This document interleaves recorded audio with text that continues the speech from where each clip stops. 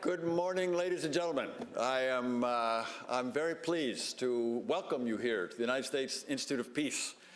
Some of you may not have been here before, but some of you may have, since this is kind of the fourth time we've had this good partnership and this version of this discussion. So I want to welcome you on behalf of the Institute. My name is Bill Taylor. I'm the Executive Vice President here at the Institute.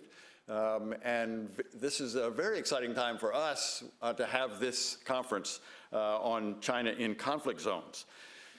The Institute of Peace, where you're sitting here, was founded in 1984. So we've been around for a long time. And our mission is to focus on violent conflict and management and prevention of violent conflict. We have a vision of a world without violent conflict. And we believe that peace is possible. We'll talk about here today. It's practical. There are practical things that we can do, that you all are doing, and that peace is important for our national security and the security of our friends and allies around the world. So this is our mission. We're very happy to have you here participating in that mission. I'd like to thank Georgetown University's Center for Security Studies for co-sponsoring today's event, with special thanks to David Maxwell, Jordan Money, Dennis Wilder, and Anna Reed for their work with us in organizing this effort here. This is, as I mentioned, this is the fourth time that USIP and Georgetown have partnered to host this conference on China's foreign policy, and this is thanks to a generous gift from the Bilden Asian Security Studies Fund. So we want to appreciate that and hope that that continues, and hope you all will continue to participate in this effort. We've enjoyed working with Georgetown on this event, as David and his team have been terrific partners. So thank you very much for that continued work. This year, we're particularly pleased to have Dennis Wilder, who is sitting right here. You will hear from later on today. He will speak at lunch. We were just talking. The vice president here at the Institute of Peace is named Andrew Wilder, and Andrew is also here with us. The two Wilders hadn't met until about 2 minutes ago. They think they're related, and they're going to figure out sometime. Oh, there's Andrew. He's sitting up there. Yes. So Andrew, David, I'm sure we will figure this out. Dennis, I'm sorry, Dennis. A little later on today. Those of you who attended last year's conference will remember that the 2016 conference then examined domestic sources of Chinese foreign policy.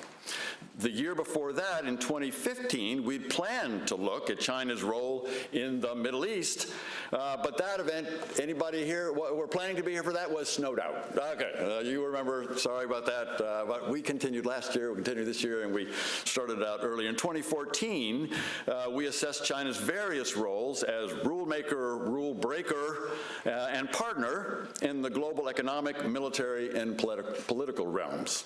All of these discussions have explored different aspects of China's role in the world, and today's event will focus specifically on China's role in resolving global conflicts. And as I mentioned earlier, this is what USIP, this is our sweet spot. This is what we focus on, is conflict resolution, conflict management, conflict prevention. So this is particularly relevant to us this year. We're very glad that this is the focus of today's work. China's increased presence and influence around the world will shape how some of the world's most challenging conflicts will be resolved. We've seen Beijing become more involved in the Afghan peace process and also step up its counterterrorism cooperation with Afghanistan and other countries in the region. China has also increased its financial contributions to UN peacekeeping. And currently has more than 2,400 peacekeepers supporting UN missions in some of Africa's most violent places, including Mali and South Sudan. China's new Belt and Road Initiative has the potential to bring much needed investment to some of the world's most fragile states. And China continues to play a key role in addressing the challenges posed by North Korea. Secretary of State Tillerson traveled to Asia last week included a stop in China, where, while there, a focus on the critical issue of China's evolving role in conflict zones around the world. I also want to congratulate my colleagues, David Maxwell, Dennis Wilder, for their work in bringing us together, acknowledge the work of the staff at the Center for Security Studies, as well as our colleagues here at USIP. Again, we have a very exciting program for you over the course of the day. And of course, given the Georgetown context, I also want to recognize the generosity of the Philip and Patricia Bilden Asian Security Studies Fund, which is supporting this important conference now for 5 years running. I think it's fitting that Georgetown and USIP should collaborate on conferences like this, on other programs as we do. We're neighbors. We're both institutions dedicated to education, research, and dialogue around critical global issues. In the case of Georgetown, over the past several decades, through our School of Foreign Service, the SFS, we've developed a range of dynamic programs and centers to address global issues relating to peace more broadly. The Center for Security Studies, as I mentioned, is one of the drivers behind today's events. It has a flagship security studies program, which is one of 8 master's degrees offered across the SFS that really embody Georgetown's commitment to teaching and research around some of the world's most pressing challenges. As Bill mentioned, as you all know, among those most important challenges today is the U.S.-China relationship. It's perhaps the most important bilateral relationship in the world, and exploring it in a wider global context is of critical importance, especially at this moment in history with the Trump administration coming into office and both countries looking for ways to collaborate around a range of bilateral and global issues. Issues ranging from the balance of trade to security competition in the South China Sea to the global environment and beyond. At Georgetown, we're approaching these issues, these relationships, through the center, but also through a new university-wide initiative for U.S.-China dialogue on global issues. Of course, a key dimension of this work has to do with conflict zones around the world. As you know, conflict zones which extend from the Middle East and Africa to Asia and beyond. Those are the issues we'll be looking at in great depth today. We've got a great program for you. I thank you all for being here. Again, I want to express my thanks to USIP for hosting this conference. Thank you all for coming and ask you to join me in welcoming our first panel to the stage.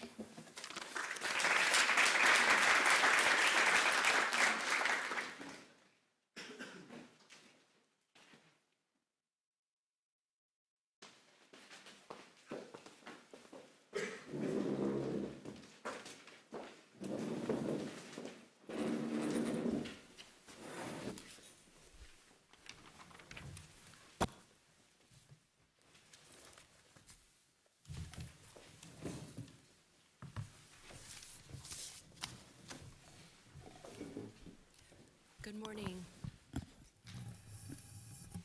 Good morning. My name is Jennifer Chang. I'm a program specialist in the China program here at USIP. And welcome to our 5th annual conference between Georgetown University and USIP on China. This panel will explore China's peace-building role in Afghanistan and Pakistan. And I think that when we look at China's role in Afghanistan, we see one of a reluctant engagement in Afghanistan's peace and reconciliation process.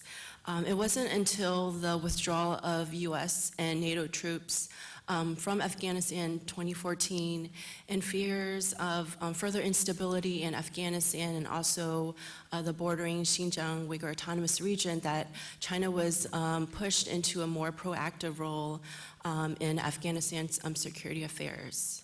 Now we see China training Afghan police. China's also conducting counterterrorism operations with Afghanistan and with other neighboring and Central Asian countries. And after considerable US pushing, we see China join the Quadrilateral Coordination Group alongside the US, Pakistan, and Afghanistan in trying to bring the Taliban back to the negotiation table. But the QCG has failed in its efforts.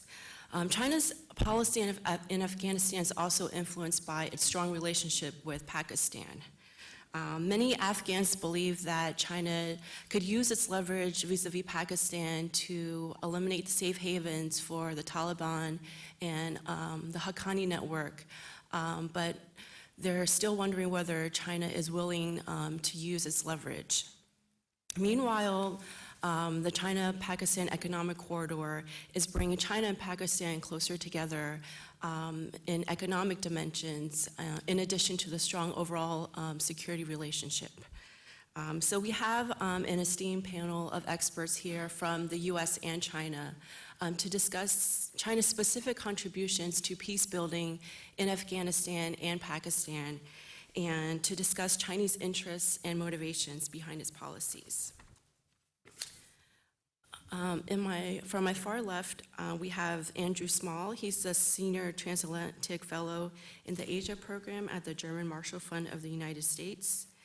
Next to him, we have Ahmed Khaled Majidyar, Fellow and Director of the Iran Observe Project at the Middle East Institute. And we have Lan Jiang, Professor and Deputy Director of the Center of Pakistan Studies at China West Normal University in Sichuan. And finally, we have Lisa Curtis. She's a Senior Research Fellow on South Asia at the Asian Studies Center at the Heritage Foundation. Andrew, would you like to start off? Sure. Thanks very much, Jennifer, and thanks to other Jennifer Stutz as well for having me along to this. I'm going to focus these remarks pretty mainly on China's role in the reconciliation process with the Taliban, rather than the other question that I think is also an interesting one, which is the role that CPEC and the Belt and Road might play in facilitating regional peace or in exacerbating some of the regional security tensions. The striking thing in Afghanistan, I think, was that China's involvement in this, to a certain extent, came out of nowhere. If you were sitting around analysing the most important actors to Afghanistan's future a decade ago or so, I'm not sure China would have made the top 5, maybe not even the top 10. Even after all the excitement over the Aynak copper mine, which is still often misleadingly called the largest investment in the country, very little actually happened on the ground. And this was not North Korea or Myanmar or one of the neighbors where China had a pretty deep immersion in the politics and a level of historical familiarity. You do have important elements of prehistory in terms of China's involvement, particularly the involvement of Chinese intelligence in supporting the Mujahideen in the 1980s and some of its ties to the Taliban going back to their time in government in Afghanistan. But China really tended to rely on others to look after its interests there, in particular its close partner Pakistan. However, as the US drawdown coincided with this upsurge of tensions in Xinjiang and terrorist attacks around China, you saw, and I think Jennifer rightly said reluctantly, Beijing starting to commit a quite serious degree of political energy to trying to stabilize the situation there by means of getting a reconciliation process with the Taliban underway. And they did so with a notable degree of support from the other key actors, the Afghan government, the United States, Pakistan, and the Taliban itself, which at one point described China as the power we trust most. The rationale, though, once China was actually involved, I think the rationale behind it was very clear. As the ambassador's introductory remarks said, it did have a specific and unique role to play in several respects. First of all, it didn't just have a decent relationship with all the main parties to the conflict, though that, I think, was unusual in its own right. Its own motivations and goals were pretty clear, believable, and seen as largely consistent with the interests of all other parties, India partially accepted. It wanted a political settlement. It didn't want Afghanistan to become either a safe haven or an inspiration for Uyghur militants, or a source of significant regional instability. It was pretty agnostic about what that outcome needed to look like, and it could see some bad outcomes if it stayed out of things entirely. Secondly, it was one of the few actors that could credibly offer a serious peace dividend in the shape of very large-scale investments if there were to be a settlement. And as a neighbour, I think there was a reasonable expectation that, unlike some other extra-regional actors, once China was in economic terms, it would stay in over the long term. But the critical element, as has been noted, I think, was really China's relationship with Pakistan. To varying degrees, and putting it somewhat simplistically, the US government and Afghan governments hoped Beijing would put pressure on Pakistan to put pressure on the Taliban. The Taliban hoped that dealing with the Chinese would give some additional room for maneuver with the US, the Afghan government, and Pakistan too. And Pakistan hoped that having its all-weather friend at the table would be an additional means of ensuring that its interests were taken into account in any negotiations and if there were to be any settlement. Now, I think framed that way, of course, someone was going to end up being disappointed by what China was actually able to do in practice. But I think China did go into things seeing a way of somewhat of squaring that circle. I don't think China was averse to putting any pressure on Pakistan, but I don't think it was ever China's intention to ask Pakistan to take steps that weren't consistent with its interests, as Pakistan itself understood them. B, and closely related, I think whatever pressure China was willing to put was by way of encouraging Pakistan down a route that it was willing in principle to take anyway. And C, I think China's intention was that this encouragement of Pakistan would take place in a context where Pakistan would have a new set of positive incentives too. CPEC for shorthand purposes, but really CPEC as part of a reimagination of what the country's future trajectory could look like.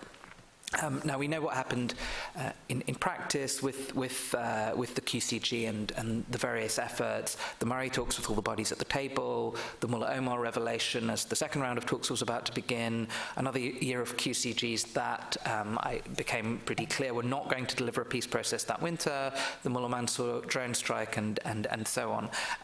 I don't really want to get into the question of why things got to where they got to, what was going inside the Taliban, Pakistan-Taliban relations, whether this was a good first effort or a failure, and so on. I just want to look in the rest of this presentation at what we learned about China's role specifically. First of all, even if the outcomes that we wanted to see were not achieved, cooperation with the US on the issue was really quite strikingly good. Well coordinated, focused on goals rather than process, a quite helpful level of sharing of material on China's part, including readouts on its meetings with the Taliban and so on.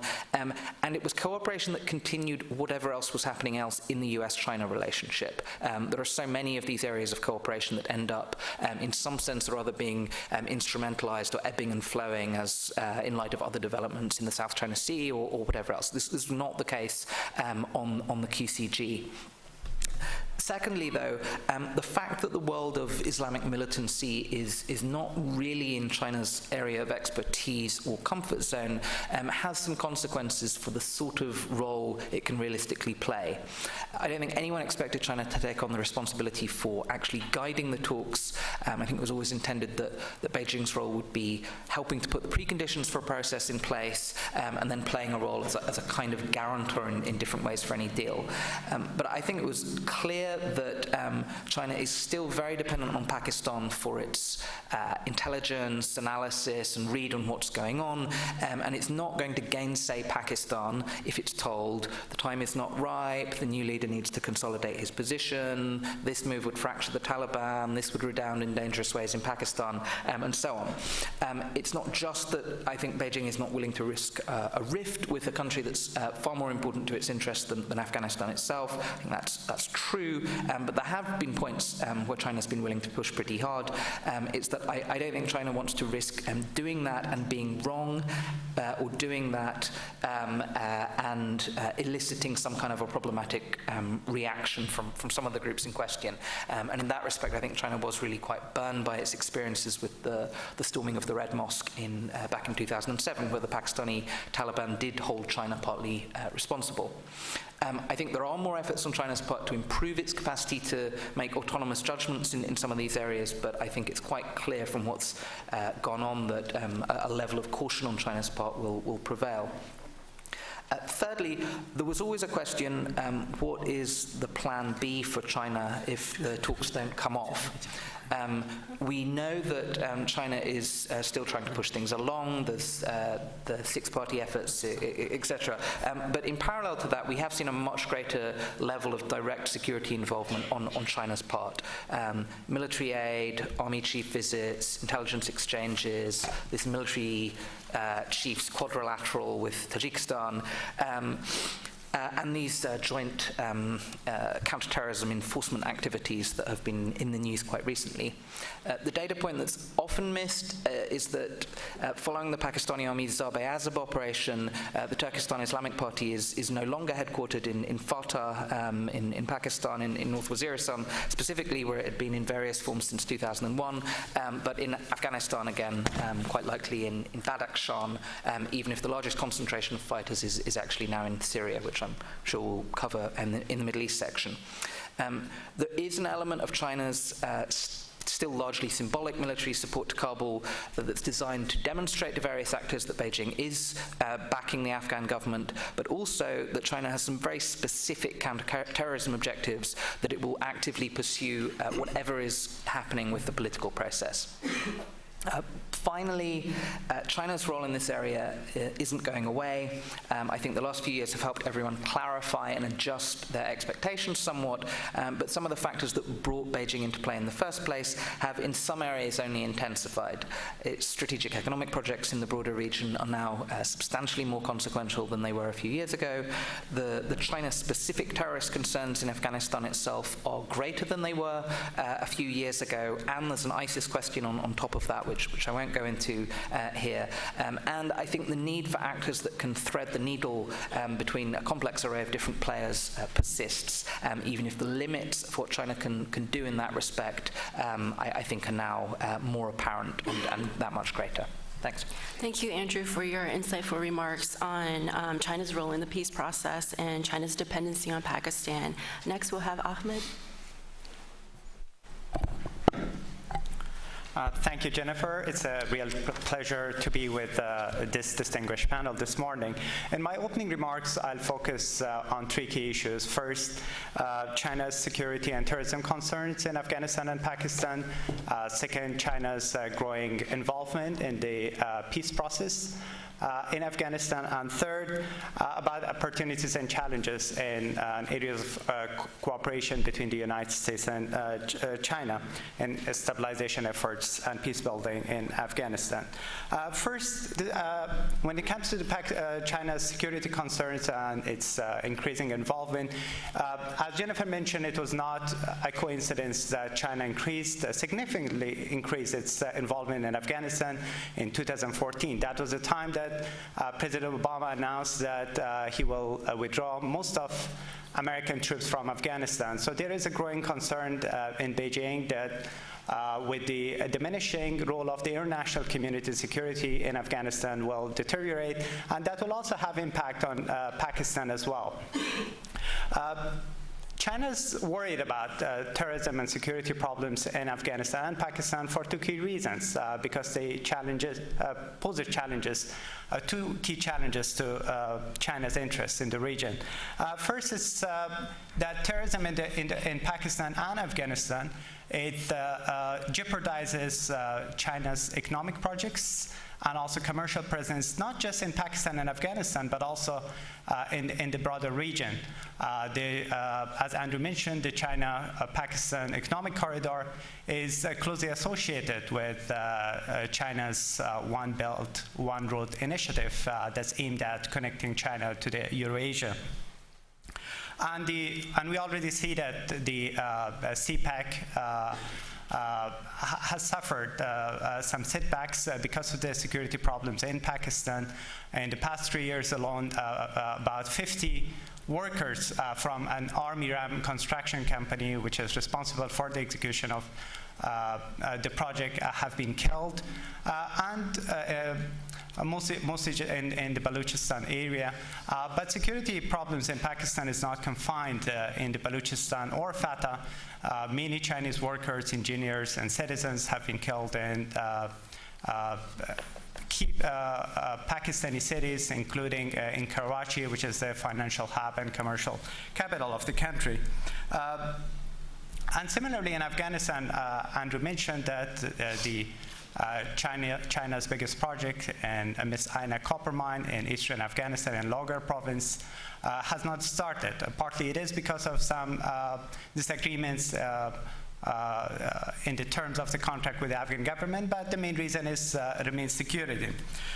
The second big main challenge, security worry for China is the spillover effect of terrorism and security problems or Islamic terrorism from Afghanistan and Pakistan into China's Xinjiang province. As you know, the Xinjiang province is one of China's restive province. It has, its population is near to 50% they are Muslims. And historically, it has suffered separatism and ethnic and religious violence, especially from the Uyghur minority. So it's understandable that China is increasingly concerned about the presence of local, regional, and international terrorism on its western border. Just briefly about security in Pakistan. Security in Pakistan has improved relatively in the past, in recent years, especially after the military operations in the tribal regions, the Zarb-e-Asp operations. As far as the Chinese security concerns, especially in North Waziristan, the East Turkestan Islamic movement had its base there. Now it has shifted to eastern Afghanistan, and it's believed that its headquarters is now in Badakhshan province. But the Chinese are still not assured that that Pakistani military operation has eliminated the East Turkestan Islamic movement's presence, and also some of its associates, like some Pakistani Taliban and also the other regional groups. In Afghanistan, security has gotten worse over the recent years, and that's mainly because of the significant drawdown of the international troops from the country. There were about 140,000 international troops, mostly from the United States and Afghanistan, some years ago, and now that's down to 15,000, about 8,000 or 9,000 US troops in the country. And as a result of that, although we have seen some remarkable progress in the Afghan security forces, the Taliban now controls more territory than they did any time in the past 15 years. And also the Taliban's territorial gains has allowed some regional and international foreign fighters to have presence in Afghanistan. And although I mentioned about some of the success of the Pakistani military operation in the tribal areas, for Afghanistan it has had a negative impact because some of those groups now have moved to eastern Afghanistan, as Andrew mentioned, especially in Badakhshan province, which borders China's Xinjiang province. Andrew mentioned about what China is doing in terms of its strategy, so I'll not repeat that, providing support to the Afghan government. It has increased its counterterrorism, especially joint border patrols with the Afghan government. It also provides capacity building for Afghan institutions, and also it's increased its involvement in the peace talks that I'll briefly talk about.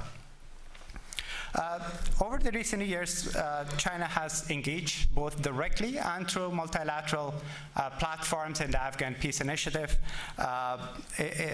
For example, in the Quadrilateral Coordination Group, the Istanbul Initiative, or trilateral meetings with Pakistan and Russia, but those efforts have not yielded any significant results so far. The QCG was largely a failure, and no breakthrough is on the horizon in the near future. Why China is increasing its involvement? First, it believes that a political settlement would ensure Afghanistan's long-term stability, and as a result will secure China's interest in the region as well. It also believes that if there is a peace deal between Taliban and Afghanistan, that will also improve relations between Kabul and Islamabad.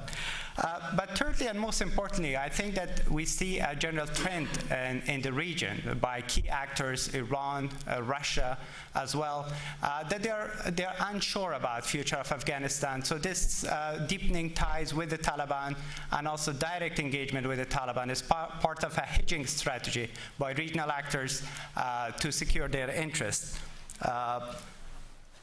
Will the Chinese efforts succeed? I would say that China can play a positive role, especially because of its significant leverage with Pakistan. But our expectations should be limited and realistic because China does not have any direct leverage with the Taliban. Unlike in Pakistan and Iran, the Taliban leaders do not live in China, their families are not there, they don't have sanctuaries and safe havens there, and China is also not a significant financier to the Taliban group. So China's influence with the Taliban is only indirect through Pakistan, but I believe that China will not put a lot of pressure on Pakistan to force the Taliban to negotiate peace. And also I would add that it has, the reason that I'm not very optimistic about the peace process in Afghanistan has nothing to do with China's intention. It has more to do with the Taliban sincerity, because they did engage in talks and dialogue in the past, but were not sincere about that. And now that most of their national troops have left Afghanistan, and they have the upper hand in the military battlefield, I see that they have less incentive right now. And in conclusion, I would say whether there is areas of cooperation between China and United States. Yes, there is. There are areas of common interest and cooperation in Afghanistan, because both countries see a stable, secure, and terrorism-free Afghanistan securing their interests in the region. But China's role has been and will remain limited. It has shown no desire, nor does it have the resources to replace the United States as the main protector of Afghanistan. And as far as its counterterrorism operations are concerned, it has, although we've talked about it, that it has increased, it still remains limited to border protection and also geographically just to the Badakhshan and eastern areas. And in terms of the reconciliation talks, I think Kabul and Washington should encourage Beijing's participation and role in the peace talks, but they should also, but in any future talks, the inclusion and the leadership of Washington and Kabul in the agenda setting of those peace talks is crucial, because over the past years, I would say that over the past decade, the only party which has benefited from this so-called peace process has been the Taliban. We've seen they now have offices in the Gulf region, they have offices in Tehran, and it's not just that, it's not only in Pakistan. They have increased their legitimacy, and that helps them with their fundraising and other diplomatic initiatives, but in return we have only seen more and more violence. And also some of the key actors, Russia, China, Iran, has also have done the same thing, and some of and their interests do not necessarily just align with those of Afghanistan and the United States. Thank you, Ahmed, for your very comprehensive overview of China's security and terrorism concerns, and also your remarks on China's limited role with the Taliban, especially compared with Pakistan. So now we're going to shift gears towards looking more closely at the China-Pakistan relationship. Lancha, would you like to start? Good morning, everybody. I will talk about China-US cooperation in Pakistan and Afghanistan. First, I will talk about China and the US cooperation in Afghanistan. China has concentrated on 3 points of Afghanistan. The first is the terrorism of Afghanistan has spread in Xinjiang province. East Turkestan Islamic movement and Uzbekistan Islamic movement had trained together and back to China and make some terror attack toward Chinese police and Chinese soldiers. The second is the illegal drugs of Afghanistan has spread in China. The third is Chinese investment in Afghanistan could not get anticipated profit during the war of Afghanistan. The second is Chinese help to Afghanistan's reconstruction. The first is Chinese had given many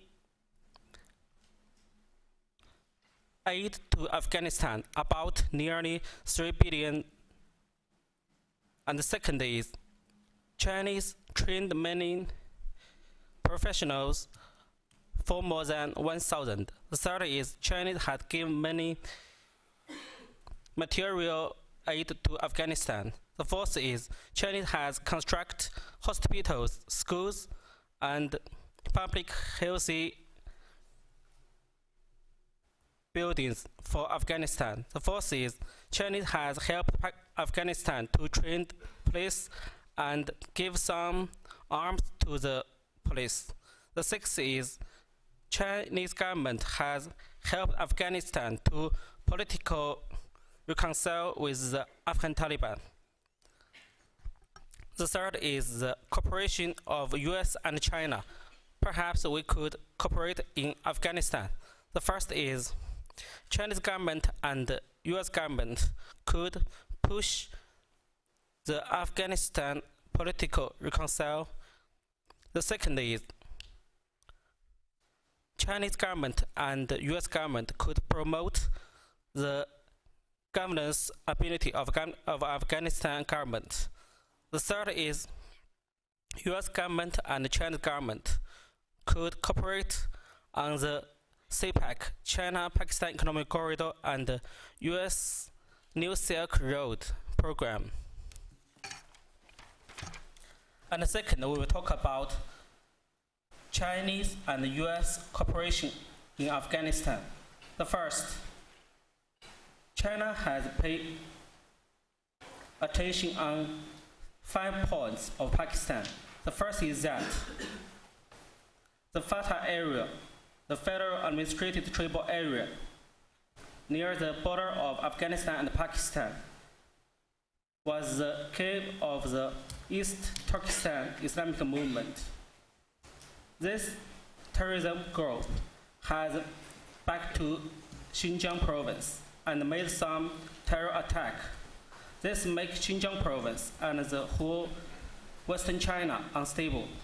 The second is Chinese government wish Pakistan security situation under control. Because after the 2014, the Pakistan government has a military operation toward North Waziristan. The Pakistan government do a lot to remove the terror group, but in this year, the situation of Pakistan was worse, and many attacks in the Balochistan and Fatah. The third is Chinese government wish the Pakistan government could make the political situation stable, and the central government could govern the whole country very smoothly. The fourth is the Pakistan political party could be very friendly to China. Chinese government did not wish to see many politicians criticize the China and its CPEC program. The fifth is Chinese government wish the CPEC program construct successfully, and if we have some problem with the program, we could solve it. The second is Chinese government help the Pakistan government on all 6 points. The first is CPEC, Chinese-Pakistan Economic Corridor. Chinese government has invested more than $56 billion in Pakistan to make the CPEC program successfully. The second is Pakistan government export many Chinese weapons, including fighters, tanks, submarines, and frigates. The third is Chinese government helped Pakistan to balance the criticize of Indian government. The fourth is Chinese government has helped Pakistan to train workers and engineers. The fifth is Chinese government has given many help on the civilian program in Pakistan. The sixth is Chinese government encouraged Pakistan to take part in the quadrilateral coordination program and helped talks between Afghanistan government and the Afghanistan Taliban. The last is US government and the Chinese government could cooperate in Pakistan. The first point, US government and the Chinese government could cooperate on the civilian program, such as schools, roads, drinking water, textbook, coal, solar energy, etc. The second is Chinese government and the US government could push the CPEC, Chinese-Pakistan Economic Corridor, New Silk Road, and the Silk Road Economic Belt. All the 3 programs could cooperate and co-construction. We could push the region, develop peacefully. The third is US government and Chinese government could encourage Pakistan to make peace with India and Afghanistan and reduce the competition in security situation and support each other's rebellion military groups. The fourth is US government and Chinese government could enhance the information communication. We could tell each other about the information of terrorist groups. The fifth is Chinese government and the Pakistan government and the US government could work together in the quadrilateral coordination group, encourage Pakistan, help the talks between Afghanistan government and Afghan Taliban. The last is CPEC program could help Pakistan develop it peacefully, could make Pakistan prosperous, could reduce the attraction of terrorist groups. So US could change its geopolitics view about CPEC, helped Chinese to make the CPEC construction peacefully and successfully. US did not have to take much attention on the quadrupole. And if US and Chinese work together to make CPAC successfully, we will get a more peaceful and more stable Pakistan. Thank you very much. Thank you, Lan Jiang, for your remarks on U.S.-China cooperation in Afghanistan and Pakistan. Lisa? Okay. Good morning, and thank you to USIP for inviting me here today to speak on such an important and timely topic.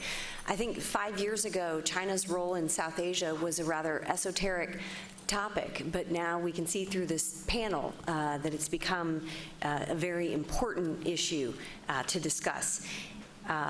So China's enhanced role in both Afghanistan and Pakistan has multiple goals. And I see 4 main goals for China enhancing its engagement in this region.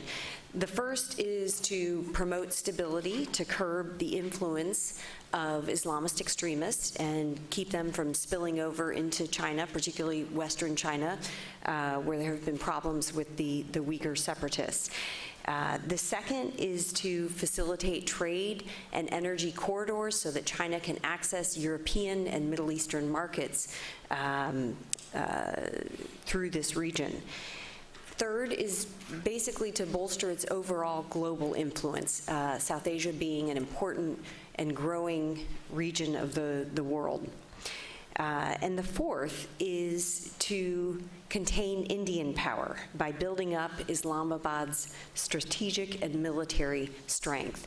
And I'll talk a little bit later about how some of these goals are contradictory. But first, let me talk about China in Afghanistan. So President Ghani, when his government was elected to power in the fall of 2014, the first foreign trip that he made was to Beijing. This was very symbolic and important, and Beijing responded, committing development aid, worker training programs.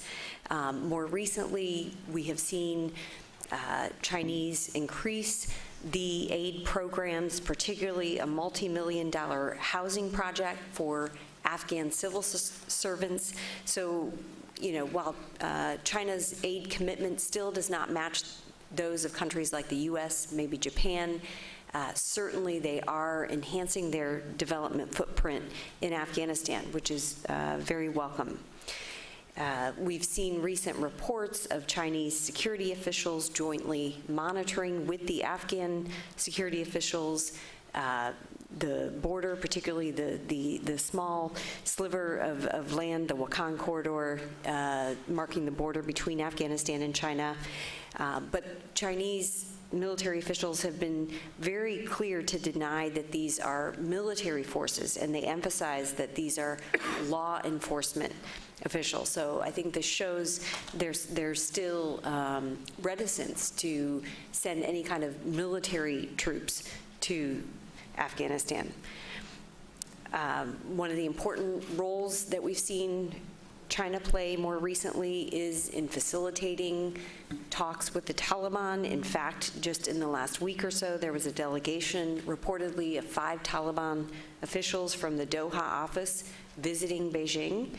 And I think, you know, all of this is to say that China's increased interest in Afghanistan, its interest in playing a diplomatic role, trying to help facilitate peace talks is certainly welcome from the U.S. perspective. I recall, you know, several years ago, there was a lot of hand-wringing, a lot of complaining, you know, that China was freeloading off of the U.S. NATO military operations and, you know, efforts to stabilize the country, that, you know, China was benefiting from the U.S. and NATO efforts to contain terrorism in the region, but wasn't doing a whole lot to facilitate that. Well, you know, so here we are several years later, and I think, you know, we're starting to see this increased role by Beijing in trying to bring stability in the region. And it certainly is an opportunity for Beijing and Washington to cooperate on a common security goal. And I would agree with Andrew that even though the Quadrilateral Coordination Group, this group of US, China, Pakistan, Afghanistan, trying to encourage Taliban reconciliation in 2015, although it was unsuccessful, it was remarkable in that China was willing to be part of this process. It's certainly a departure from its hands-off approach to countries' internal political conflicts. And it's also, different in that China had previously wanted to distance itself from any U.S. initiatives in the region, fearing sort of Islamist extremist backlash against any Chinese involvement. So this certainly was a remarkable step to have the quadrilateral coordination group. Now, I talked earlier about the sort of 4 main goals that China has in the region.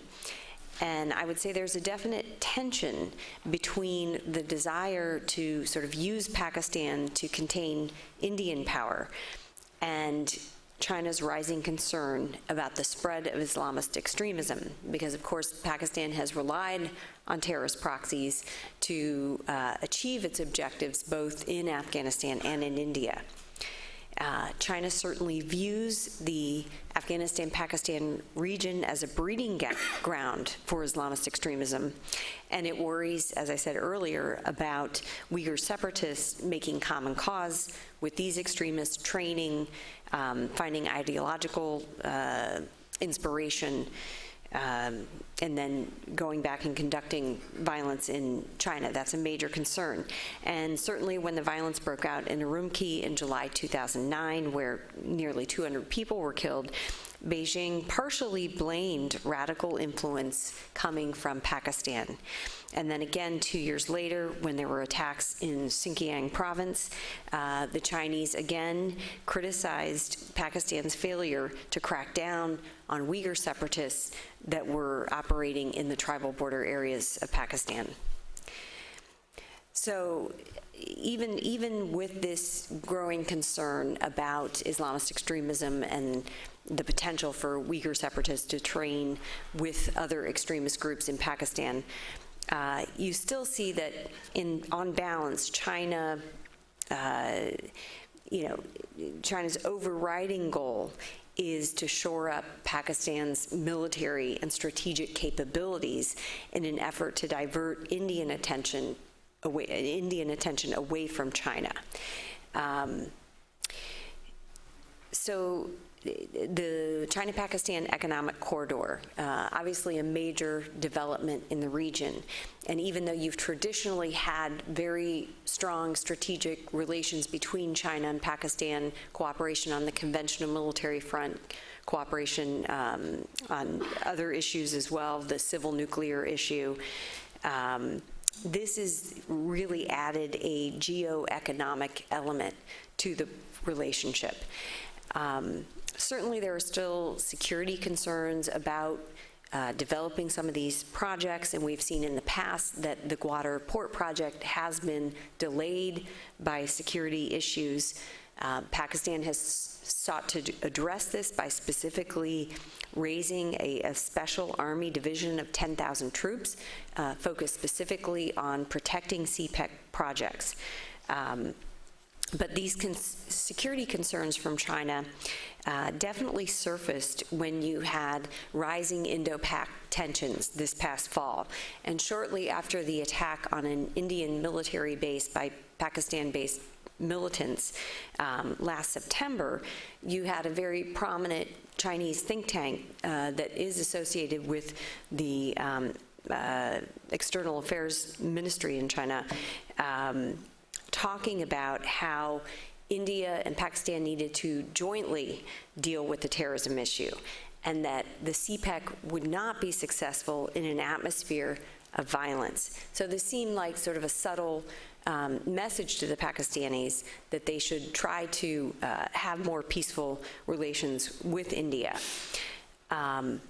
Now, of course, India has been very vocal about its opposition to CPEC, and they cite the fact that many of the projects go through Gilgit-Baltistan, which of course is part of the pre-partition princely state of Jammu and Kashmir. So they say this is still disputed territory, so China has no right to be investing in projects in this particular area.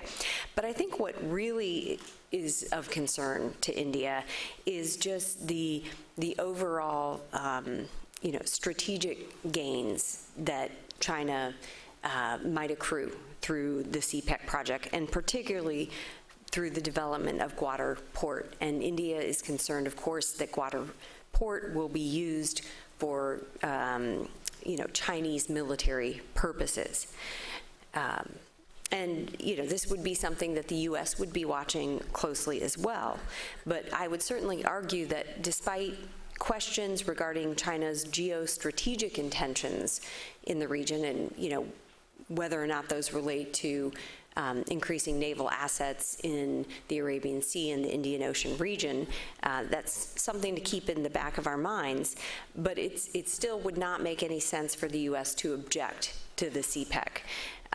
Certainly anything that might help with Pakistan's infrastructure bottlenecks, with its energy problems, would be welcome, because it would help promote stability in Pakistan. And I agree there could be opportunities for U.S. and China to cooperate on the CPEC. I think for now the U.S. should be closely monitoring the projects, maybe thinking about supporting those that are really contributing to economic development. But also making the point that CPEC needs to contribute to overall regional economic integration, not just north-south integration, but east-west, meaning that Afghanistan and India should also be brought in to any efforts that are aimed at enhancing regional economic integration connectivity. So just to conclude, the U.S. approach to all this, what should be the U.S. approach? Certainly, I think the U.S. should continue to try to work with China on Afghanistan, promoting a peace process. Eventually, I agree with Ahmed that we're not really in a position where the Taliban seems ready to compromise politically. They've made military gains in Afghanistan, but I still think that there are opportunities for the U.S. and China to potentially work together to try to shape that environment so that eventually a peace process could ensue.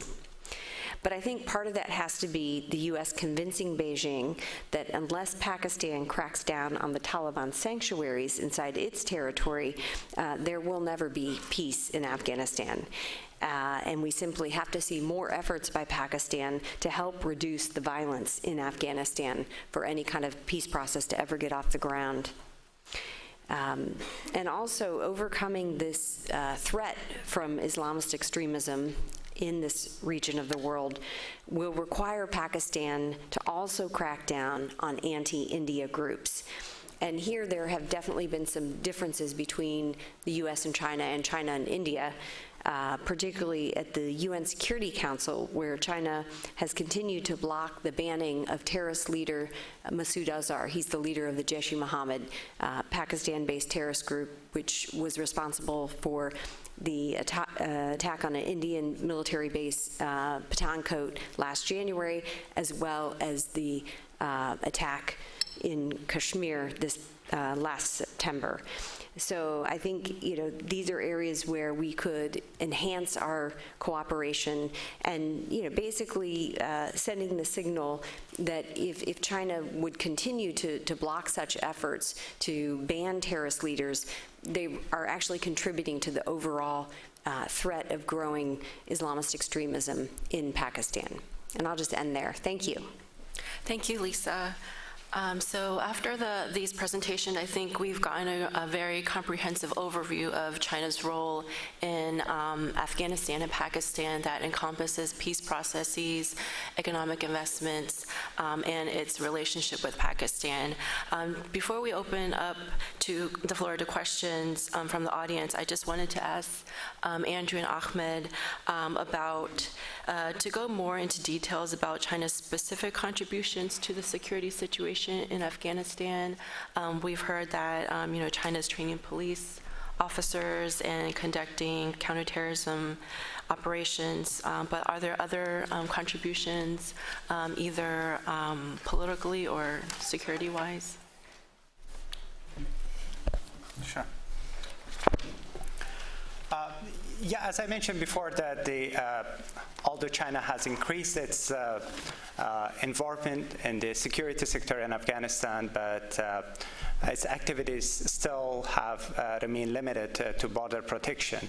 And I don't see any significant military footprint from China in Afghanistan in future. But apart from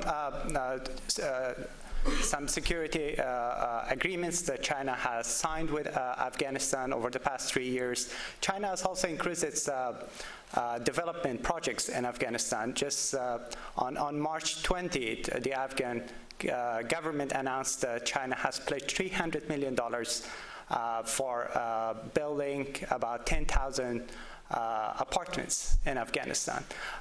Secondly, China has also increased trainings of the Afghan officials, especially diplomats. And most importantly, I'd like to mention also that China has shown willingness to work with regional governments in joint projects in Afghanistan. Most importantly with India. In late February, there was a senior India delegation which visited China, and the two sides discussed about the possibility of implementing joint projects in Afghanistan.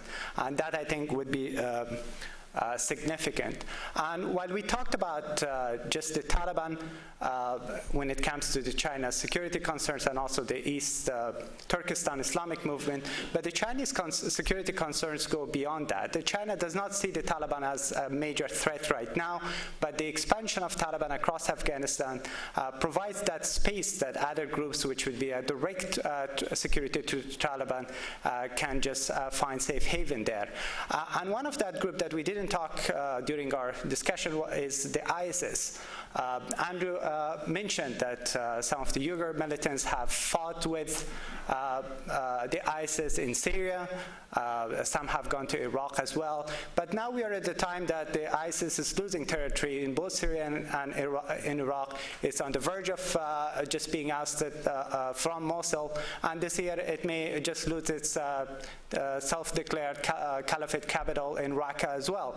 So as just they are being squeezed in that region, there is possibility that more ISIS fighters try to just relocate into the Afghanistan-Pakistan region, and Badakhshan, which is just close to the Chinese border, that would provide that kind of just space for them, and especially the return of the Uyghur militants, the Chinese Uyghur militants.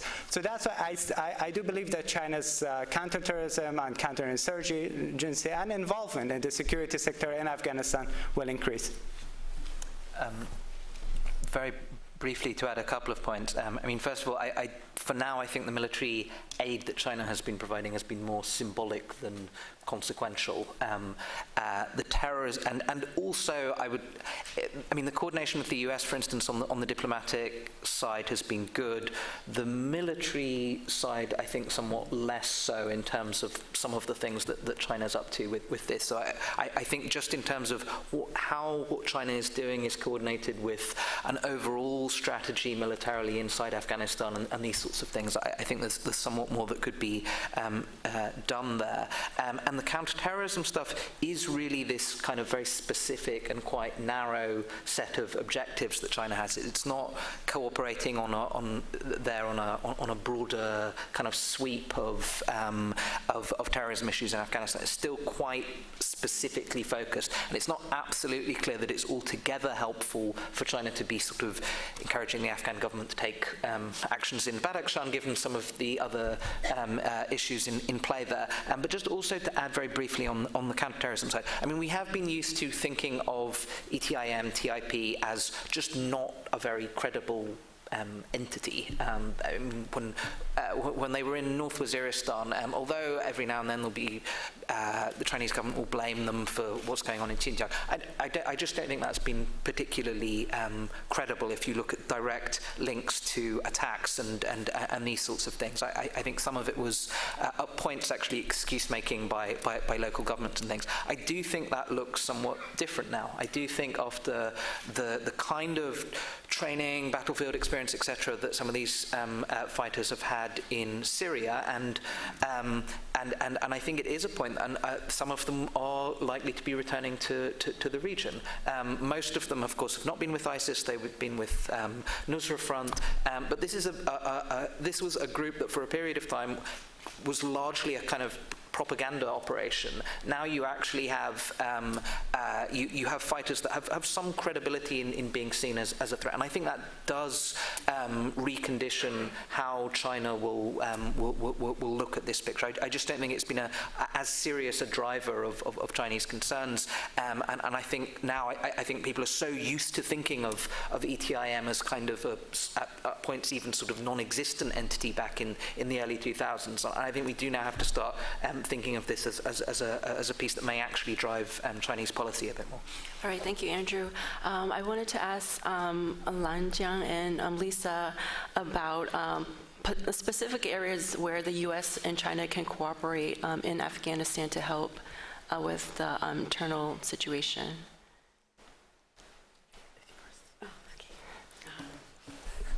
Okay, well, I think the obvious first that I think I mentioned and everybody else did as well is on the dialogue front. Having, I think China and the U.S. Involved in any kind of effort to encourage both dialogue among the regional nation states that surround Afghanistan, but also with the Taliban, involving the Taliban. I think even though the Quadrilateral Coordination Group was unsuccessful, I think it was a very worthwhile effort, and I hope that it might be revived at some point.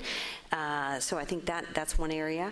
I like the idea about cooperating on development programs, things that help the civil society, maybe just coordinating what U.S. and China are doing in terms of helping the Afghan people and providing development opportunities, jobs, et cetera. I think that would be very useful.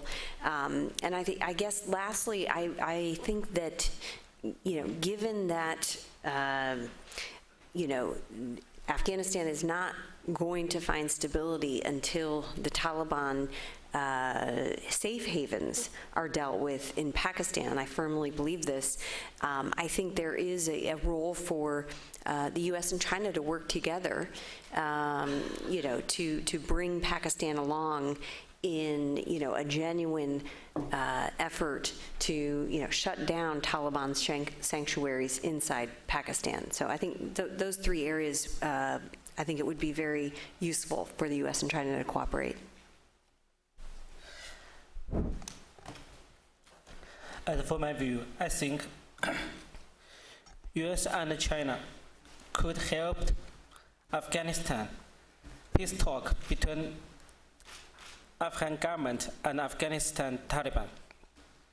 The second is U.S. government and China government could do several programs in Afghanistan, such as water, coal, road, and the solar energy system. The third is we could encourage Pakistan reduce its support to Afghanistan Taliban, because we could say that Pakistan helped Afghanistan Taliban, Afghanistan government helped Pakistan Taliban, and India government helped the Balochistan Liberation Army, and Pakistan helped some insurgency groups in Kashmir. I think it's a deadlock. If we want to unlock this deadlock, we should encourage Pakistan reduce its support to Afghanistan Taliban. This is very important, I think. Thank you very much. Thank you. Now we'll open the floor up to questions from the audience. We'll take 4 at a time due to time constraints. So if you have a question, please raise your hand, state your name and affiliation. A gentleman in the back. Hi, I'm Mike Iroshis, a former government employee. Is the Taliban still closely linked with al-Qaeda? And how does China differentiate in their, if so, how does China differentiate discussions with the Taliban when there's still that linkage with this terrorist group that actually brought the U.S. into Afghanistan in the first place? All right. Andrew. Andrew Wilder, USIP. Again, thank you again for very interesting presentations. My question is, China's engagement on the Afghanistan issue, and in particular, I think the quadrilateral contact group was, I think, driven in part by the U.S. policy of leaving, which was instilling fear amongst many of the neighbors of Afghanistan. If the U.S. left precipitously, it could lead to collapse and instability. And so you had this strange situation of Iran actually, not publicly, but certainly privately, worried about a rapid withdrawal of U.S. forces, also Russia, also China, and also Pakistan. With the narrative potentially changing in terms of U.S. policy of actually we're not leaving, we're staying, and actually we're planning to increase troop levels, I'm wondering what the panelists think the impact will be of that shift in U.S. policy on the calculations of many of Afghanistan's neighbors who, while they didn't want the U.S. to leave precipitously, did not necessarily want long-term U.S. presence and bases in the region. So for China in particular, I could imagine maybe a somewhat conflicted view right now of a shift in U.S. policy, and will that have an impact on their willingness to support a peace process in Afghanistan going forward? Thank you. We'll take 2 more. The lady in the back. Sarah Cornelison from the Institute for Global Engagement. My question is with regards to China's ability to gather intelligence and understand the political situation in Pakistan. As Andrew mentioned, they are much dependent on what Pakistan tells them. Is there any indication of this changing in the near future with more presence on the ground because of CPEC, or China taking more initiative because of their greater ability to understand the situation? Thank you. Okay, 1 more question. The gentleman here. My name is Andrew. I work at Lockheed Martin. You spoke a little bit about the deadlock going on in the region, and I was wondering what are some of those incentives for Pakistan to stop supporting sanctuaries and support to the Taliban in order to reduce that deadlock? Thank you. So who would like to take the first question regarding the Taliban and al-Qaeda? I can say a few words. You want me to go ahead? Oh, sure. Okay. Yeah, it's a good question. So, you know, we haven't seen any data points to show that the Taliban has sort of broken ranks with al-Qaeda. Certainly al-Qaeda there's been a lot of progress made because of our drone strikes in the tribal areas, the raid against bin Laden. So, you know, al-Qaeda is definitely on its back foot, but it's not completely decimated. And in fact, about 1.5 years ago, there was a major al-Qaeda camp that was found in Kandahar in areas where the Taliban were starting to make gains. So I think that this is a warning that, you know, we need more reassurances or proof that the Taliban is indeed breaking that relationship with al-Qaeda, because the concern is that if the Taliban make increasing territorial gains, that this will allow for the revival of al-Qaeda, as well as other groups that we have talked about. So I would just simply say that we have not seen any firm indicators that the Taliban would not welcome al-Qaeda elements back to areas that fall under their control, and this is still a major concern for the U.S. and probably for China as well. And Andrew Wilder asked a question about what is the impact of the U.S. policy of leaving on Afghanistan's neighbors?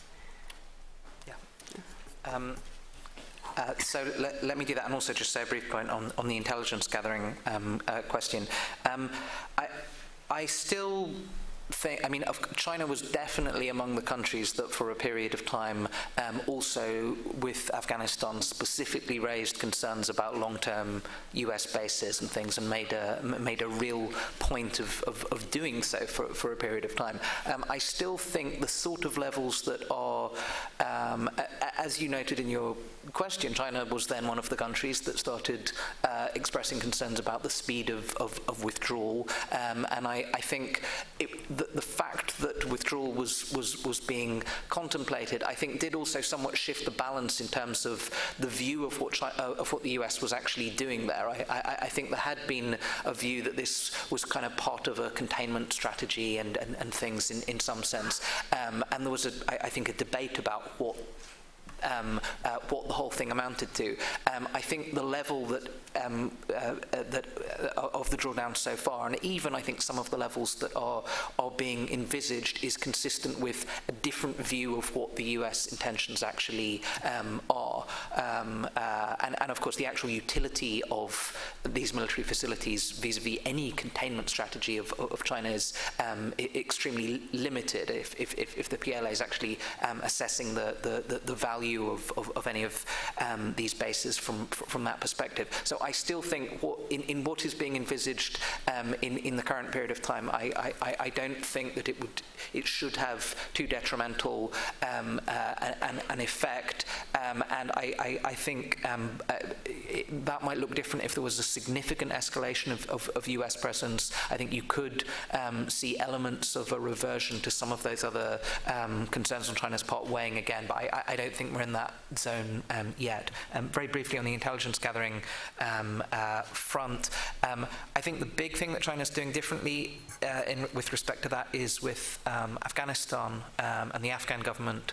I think there's been, I think the thing that you've seen that has been particularly striking in the last period of time has been the level of intelligence and military engagement with Afghanistan in a way that was not really there to that degree before. I think China's always had the capacity within Pakistan to operate with the sort of support and consent and assistance of the Pakistani government. There have been points where there have been sort of more semi-autonomous intelligence networks that China's had there, including in South Waziristan and things. Of course, the fact that there will be more presence on the ground, including of military contractors and security contractors, and there is going to be an expansion of presence there. Will make a difference to China's capabilities, but Pakistan was not so much the difficult bit. Having additional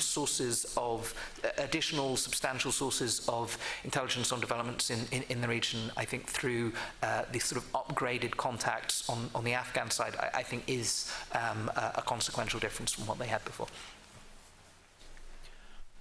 Yeah, I'll briefly also comment on Andrew's question about the new administration's announcement that it will keep the troops or even will increase the number of troops in Afghanistan.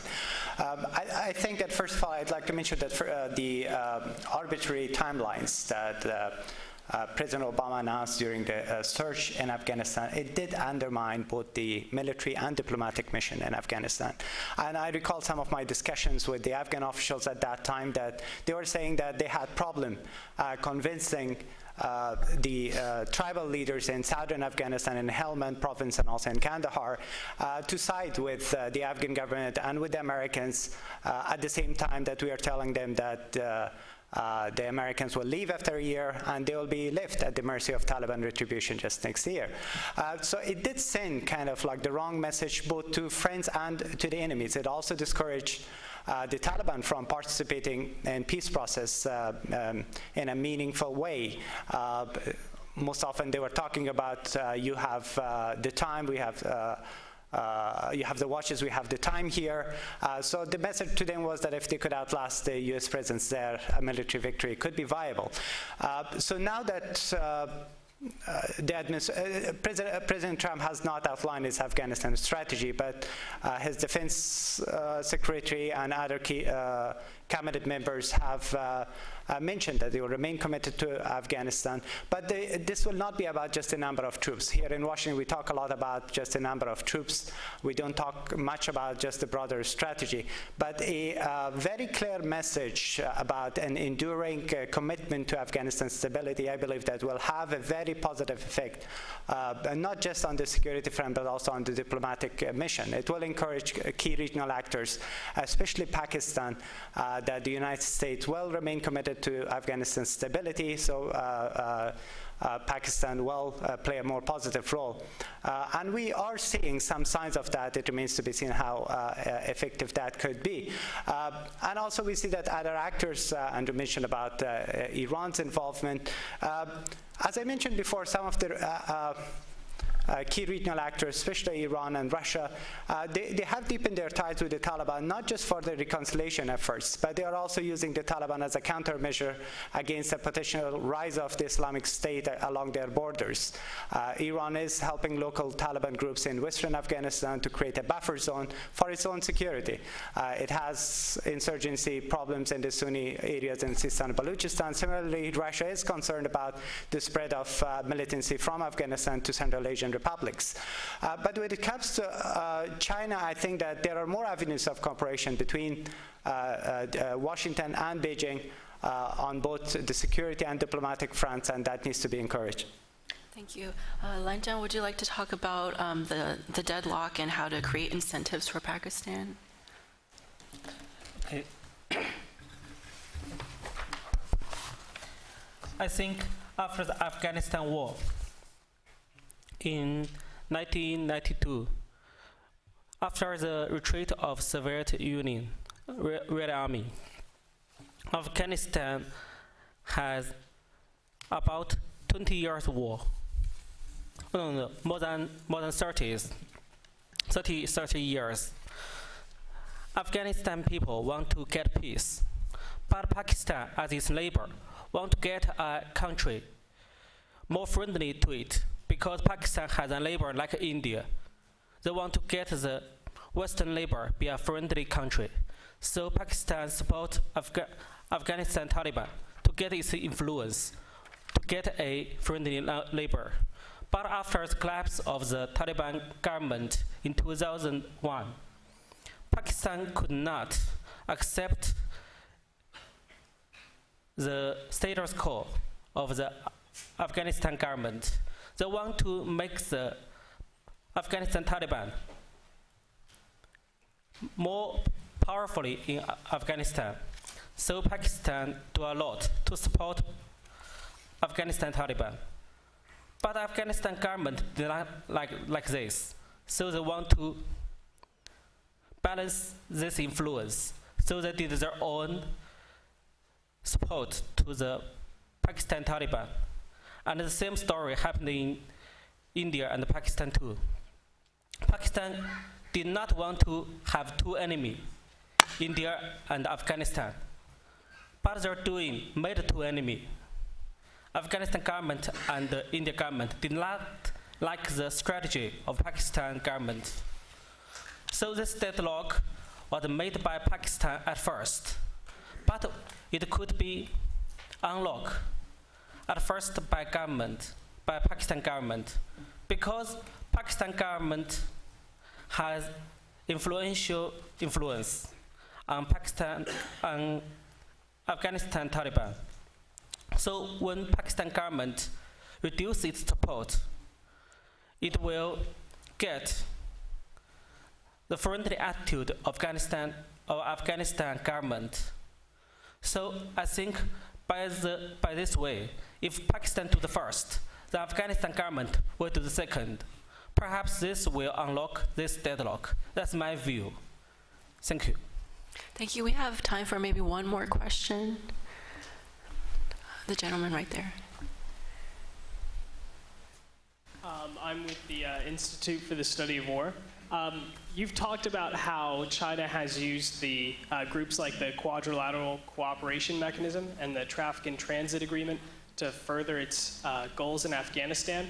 I was curious if you could address how China might use its aspiring economic and security bloc, the Shanghai Cooperation Organization, to how it has used it to increase its goals in Afghanistan and how it might utilize the SCO in the future. Thank you. Thank you.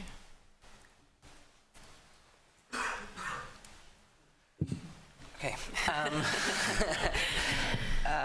On the SCO, I mean, I still tend to think that the striking thing about what China has been doing in the last period of time has been that rather than investing its energies in these kind of large multi-country groupings, the fact that it's become much more active in doing trilaterals, quads, just trying to put together relatively efficacious groupings within that can actually drive specific policy outcomes has been the kind of the consequential shift in its in the way that it's been handling these things. I still think some of in the margins of the SCO there are things that can be done, but I think it's not a natural grouping. I mean, it's always been the case, of course, that various bilateral or kind of mini-lateral initiatives are then badged as SCO initiatives at some point. And I think when it comes to Afghanistan and at least the peace process, specific parts of that and the security questions, I think it's still it's more likely to be of that nature than the grouping in a meaningful SCO kind of centric way really having much weight there. And I think the point at which China, if there's a point at which China starts lapsing back into things should be done through the SCO or these very large gatherings that I mean we'll see what happens with this Russian initiative, but it's been precisely by doing the opposite of that, I think, that you have actually seen some signs of potential progress, and I'm not sure that the SCO really does it. All right, so I want to thank the audience members for your great questions, and also the panelists for your insightful contributions, and also the Georgetown students who are volunteering as mic runners. So this concludes our first panel. Thank you.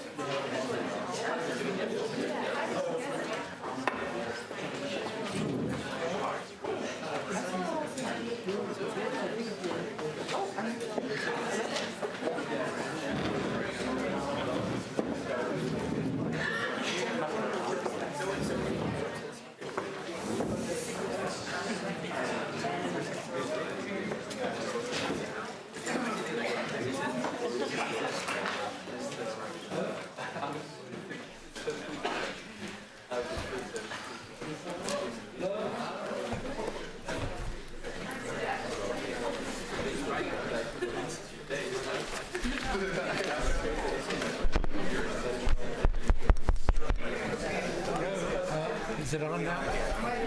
Can we get everybody seated? We'll get started.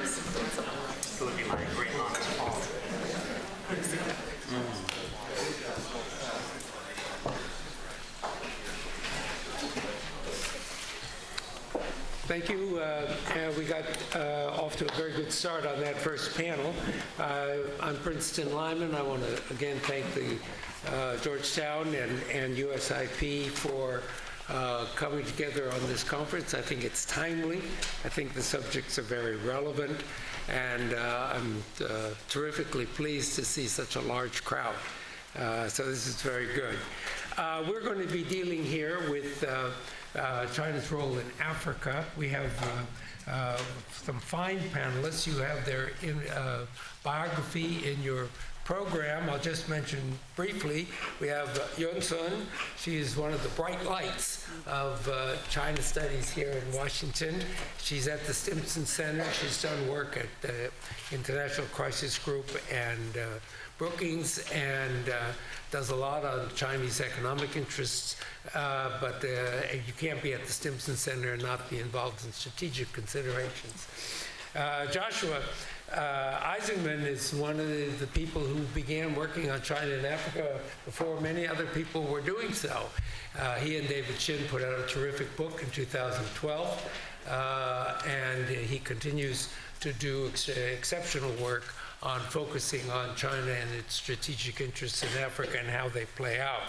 Raymond Gilpin is one of the leading experts on Africa and African security issues. Used to be here at USIP, now at the Africa Center for Strategic Studies, and will be dealing very specifically with Nigeria and Boko Haram. I will come back to the role of China and the U.S. in Sudan and South Sudan, and then we will have our conversation and we will open it up. Let me just say a few introductory remarks about China and Africa and China-U.S. cooperation in Africa. When President Obama and President Xi had their first meetings together, they sort of singled out Africa as an area where the U.S. and China, not going head-to-head on major strategic problems, could cooperate. It could be an example of cooperation between the two. And that led to, at the beginning, a particular focus on Sudan, South Sudan. That was 2011. It was the end of or conclusion of the comprehensive peace agreement between Sudan and South Sudan, and then later cooperation in South Sudan. And then it's extended out elsewhere. It led to the Carter Center initiating what's called the Africa-China-U.S. Consultation for Peace, which involves the three of us who co-chair it, to look at areas of cooperation in Africa and promote cooperation of China, the U.S., Africa together. We're looking at the maritime issues in the Gulf of Guinea, the Lake Chad Basin. Just a little commercial. You'll see on, I think it was March 10th, an article in the Foreign Affairs Online on that consultation. But that area, those efforts at cooperation have had some positive elements, and they've also exposed some differences, some red lines of cooperation, some differences of approaches. I think they've been challenging for China as it deals more and more with the security problems in Africa, and it runs up against their reluctance to get involved in internal political matters in various countries, and yet it's hard to deal with some of the peace problems without doing so. And then there are conflicting interests in terms of arms sales and other issues which limit in times the cooperation. And we'll get into that as we discuss China and Africa in this panel. So I'd like to start with Yun Tun, who will talk about the China's economic interests in Africa and how that relates to its role in conflict zones. So Yun, over to you. Yes, Ambassador, thank you so much for the introduction. And thanks to Jennifer for the invitation to be on this panel. I was asked to talk about the relationship between China's economic engagement and African conflicts. So I'll go directly to the issue. First of all, if you look at the Chinese policy community's definition of how important African conflict is for China, the primary angle that they usually focus on is the political risk and the associated security risk or security challenges posed to China's overseas investment in Africa. And it relates to the protection of Chinese nationals in Africa, as well as the protection of Chinese assets on the ground. And one example that's constantly cited by the Chinese policy and the SOE community is the case of Libya. From China's angle, to consider whether China's economic engagement is actually the origin or the cause of African conflicts is not a primary angle that people in China look at, because China still sees itself as a victim, as the grievance party in African conflicts rather than the facilitator or the creator of African conflicts. Well, at the same time, because of the geographic distance, the conflicts and crises in African countries rarely creates a direct threat to China's core national interests, meaning China's homeland security or China's national security back at home. So, for example, the Boko Haram in Nigeria, although it is by definition, a threat originated from extremism and terrorism. In the bilateral cooperation between China and Nigeria, the issue of Boko Haram is not a priority issue for China per se. In recent years, China is more and more concerned about its image as the largest developing country and be a responsible stakeholder. So China emphasized that China is a developing country. Therefore, it needs to protect developing countries' interest in the current international system and international order. So this kind of responsible stakeholdership from the Chinese perspective is more and more reflected in China's effort to facilitate peace and promote development in African countries. But then, of course, like analysts outside China would point out that this type of intervention and engagement is not altruistic at all, because use the case of South Sudan, China has large stakes and its interest on the ground. And in this case, China's intervention and mediation effort apparently has considerations for its own interest. Or in other words, China, for its own interest, needs to make sure that these countries achieve peace in a timely manner.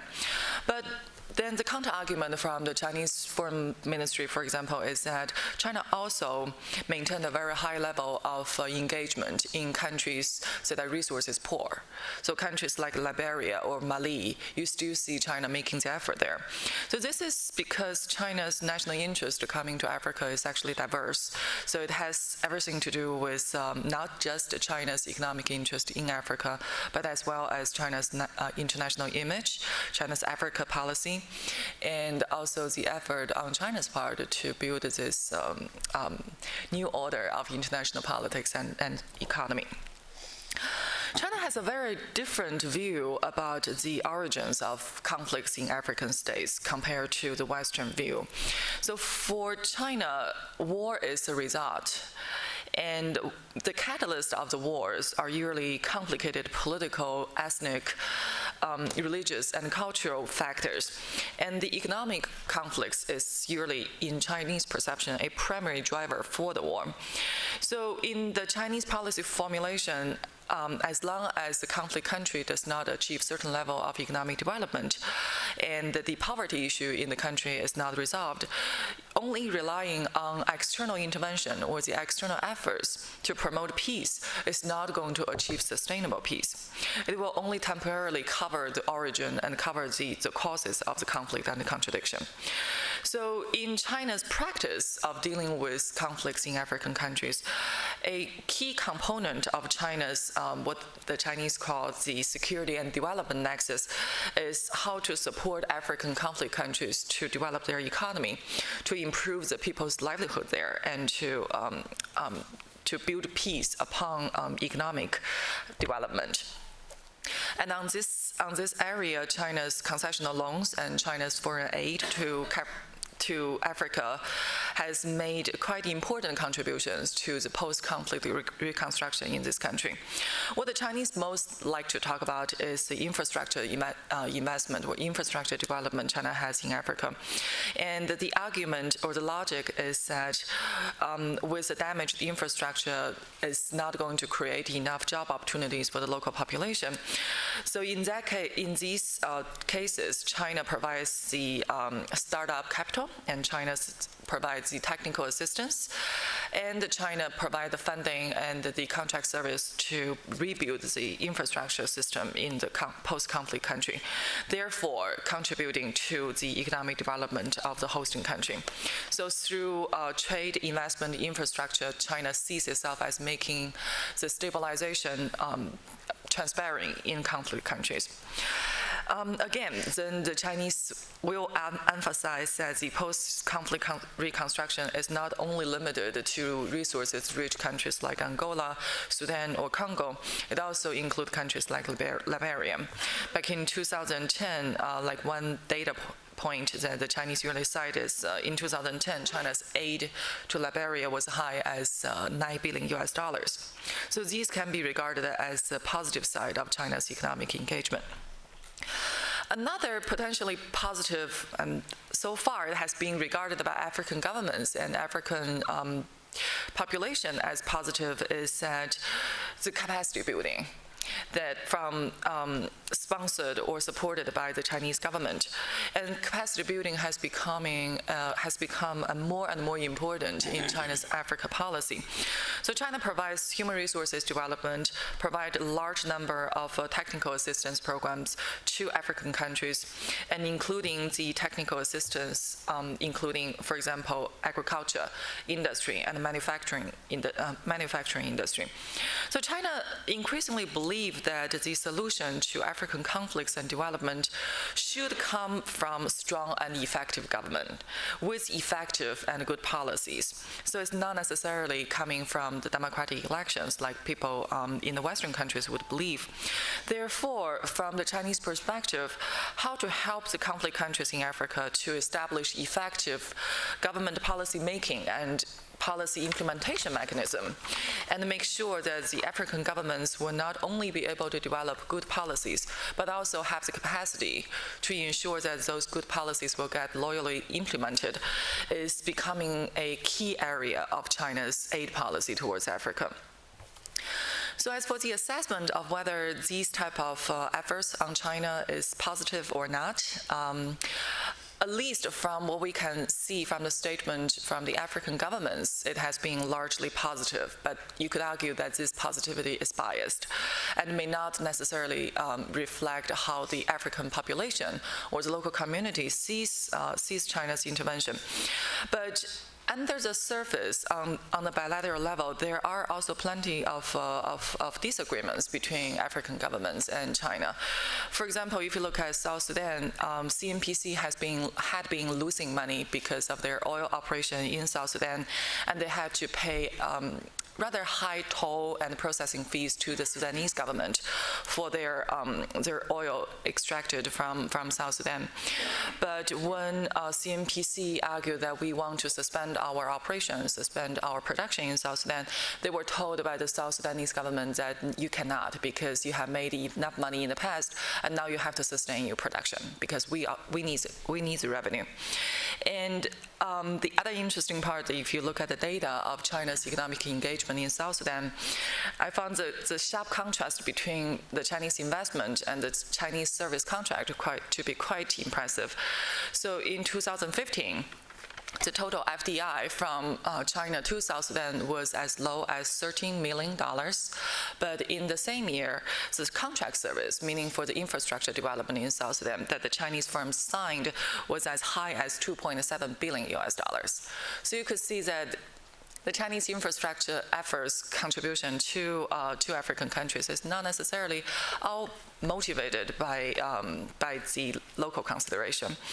Then in the case of Nigeria, which I'm sure Raymond will talk more about, when Buhari visited China last year in April and reached the currency swap deal, and a main suspicion from the Nigerian local community is that what kind of interest rate we will be paying for the Chinese loans that the Chinese government provides to us.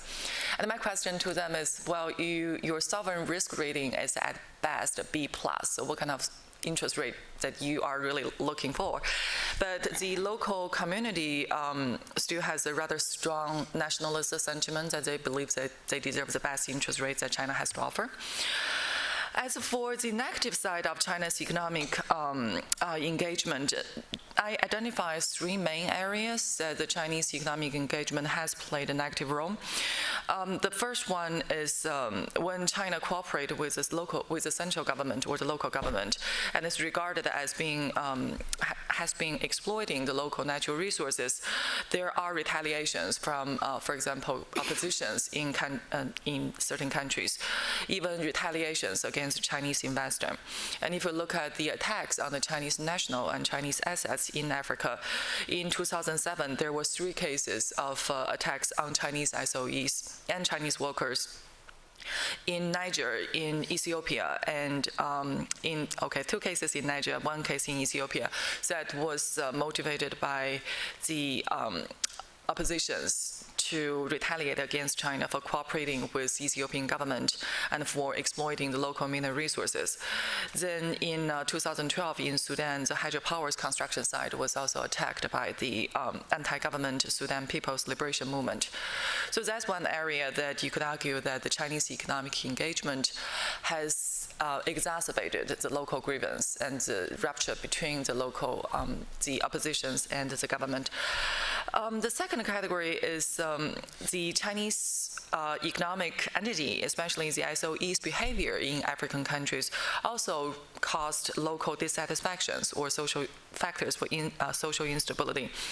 Like the Chinese infrastructure projects in Nigeria has drawn criticism from local authorities because the majority of these type of construction contracts are awarded to Chinese firms, so the locals feel that we are not benefiting enough from this type of engagement. And the last category is that the labor disputes and illegal activities by Chinese companies, not by Chinese government, also has caused a certain bloodshed in Africa. So attacks on Chinese projects due to disputes and illegal activities in 2010, there was unrest in Zambia, led to 11 local mining workers being shot and wounded by Chinese managers. And in October of 2012, more than 100 Chinese illegal miners were detained in the Ghana because they were engaged in illegal gold mining activities. So those are the 3 main negative areas that the Chinese economic engagement has brought to Africa. I'll stop there and look forward to the discussion. Thank you. Thank you, Yuan. Joshua? Well, thank you, Ambassador Lyman. Yoon is always a tough act to follow.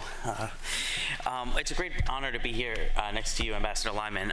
So I used to work at a place called the U.S.-China Economic and Security Review Commission, and we did a hearing in 2003 where Ambassador Lyman and Ambassador Shin were the, what are they called? The testimony, the witnesses, and at that point I was, just a young kind of upstart. So it's wonderful to kind of come full circle and be sitting next to you discussing these issues. Now you're the expert. And I also want to pull on one theme very quickly that Andrew Small mentioned, and particularly for our Chinese friends in the audience. He had mentioned at the very end that in Afghanistan, the U.S. was not engaged in an effort to surround China. But those of us who study China heard this a million times over that period. You don't really want to be in Afghanistan because you're attacked. You're interested in surrounding the Middle Kingdom, right? That's your true objective. That is the same thing we now hear with the THAAD missile system in Korea. I would ask Chinese friends to take the lesson of Afghanistan to the North Korea case and to understand that China may consider itself the Middle Kingdom, but it is not the middle of American foreign policy at all times. Not every American effort, either in Afghanistan or in Korea, is focused on China. And I think that's an important thing he mentioned. Now, getting to Africa. I noticed that there are a lot of students in the audience, and as a professor, one thing I like to do is start with a very base level of analysis. So let me start with a couple of basic facts. The first is that China is ruled by the Communist Party of China. So anybody who mentions the word China, what they're really saying is the Communist Party of China, because they're the people in charge. The Communist Party of China, since its creation down to today, has wanted to control China. I think they'd probably agree. And that the Communist Party of China is first and foremost a political organization. It's a political party. And therefore, its objectives, first and foremost, are political objectives. Now, this might come as a shock because a lot of time we hear about the Communist Party being really interested in economic objectives. I would argue to you that all economic objectives are a stepping stone to political objectives in the case of the Communist Party. Now, because the Communist Party of China, first and foremost, wants to rule China, but it lacks the political legitimacy that comes along with free elections, a free press, political participation, an active civil society. It has based its legitimacy on economic development. That if it can simply bring home better economic outcomes to the Chinese people, this equals legitimacy. For shorthand, I call this the Deng deal, the Deng Xiaoping deal. Deng Xiaoping made a deal with the Chinese people. You let us control the politics, and we'll make your life better. To some degree, however, that deal is fraying as the Chinese economy doesn't chug along as fast as it has, and I'll talk about that in a moment. But just to give you one anecdotal case, some of you who study China might know the name Mr. Li Junru. Li Junru was the former vice president of the Central Party School and the guy who came up with the China Dream theory, the China Dream that Xi Jinping has been advocating. And I had the pleasure of traveling to Zhejiang province with him a few months ago. And during this, my understanding, I was the first foreigner to be on one of these inspection tours, he stood in front of these new buildings which had just been built on farmland. Gorgeous skyscrapers. And he turns to me and he says, "This is what we do. This is what the party does. This is our contribution. This is why we're legitimate," right? And so, he's making a very close connection to this legitimacy stemming from development. It's stemming from economic outcomes.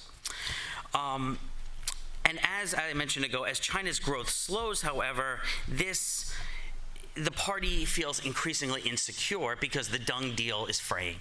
And so it has two responses to secure its control over China. The first is domestic, and that's not the topic we're discussing here, but quickly, it's repression. Facial recognition software, Orwell triple plus, following your internet, knowing everything about you. That is the domestic way you secure your position. But internationally, however, lacking domestic legitimacy, the party seeks international legitimacy. It seeks to gain its legitimacy from foreign states. And so there's a high value then that the party places on international legitimacy. And we could see this with the dollar diplomacy China has had with Taiwan for decades, right? The goal here is to gain recognition from foreign states of the legitimacy of the Communist Party of China's rule over China. And if you recognize Taiwan, you're essentially saying the opposite. And that's why it's such a sensitive thing. So it's at the heart. Now, as Taiwan has kind of receded, this issue has become less important. But I mean, we even just this year saw another country, Gambia, switching sides to China. So this is now, back alive, an important issue.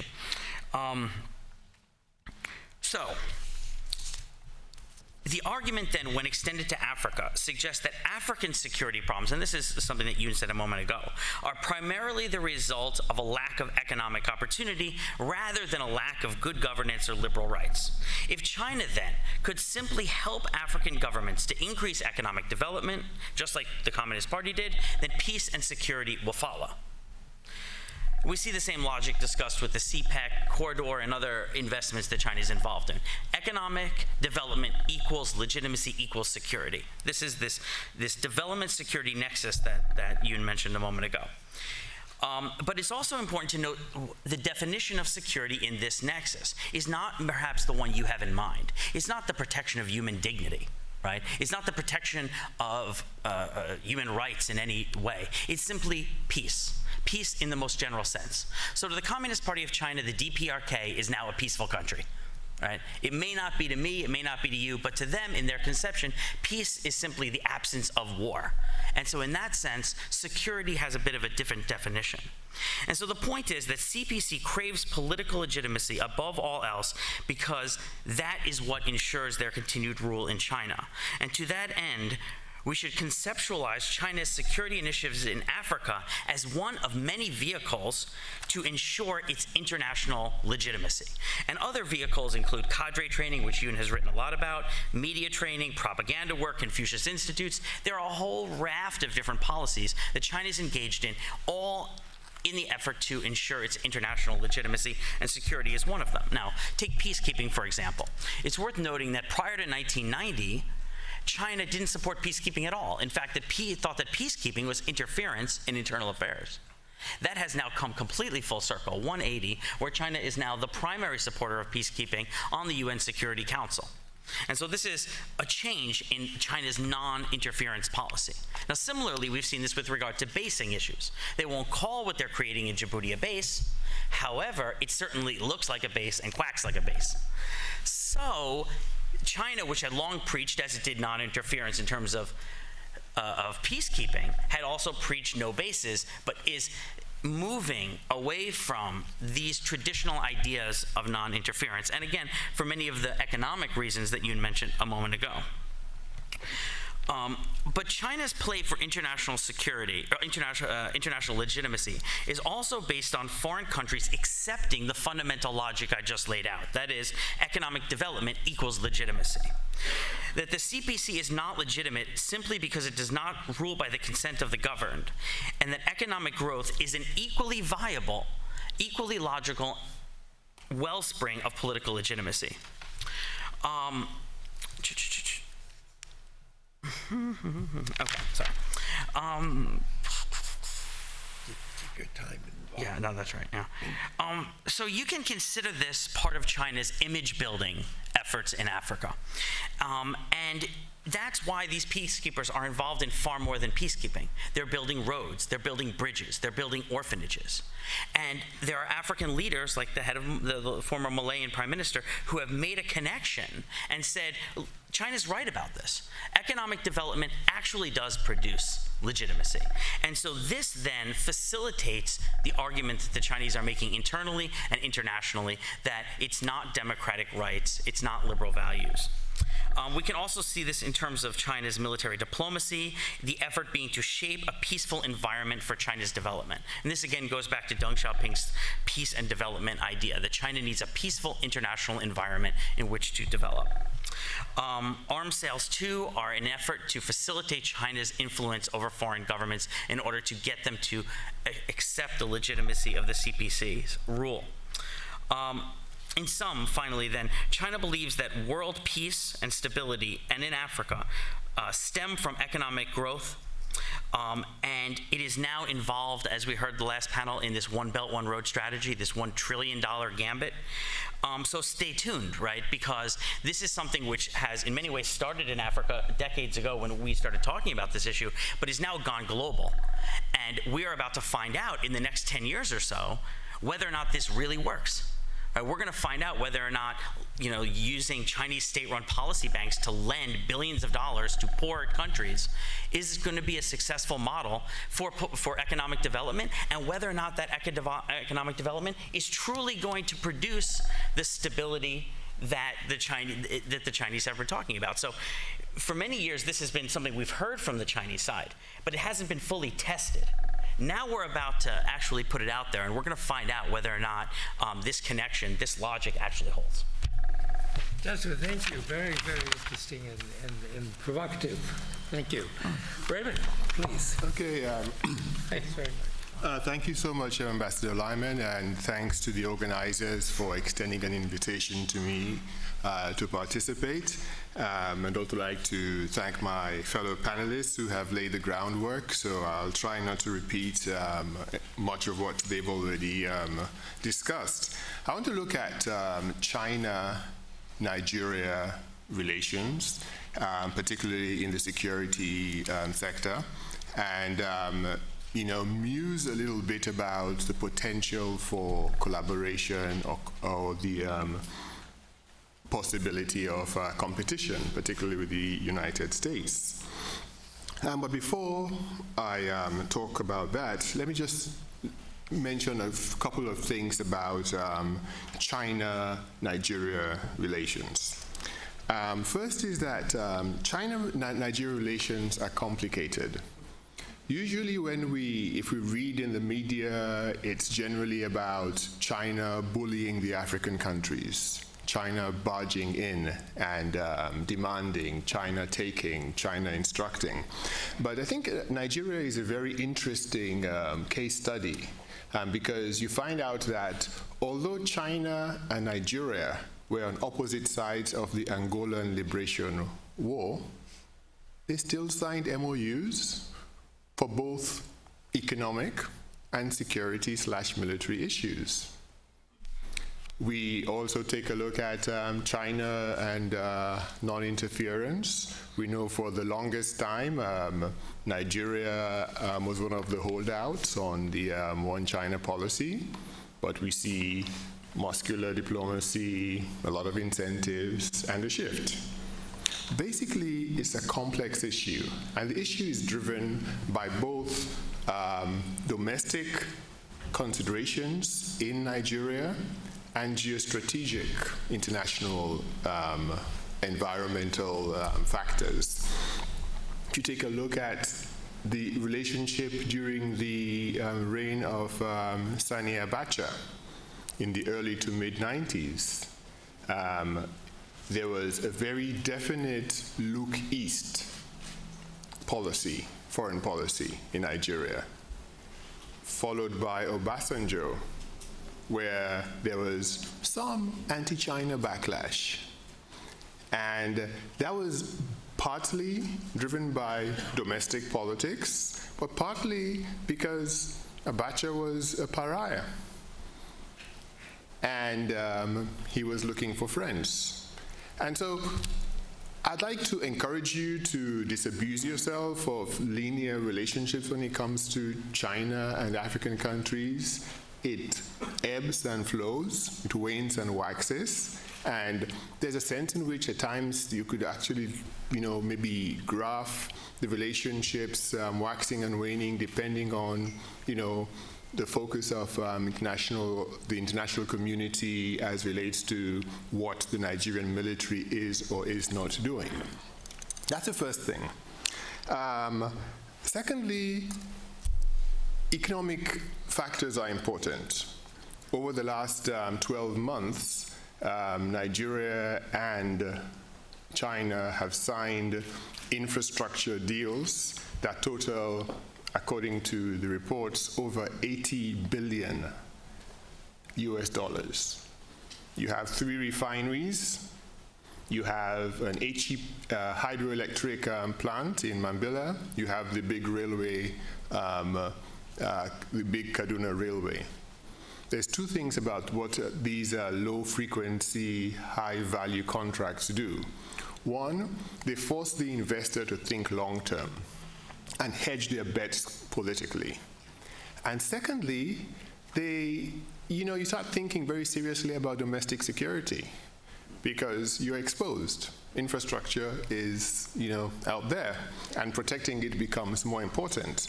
And so that's the context. So let's talk a little bit now about counterterrorism. What's Nigeria? What are Nigeria and China doing as regards counterterrorism, specifically in the Northeast? But I'll hasten to add that there are a few other hotspots in Nigeria, and Chinese cooperation is important. What do we know? We really don't know very much, because both parties have been very tight-lipped about it. If you listen to what the senior Chinese officials, the Chinese defense attaché in Abuja, Nigeria, the Chinese ambassador to Abuja, Nigeria, they make vague references to China is committed to supporting the Nigerians. And you ask how? One example of a really insightful response by the ambassador is providing any useful information from satellite imagery and intelligence services. That doesn't tell you much. It also talks about equipment and training broadly. We know that over the last couple of years, China has really ramped up its support for international peacekeeping and internationally related security, internationally sanctioned security forces on the African continent. But what's going to Nigeria specifically, we're not sure. But what we do know from a lot of local media evidence is that there have been some significant military sales. We do know that CH-3 Chinese-built drones are flying, and from the photograph of one of the crashed drones, you could see that they are armed, and which kind of suggests that the Chinese support for the Nigerian efforts in the north are primarily militarized. It's mainly about the transfer of technology and the transfer of equipment to the north, which we all know doesn't even begin to scratch the surface. What we do need is a more holistic approach to the root causes of terrorism. And it also requires a lot more granularity in terms of the use of intelligence, etc. But this puts China in a very awkward position. Because China, and the previous speaker mentioned legitimacy, China is seeking international legitimacy not just as a power, but also international legitimacy for how it approaches terrorism. And there are 2 phrases China uses repeatedly when it comes to terrorism. The first is double standards. If you can bomb your bad guys, why can't we do the same? The Uyghur issue. And the second is root causes. And they always mention, well, rather than address the manifestation of the security problem, perhaps Nigeria should be focusing on what are some of the root causes, the governance, the economic, the political issues. And from what we could see, the Chinese assistance is kind of skewed more in the hard military bucket. So what are the opportunities for collaboration with the United States? I think the double standards issue has made it really difficult for China to come to the table the way it could and should, not just in Africa, but across the world, but in Nigeria in particular. What I would say is, rather than have competing or potentially conflicting approaches, there's probably scope for a more big tent approach to security security assistance to Nigeria. The second thing, I think, in terms of intelligence sharing, there should be a coordination mechanism, and so that the United States, China, other external partners, and the Nigerian government really take it seriously, because I think that's, really, really central to a lot of the kinetic related issues. And third, I think a lot of Chinese development assistance should be repurposed and redirected. We did this a while ago with USAID, repurposing a lot of its development assistance, addressing the Chinese concern with the root causes. So I think that there is room to hold their feet to the fire to ensure that a lot more is done to address not just the symptoms of instability, but the actual causes. Because as Yun Sun mentioned, it's not just altruistic, they're heavily invested, and security in that part of Africa, given Chinese exposure and also given China's need for stable countries being, good friends, there is some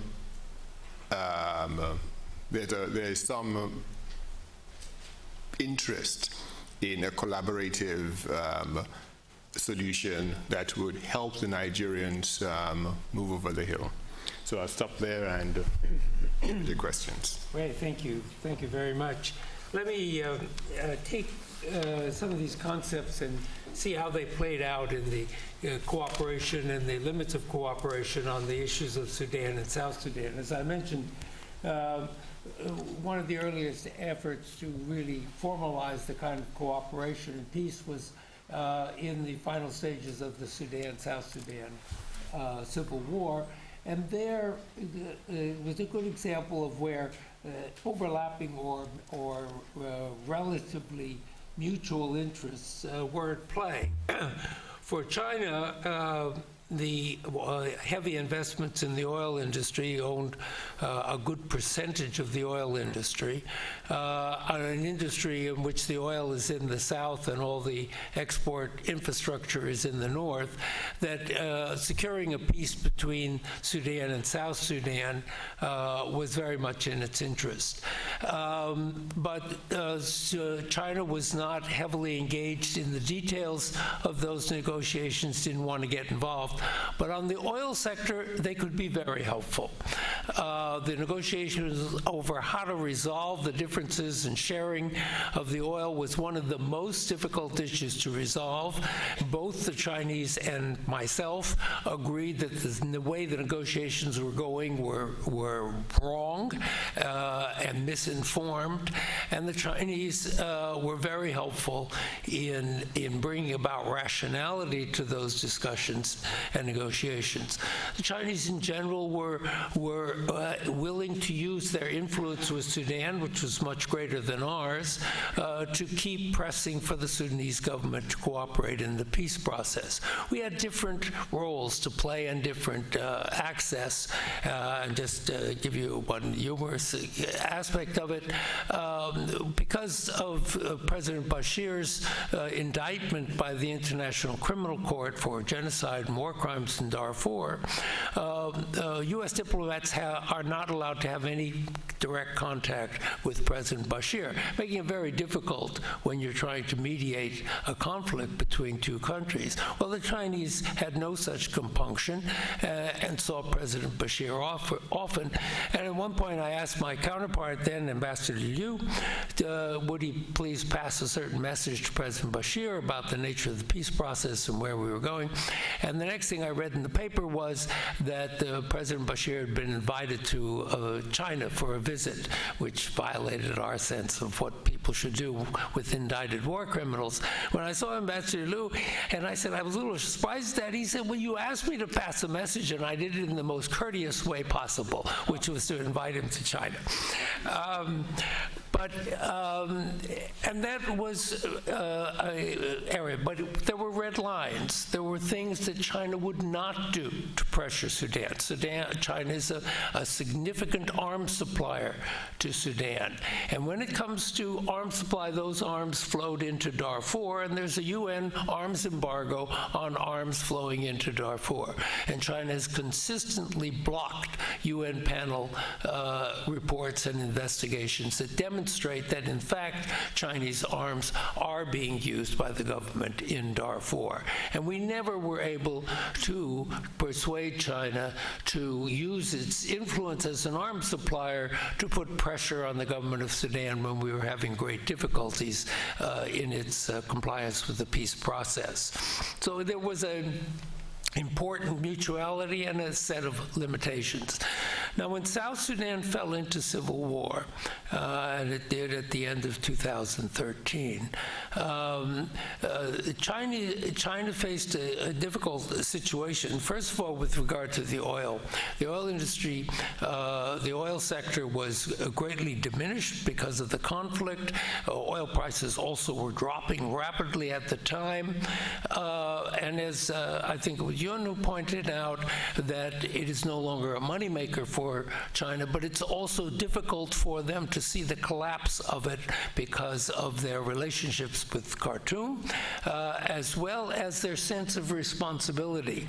So Chinese workers are vital to keeping that now very limited oil sector open. China is very concerned about their security and safety, but do not feel it would be responsible to pull those workers out and see the total collapse of the oil sector. South Sudan, China also agreed, contrary to its role in Sudan, to stop selling arms to South Sudan. When it was clear that the government was using those arms in really horrible ways. But again, there are limitations. China is not prepared, certainly, to go farther than the Africans are prepared to go with regard to things like sanctions and embargoes. They're not popular things with the Chinese or the Russians in the Security Council. And when the U.S., after a long period of division within our own administration, began to press for an arms embargo in South Sudan at the end of the Obama administration, but the Africans were not on board with it. Then China and Russia felt very comfortable in opposing the arms embargo and the heavier sanctions on South Sudan.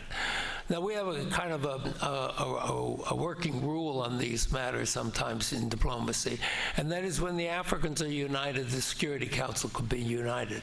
If the Africans had agreed, the IGAD, the neighboring countries, and the African Union had said they really wanted an arms embargo and they really wanted these heavy sanctions, probably the Security Council would have gone along, because China is not inclined to tell the Africans they don't know what they're talking about.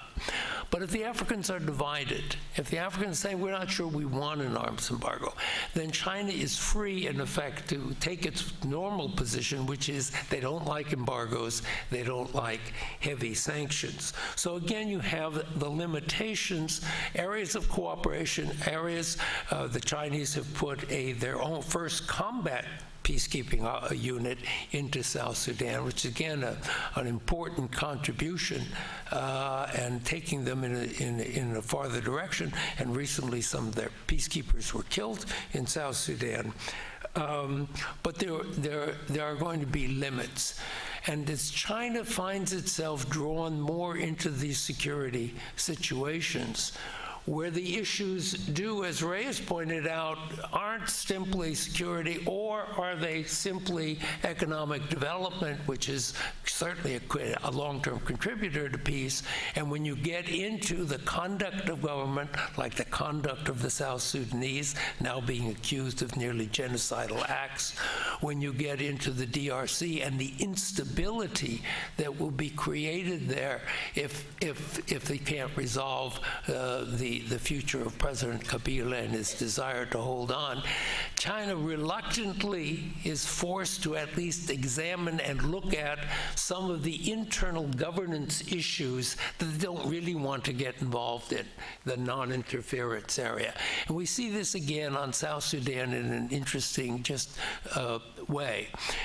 In all the negotiations that were going on between Sudan and South Sudan, which were being run by an African unit headed by former South African President Thabo Mbeki, the Africa Union high-level panel, whenever that group met to do its negotiations, the rest of us envoys all hovered around, and Americans were inside the tent, etc. But the Chinese envoy didn't do that. On South Sudan, when the negotiations go on in Addis, the Chinese are present. In other words, little by little, they are being drawn into dealing with issues that inevitably touch on internal governance, and whether you want to call them human rights or atrocities, which bear on the security situation. I think this is going to be a debate for China as it deals with various security issues, as Ray pointed out. The Boko Haram issues, military is part of it, but the much, much more deep problems to which the Chinese can contribute greatly through its economic development. There's no question about that. If there were to rejuvenate the Lake Chad Basin and contribute to the development of northern Nigeria, and all those investments are important ones, they can be important contributors. But when it comes to hard security, they have to debate just how much they want to deal with these difficult issues of governance and human rights, which bear on security. And I think it's going to be a debate for China as it gets more into these issues. So let me stop myself there, and let me open it up for questions. And let's do that. Let's open it up because we only have about 20 minutes. And start right there. The gentleman with the glasses with the hands up right there. Thank you. My name is Ryan Kelleher. I'm with American University. So my question is about the economic, basically survival of China, how they link that with the political legitimacy of the Chinese Communist Party. How vital do you think it is that China is successful in Africa, both on the international stage and being able to support itself domestically? Thank you. Okay. Well, I'll take two or three, and then we'll right here, gentleman, right there on the edge. Yes. And then after you, we'll take the young lady right next to you. Okay. It's John from GW. I have a question for a professor from University of Texas. Even if I agree that China is seeking such kind of legitimacy in the world, what's wrong with that? I mean, China has not trained any military or even rebels in African countries as it did many years ago, in fact. And China has not propaganda any communism ideas in African countries. China just built bridges, roads, telecommunications, water supplies, health centers, these things that every countries really need. So what's wrong with that? And then the young lady had a question, then we'll answer those and take another round. Yes. Thank you. My name is Xiaodang Wu, and I'm a GW graduate student. My question is for Ms. Sun. You mentioned that China's engagement in Africa is an effort to create the new order of economics and politics. So my question is, what exactly is this new order that China is trying to create, and like in what form? And what's the difference between this new one and the existing one, if any, in Africa? Thank you. Dr. We'll let you start with those because they aim, but I'm going to ask others to comment on them as well. Okay, a couple good ones. So how important is Africa to China? The answer is not very. Right, so when you think of China, you can often think of proximity having a lot to do with importance, right? The things that are internal to China, Tibet, Xinjiang, these are things that are of critical national importance. China considers them core national interests, Taiwan, right? As you get into a second ring, you talk about East Asia, again, fundamentally important to China's interests. But Africa has been considered, at least until recently, on the fourth ring. So it has not been central in any way to Chinese interests. It has been a part of what China is doing, but not central. And the numbers bear this out. When you look at total Chinese trade with the world, Africa makes up about 4% of total Chinese trade with the entire world. The U.S.-China trade deficit with China for 1 year, just the deficit, is worth more than China's bilateral trade with all African countries combined. Just to put it in perspective, because when you see this big ski slope of China-Africa trade, you can start thinking this is a big deal. But when you put it in perspective, it's really not that big of a deal for China. And so when Chinese businessmen think of global trade, they don't tend to think of Africa. But Africa is important politically to China. China, as Yoon said a few moments ago, portrays itself as the leader of the developing world. Well, if the African countries don't perceive you in that way, it's really hard to claim that mantle. So with regard to this idea of legitimacy, the legitimacy of the party to be ruling China, but also the legitimacy of the Communist Party to proclaim itself a developing country and a leader in the developing world, Africa has a very important political role to play. That being said, the economic issues are becoming increasingly important over time. So that ski slope that you see in trade and investment, that matters, but we need to put it in general perspective. Turning to this gentleman's question, by the way, go Colonials. I'm a Colonial too. GW, yeah, all the way. So what's wrong with China seeking legitimacy through development? I don't know. I'm not saying there necessarily is, but if you subscribe to liberal values, there is. Now, you may not subscribe to liberal values. I do, and I believe that the consent of the governed matters, and that economic development is not the only determinant of the success of a government. So that's why I see it personally as problematic. But you might not if you're not a liberal and you don't hold those values. So the answer of, is it a problem? Maybe it is, maybe it's not. It depends on the belief structure that the individual holds. But we also have to remember that China's not going around Africa giving out gifts. These are almost entirely loans, right? The OBOR is a loan project. These are China's state policy banks lending money at concessionary rates, mind you, right? It's cheap money, but it's still a loan. It still needs to be paid back. That money that Nigeria is getting isn't for free, right? So there's been a recent study done about the CPEC project. China is giving or lending $54 billion. Pakistan is going to pay back over $90 billion for that. Now, that's a good deal or not a good deal. You can kind of think that through. But we would be very wrong to think that China is giving gifts to Africa and building this out of its own sense of, you know, I don't know, whatever, kindness, right? This is business. And again, I'm not criticizing that approach, but we do have to consider that when we look at the totality of these investments. This is finance, right? This is loan finance, and it's driven primarily by policy banks, which are controlled by Beijing, right? And those policy banks then hire Chinese state-run companies to do the projects. Right? And so, I mean, there is a packaged approach to this, which is, I mean, again, you could criticize it or you could not criticize it, but you have to recognize it for what it is, which is not a gift, and it's not saying, here's the money, go hire the Germans.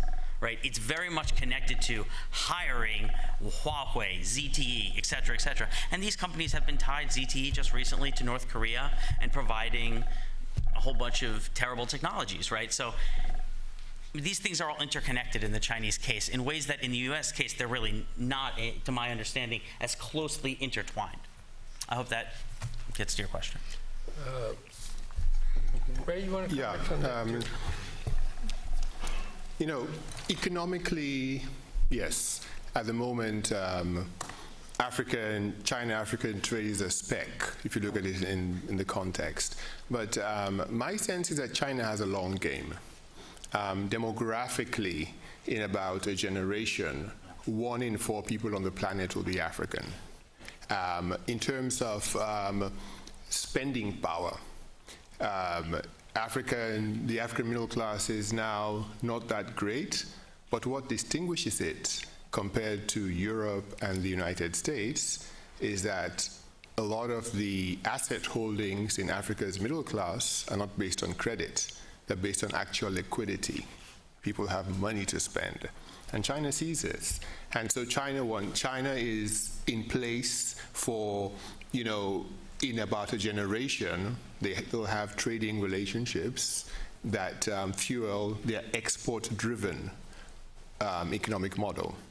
And if you think about the export-driven economic model, where is China going to sell most of its goods? Not necessarily here or in Europe, but looking for new places to sell, and Africa is definitely one of them. As far as the comment that China has not trained many rebels, etc., I think that's not entirely true. China has provided training to a significant number of Africa's security and professionals. Chinese military sales to Africa have doubled over the last decade. 2/3 of African countries use Chinese military equipment, etc. And on the African continent, you have to understand that the state is usually a perpetrator of violence. And so while China may not have trained the rebel groups, China is enabling a lot of the governments, not China alone, but what I'm just trying to walk back is this notion that China is only doing good things, building roads, etc. And that is not necessarily true. It's a lot more complex, which is why I firmly believe that having a lot more of a collaborative approach to security in Africa that brings China inside the tent as well would enable all parties to take a look at this issue, that security, and say, what could China do best? What could the United States do best? Because our collective objective is stability and welfare. China did it in the Gulf of Aden when there was maritime insecurity. And my sense is that China's thinking about Africa's security is evolving, and we'll get to the point where we recognize that some of these nuances about security on the continent. Did you want to comment on? Sure. Can I make two points on the economic engagement issue? So yes, it is related to China's own domestic development, but there are two issues. The first one is so in December of 2015 at FOCAC, the Forum on China-Africa Cooperation, China made the commitment to contribute about $60 billion for African economic development. And based on the data we have seen for the year of 2016, 10% of that funding, dispersed funding, is used on capacity building, well, not capacity building, but industrial capacity cooperation. So related to what Raymond was saying, China has its eyes not just on Africa's natural resources, but also on the labor market, on the labor resources, how to upgrade China's own economy and move some of the labor-intensive industries from China to Africa. So that's one noticeable change. And the other noticeable change is that this massive infrastructure development plan in Africa, it raises a question that, like Joshua just mentioned, is not free money, it's not free grant, and it's not investment, it's Chinese loans. So that raises a question, how are the African governments going to pay back these loans? Do they have the capacity in the next 20 or 30 years to make Chinese loans sovereign? So that's the question that people usually ask, because in the past we know, like the Angola model illustrate, China uses its resources backed loans. So I provide you with investment or with the loans, and you will pay the loans back with your natural resources. But now Chinese government has made a clear determination that they want to pivot away from that approach to mitigate the percentage of natural resources place in the economic relations between China and Africa. Then that inevitably raises the question, how are this money going to be paid back? And I think that's a question that the Chinese banks are still trying to grapple with. On the new international order, the Chinese term is 公正合理, so just and reasonable.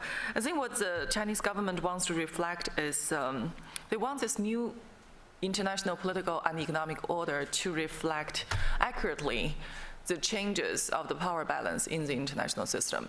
So they want the developing world to have a bigger voice or have a stronger voice vis-a-vis the global south vis-a-vis the global north.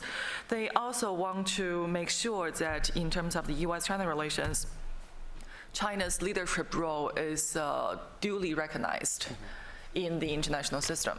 So I'll stop there. I just want to add one kind of footnote to the point.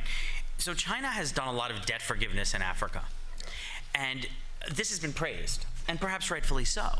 But there's also a moral hazard problem here, right? If you continue to forgive debt, people think you'll continue to forgive debt. And there are plenty of Africans who believe, I believe anyway, maybe I'm wrong about this, that they can take this money and it'll be forgiven because that's what happened to the last 2 loans they took. So take as much as you can, and in the worst case scenario, just kick it down the road to your successor when you're well retired, living on some island somewhere. So in the best case scenario, they forgive it. And in the worst case scenario, it ain't your problem when it comes due. And so I think China may find itself in a significant problem trying to collect on some of this, or have to make difficult choices of, do I forgive you and not you? How much do I forgive? How much don't I? Can I actually forgive all of it? Does that make sense? I mean, there's a lot of tough questions for Beijing coming down the road with regard to the issues that Yun-Sun had just mentioned. There's one more point on this issue of spreading communism. You're right, China doesn't spread communism, but is Chinese Communist Party a communist party anymore? Does Kodak make film anymore? I think you need to think about that question, right? And ask yourself, if it doesn't spread communism, what does it spread, right? Let me just make two quick comments on this. I think that I see it in a somewhat different way. First of all, on Africa's importance, one of the very important political objectives of China in Africa is African votes in international organizations. And there, Africa is big. The biggest bloc in the UN General Assembly, a very big bloc in the World Trade Organization, a very critical voice in the Human Rights Commission, and not only does Africa make that a very important part of its strategy and policy in Africa, it's much more successful at it than the United States is. And that leads me to my second point, is that I think there is a value in competition. I think what China demonstrated, what Africa had been saying for some time, it demonstrated was that infrastructure is terribly important in Africa. The investment had dried up. It was not in the Millennium Development Goals at all. And the lack of infrastructure in Africa is a major inhibiting factor. China comes in and makes it a big area of focus. Now, with all the problems that have been mentioned and how it's financed, how it's going to be maintained, et cetera, but it has challenged the United States to go into the Millennium Challenge account, which now puts us back into the infrastructure business for the first time in over 30 years, and had the world think about these issues, how they should be financed and how they be sustained. So there's a value in competition. When it's not strategic, and it's not strategic in Africa, but it is political, it's very economic, it's philosophical, and I think that that can lead to the kind of eventual cooperation as well as the value of competition. Sorry, we've taken a lot of time on those, but I want to get to the back. You have 2 people right there at the back, the gentleman there, the lady who is right in the middle of that back. Hi, my name is Julian Lamberto, and I'm an intern for the Hudson Institute, and I work under Dr. Richard Weitz in military policy. And my question is to Professor Eisenman. You raised many interesting points. As someone who lived in China for a year and as a teacher at Xinan Jinfa Dashui, I taught my students a little bit about some basic facts relating to the Communist Party in China. And I tried to create the distinction between the Communist Party and the people of China, but for them that was a completely foreign concept. And I wanted to ask you, in what ways is China spreading its influence abroad? There's the Confucius Institute, and recently China enacted a system called Sesame Credit, and it's basically a way of monitoring citizens' social scores and keeping track and tabs on their purchases. So for example, if they purchased a Japanese manga, their social credit score would decrease, but if they buy worker shoes to go work in a coal plant, their score would go up and whatnot. So Can we, Yeah, I sorry. want to get more questions, so. yeah, so I want to ask you, how is China spreading its influence globally aside from the points you mentioned? The lady right in that same row. Hi, my name had is her hand. Ivy from Columbia University. My question is for the professor in the panel. At the beginning of your speech, you mentioned about the South Korea missile defense system. Obviously, the United States and South Korea are using North Korea provocative missile tests to justify the deployment of the missile defense system in South Korea. There is one way to test if the United States government has intention to threaten China or to contain China.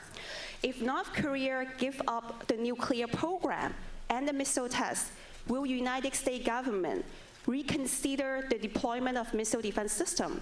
If the answer is no, then it sends a clear message to China that the missile defense system to protect the South Korean is just a pretext. I think we've got another panel on this, so I'll ask us to defer the South Korea one to that panel. Gentleman right there in the corner. Thank you. Good morning, James Dickey, Jane's Defense. So one of the stated purposes of Chinese increase in participation in UN peacekeeping operations is to gain operational experience and to demonstrate their operational capacity. And so my question is to what degree do we believe that the PLA has on driving UN Chinese participation in international peacekeeping, especially in Africa? Let me take one more, and then we're going to, we have right here, this gentleman right there, yeah. I'm Farid Aboud. I'm an adjunct professor at Georgetown, and I used to be ambassador in Beijing. Your talk about Sudan was quite illuminating. Just a small detailed question. How did they go around the sanction system? Because oil continued to flow, even under Bashir, even before the war, and even after the war. And arms continued to flow back also during that period, and there were economic exchange. But the Chinese usually are very careful about abiding by the sanction system. In Iran, we saw that they did not breach the sanction system because there are internal pressure from the banking system in China, and China is a trading country. So how did they go about in Sudan not to breach the sanction system? Okay, Thank you. I'll get to that. So I'm going to ask each of us to comment, and it'll also be our closing comments as well, because we're just about at the end of the time. So Yun, why don't I start with you, and then and I'll finish up. Thank you, Ambassador. On the issue of the Chinese spreading influence, well, essentially China still sees itself as a latecomer. You see that when they go to Africa, African population speak English or French, they don't speak Chinese.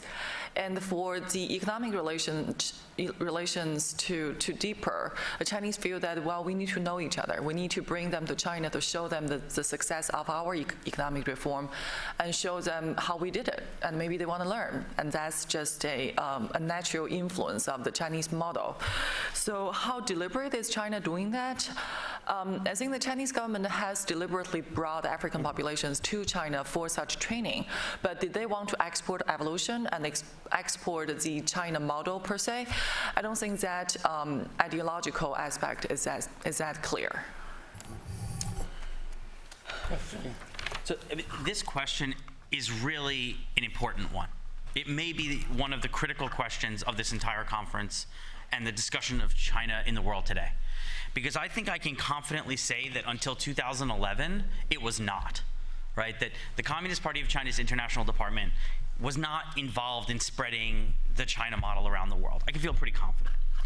Under the Xi Jinping leadership, however, I think that becomes a question. And I'm not entirely sure of the answer yet. I'm still kind of watching, but I do think there are reasons to believe that a change has occurred. Now, what is definitely not happening is China is not spreading communism. right? That's not happening, all right? But what is China spreading? And what elements of the China model is China trying to export? I think that is a question. And Yunsun and I have both done quite a bit of work on the Chinese Communist Party's cadre training of African political parties. And they spend millions at least, tens of millions, to bring many, many Africans to China to train them. And they do this for also media. And they do this for a realm of things which are directly related to certainly scholars, think tanks, what they call NGOs, right? So there's definitely a perception management campaign afoot. And I would suggest that the Communist Party of China is an institution that thinks a lot about how it spent its money, and that they're not doing this for nothing. So there's an objective. But I'm not entirely sure I know what it is. Maybe they do, and I don't, which could very well be possible. But I do sense, and this is just my sense at this point, that there is something going on that wasn't going on before 2011, and there are elements of the China model that they are trying to make increasingly attractive. So they certainly say to African friends, come to China, we'll train you, what do you want to know about? And then they train them about those things. But then there are classes about how Taiwan is part of China, and Xinjiang is part of China, and how Chinese SOEs function within the state, and how the Xinhua model of journalism, right? And then you have all of this massive campaign to influence perceptions of China among Africans that's going on throughout the continent. So it does seem to me that there's something going on here, but I think it's going to take a little while for us to figure out if this is a fundamental change or simply kind of a transition from what we had before. Thank you. I'll talk a little bit about the question on peacekeeping and what the PLA's role is or could be. Over the last 24 months or so, a couple of years, China has made a number of commitments as regards peacekeeping.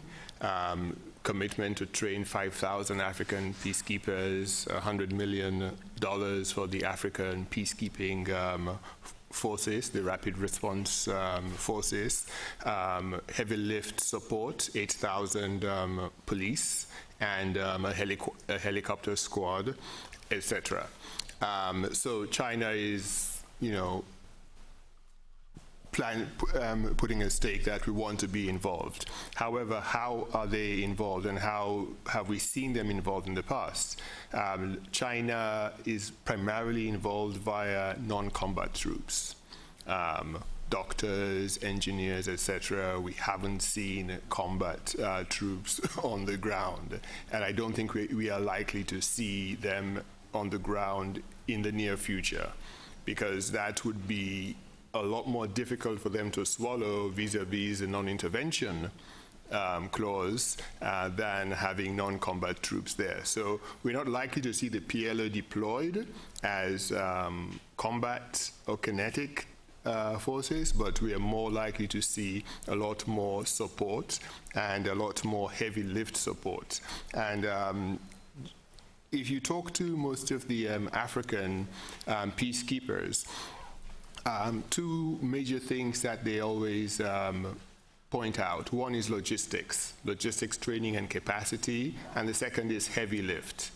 If China can do this, I think it's a positive. It would really help them and should really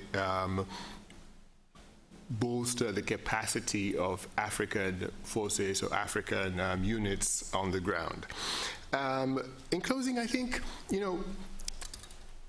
competition is good at times, but I don't think we always have to view China in Africa as being in competition with the United States. I think there are more areas in which we can work together, because there are some things that China does, and China does well, and China has a comparative advantage to do. But I think the trick is, how do we coordinate that within a larger strategy that moves these countries in the right direction? In the case of Nigeria specifically, what we want to see in the Northeast is focusing on the governance issues, focusing on security for all citizens, rather than just let's get a few more bombs to drop and more boots on the ground. Thank you. You know, one thing that the Chinese I think, are beginning to recognize well is what we call soft power. I think the Confucian Institutes are a part of that. A lot of training that they're bringing people to China in a whole variety of fields, security, economics, etc. And again, you know, I think it's a healthy form of competition because I think those exchanges are good. I lament the demise of the USIA because we used to do a lot of that and a lot of it better. And I think, again, it's a challenge to how we want to relate to Africa. And I think the Chinese are perfectly right in expanding that. And in many ways, in a very positive way. I happen to know of a number of efforts of Chinese companies to improve corporate social responsibility. It hasn't been a strong point for them, and they're actually reaching out for expertise, including American expertise, on how do you do good corporate social responsibility. This is an area that's good for all of us to be heavily engaged. On the Sudan question specifically, the heavy sanctions on Sudan are bilateral. They're not international. They're the U.S. sanctions, which restrict trade and investment, etc. There are no international sanctions on oil, for example, in that sector. The one area that Chinese do violate international sanctions is in arms that do flow into Darfur, because there's a specific UN Security Council resolution barring sale of arms that would be used in Darfur where there was a genocide. I want to thank the panelists. I think it was a lively and good discussion. I'm very grateful to all of you, grateful to you for good questions, your patience, and again, thank you all.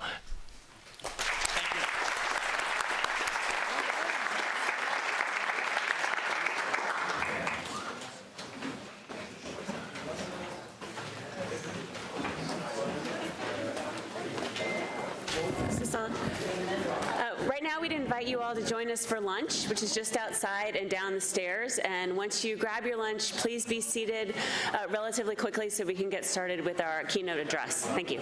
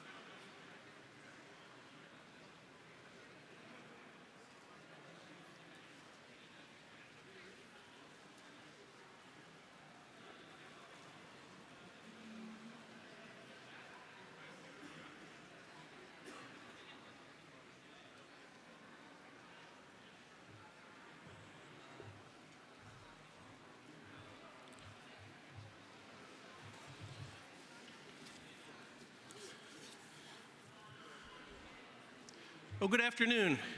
Everybody, please continue to enjoy your meal. I'm going to welcome our keynote speaker. So just let me make a couple of remarks, but again, please continue to enjoy your meal. I think, I know you'd all agree that we've had two great panels this morning, and I think our keynote speaker, Dennis Wilder, is going to tie things together and give us the bridge to the afternoon. Dennis Wilder is the former Special Assistant to the President and Senior Director for East Asian Affairs at the National Security Council, and he's now at Georgetown University as an Assistant Professor of Practice in the Asian Studies Program and the Senior Fellow at the Initiative for the U.S.-China Dialogue on Global Issues. So you can see why we, Security Studies and the U.S.-China Dialogue on Global Issues partners together on this event with our great partners from the U.S. Institute of Peace. Professor Wilder also teaches a graduate-level course on the growth of the Chinese military power, which seeks to explore the origin, role, and transformation of the Chinese People's Liberation Army into one of the world's most capable armed forces. Professor Wilder's had a distinguished career in the U.S. government, especially in advising various agencies to help shape U.S. policy toward East Asia. He has served as Special Assistant to the President, as I mentioned, until from December 2005 until January 2009 in the administration of President George Bush. Previously, he worked in the intelligence community in the Central Intelligence Agency, starting in 1980 as a China military analyst in the Office of Strategic Research in the Directorate of Intelligence. And from 1995 until 2005, he served as the Chief China Analytic Studies Director in the Director of Intelligence, Office of East Asian and Pacific Affairs, when he was awarded the Director's Award by George Tenet. Professor Wilder was also a visiting fellow at the John J. Thornton China Center in the Foreign Policy Studies program at the Brookings Institution. Professor Wilder received his Master of Science in Foreign Service degree from Georgetown University in 1979 and has also been the recipient of the Rosenthal Fellowship in International Relations in 1979 to work on the East Asian Subcommittee of the Senate Foreign Relations Committee chaired by Senator John Glenn. He was also the recipient of a European Union Distinguished Visitors Grant, and he's a graduate of Kalamazoo College in Michigan and spent a year studying Mandarin at the Yale in China program at New Asia College. And Professor Wilder has served overseas in the U.S. Consulate General in Hong Kong from 1992 to 1995.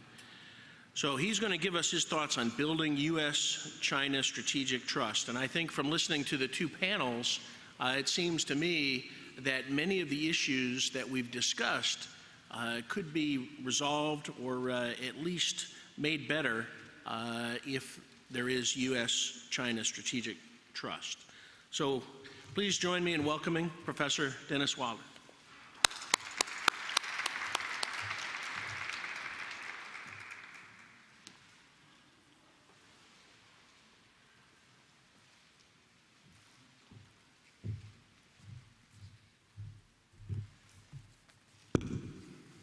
Excuse me. Well, thank you, David, for that very kind introduction. As I heard one speaker say, I only wish my mother could be here to hear your kind remarks. This is a beautiful place, and I hate to ruin a nice lunch by discussing a very tough issue. The issue of strategic trust, and I titled this Building Strategic Trust, but it might more accurately be a question. Can the United States and China build strategic trust?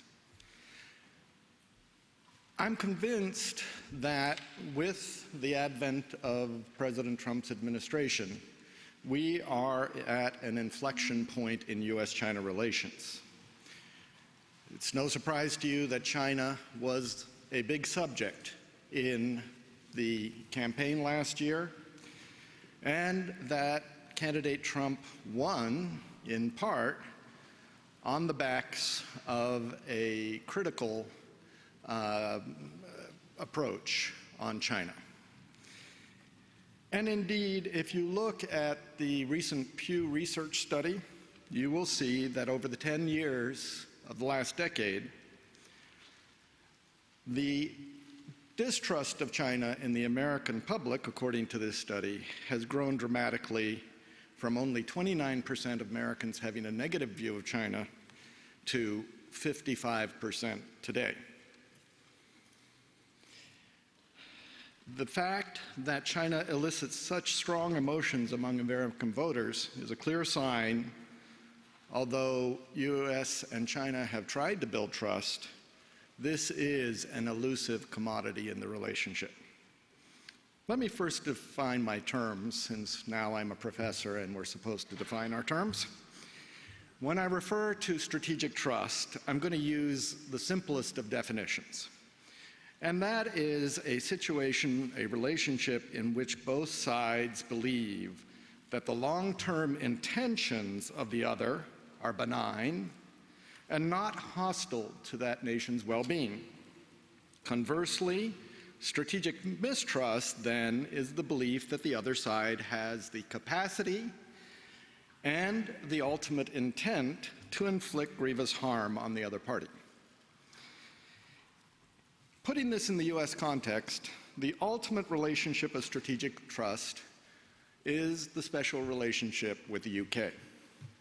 Both countries possess nuclear weapons, but the idea that the United States would ever attack the UK or the UK would attack the United States is unthinkable, and the underlying relationship of trust is rock solid. So, what is it about the US-China relationship that makes this so hard? Well, I did a chart which I jokingly call the EKG chart of US-China relations since 1979. And I can do this because I have been involved in every single one of these events in one way or another. What I tried to do was look at the sine curve of US-China relations. And that's what it looks like, highs and lows. If you look back, the lows would be things like the Tiananmen Square incident, the Belgrade bombing, the US indictment of PLA officers for hacking, the OPM announcement of Chinese hacking, the THAAD decision, as someone noted this morning, and of course, the chat heard round the world, the call between President Tsai and President-elect Trump. On the other side of the ledger, the positive side of the ledger, you have many interesting things over the years. We forget that in 1981, the United States actually was selling military equipment to China. As part of our joint effort against the Soviet Union, we began to sell avionics for Chinese fighter aircraft. We sold them battlefield radars. We were talking about selling torpedoes. I remember vividly being part of these discussions. That was an incredible high point, but of course that high point came because of a common foe, a common aggressor from our points of view. And then there are other high points over the years. The one that we have just issued a report on, I have to put a plug in for it, is the Paris Climate Change Accord. This was an amazing set of negotiations between the United States and China that is well worth studying for the positive value of it. And you might say, well, why do we have a problem when there are 400,000 Chinese students now studying in the United States? 20 million American school children are studying Mandarin Chinese. The United States is the top dream vacation spot for the emerging Chinese middle class. But something doesn't work.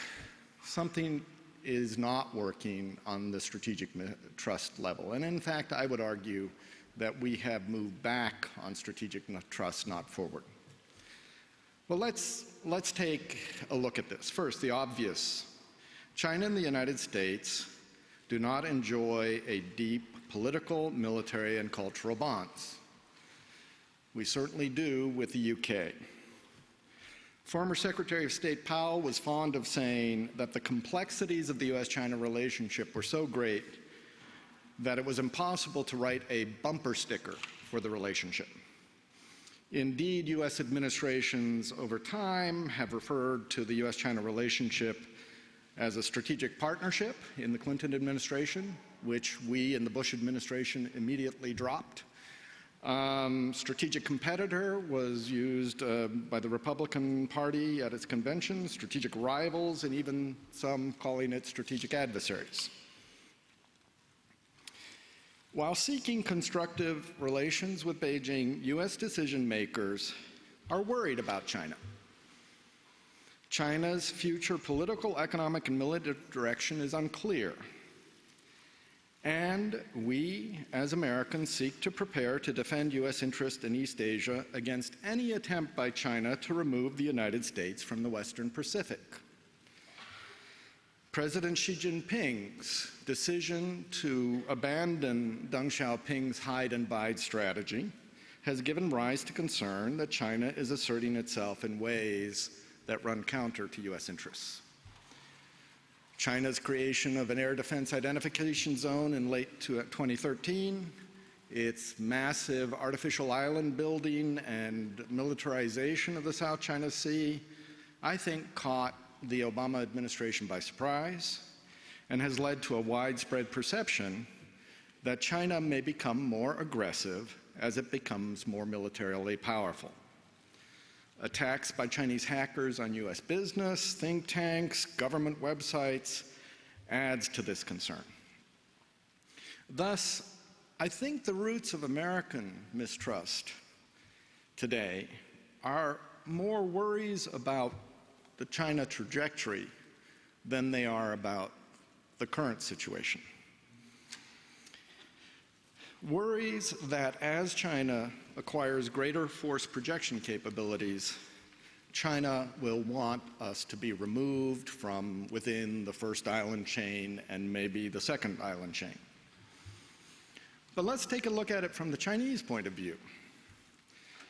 China has a long-standing distrust of the United States' intentions, and these have been heightened by what China and Russia refer to as the color revolutions in such places as the Ukraine, the overthrow of the government in Libya, and such situations. Although the U.S.-China relationship has widened, many within the Chinese elite suspect there's an actual continuity in U.S. policy aimed at subverting the Chinese political system and backing those who oppose the Communist Party. America's human rights and religious freedom agendas are perceived as part of that strategy of weakening and dividing China. They view long-term policy of subversion as part of the U.S. strategy to retain its hegemony in East Asia. Indeed, Pew polling research last year shows that more than half of Chinese respondents believe the United States wants to keep China from becoming an equal power. So with this troubled history, you may ask yourself, is this a hopeless situation? My answer is no, because trust building in international relations is more of a continuum and a dynamic process than an endpoint. You can see in statements by President Xi Jinping when he visited Washington, he talked about the increase of dialogue and exchange and the full use of our channels of communication so we can better appreciate each other's strategic intentions and build strategic trust. So part of my message to you is this is a step-by-step approach, and it's frustratingly slow in the U.S.-China relationship. It doesn't have the flair of a President Nixon going to Beijing. But you see signs that there is some improvement. For example, after a Chinese Navy captain decided to take and retrieve an underwater autonomous vehicle recently in the South China Sea, the Navy on the U.S. side used the hotline that had been established. That captain sailed his ship back out to the spot where he took the United States underwater vehicle. The American ship came back to the exact same spot, and our equipment was handed back to us. To me, that's a success. So let me talk just a second about building blocks. What do I think are key building blocks? One of them that I'm very adamant about is candor and transparency. I have seen American politicians go to Beijing and engage in what the Chinese would call 客气话, polite talk. In fact, Americans tend to go to Beijing and try to out-Chinese the Chinese. They get into the Great Hall of the People. It's a magnificent scene. They are somewhat awed by the grandeur of what they see. And they try to engage in a way that they think will get through to the Chinese. That may be, in part, why Secretary Tillerson used Chinese terminology in Beijing, and some have criticized him for that. But I always liked the way President Bush dealt with China. President Bush is one of the most blunt-spoken people I ever met. President Bush has very little guile, actually, as a human being. And so when he would meet with Chinese leaders, and I remember APEC in Shanghai, for example, he said to President Jiang Zemin, "You're not going to like what I have to say to you, because in every meeting we ever have, you're going to hear about human rights. And in every visit I pay to Beijing, I will attend church, and I'll make sure I'm there on a Sunday. And every visit, I want to tell you, I found a church for him to go to. Sometimes it was a little difficult, but we always went to church in Beijing because he said that China had to understand that if we didn't live by our values in the relationship was unsustainable. And I think that is a very key point. I would also say on the Taiwan issue, the way we got through the presidency of Chen Shui-bian and the real concerns Beijing had about Chen Shui-bian was because we were very candid with both sides. We practiced a policy which I called assurance and deterrence on both sides.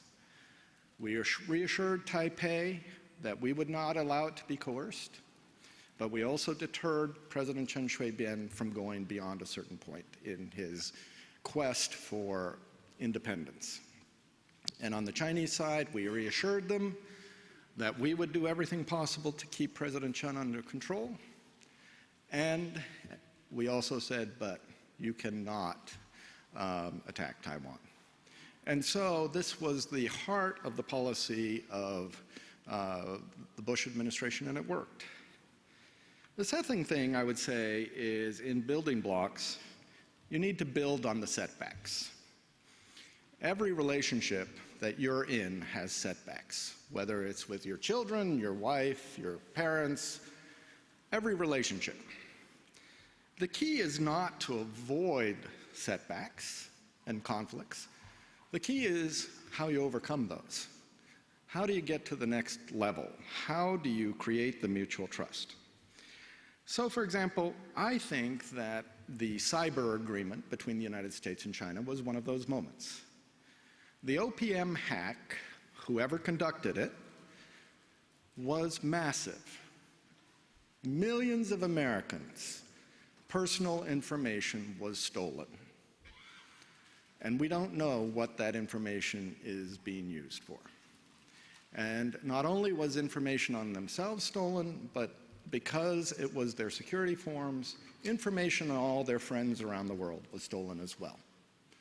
And we don't know how that information might have been used against people. So it was a big issue.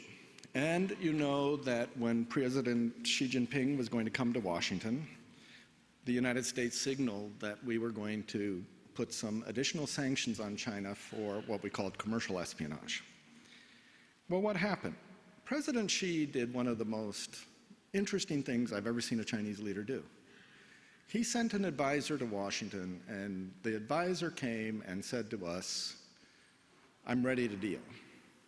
And in fact, I don't even need to go back to Beijing on this. If we come to agreement here, it's an agreement. I've never heard a Chinese official say that before.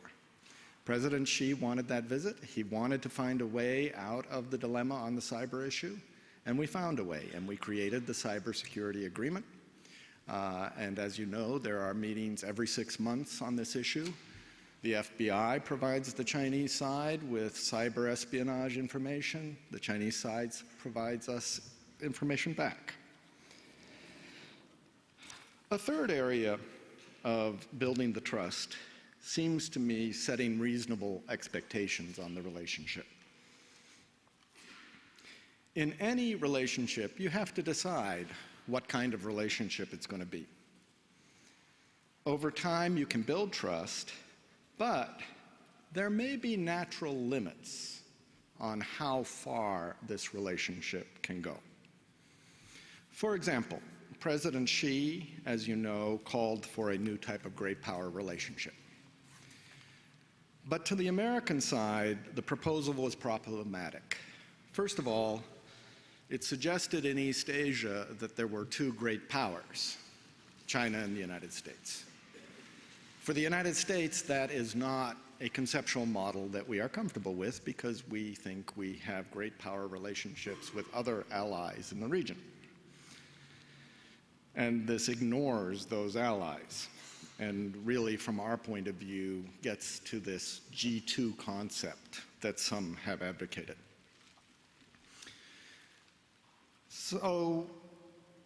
But on the Chinese side, what they heard in that was an indication that Washington remains unready or unwilling to recognize China's rise to the great power of East Asia.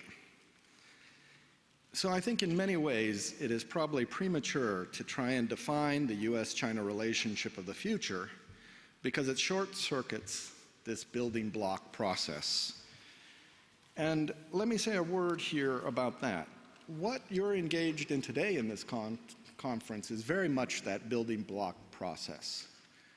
Whether it's the discussion we had this morning on the Middle East or the discussion on Africa, you see elements of the United States building trust with China and China building trust with the United States. I was very impressed, for example, with the discussion on Afghanistan. What a change.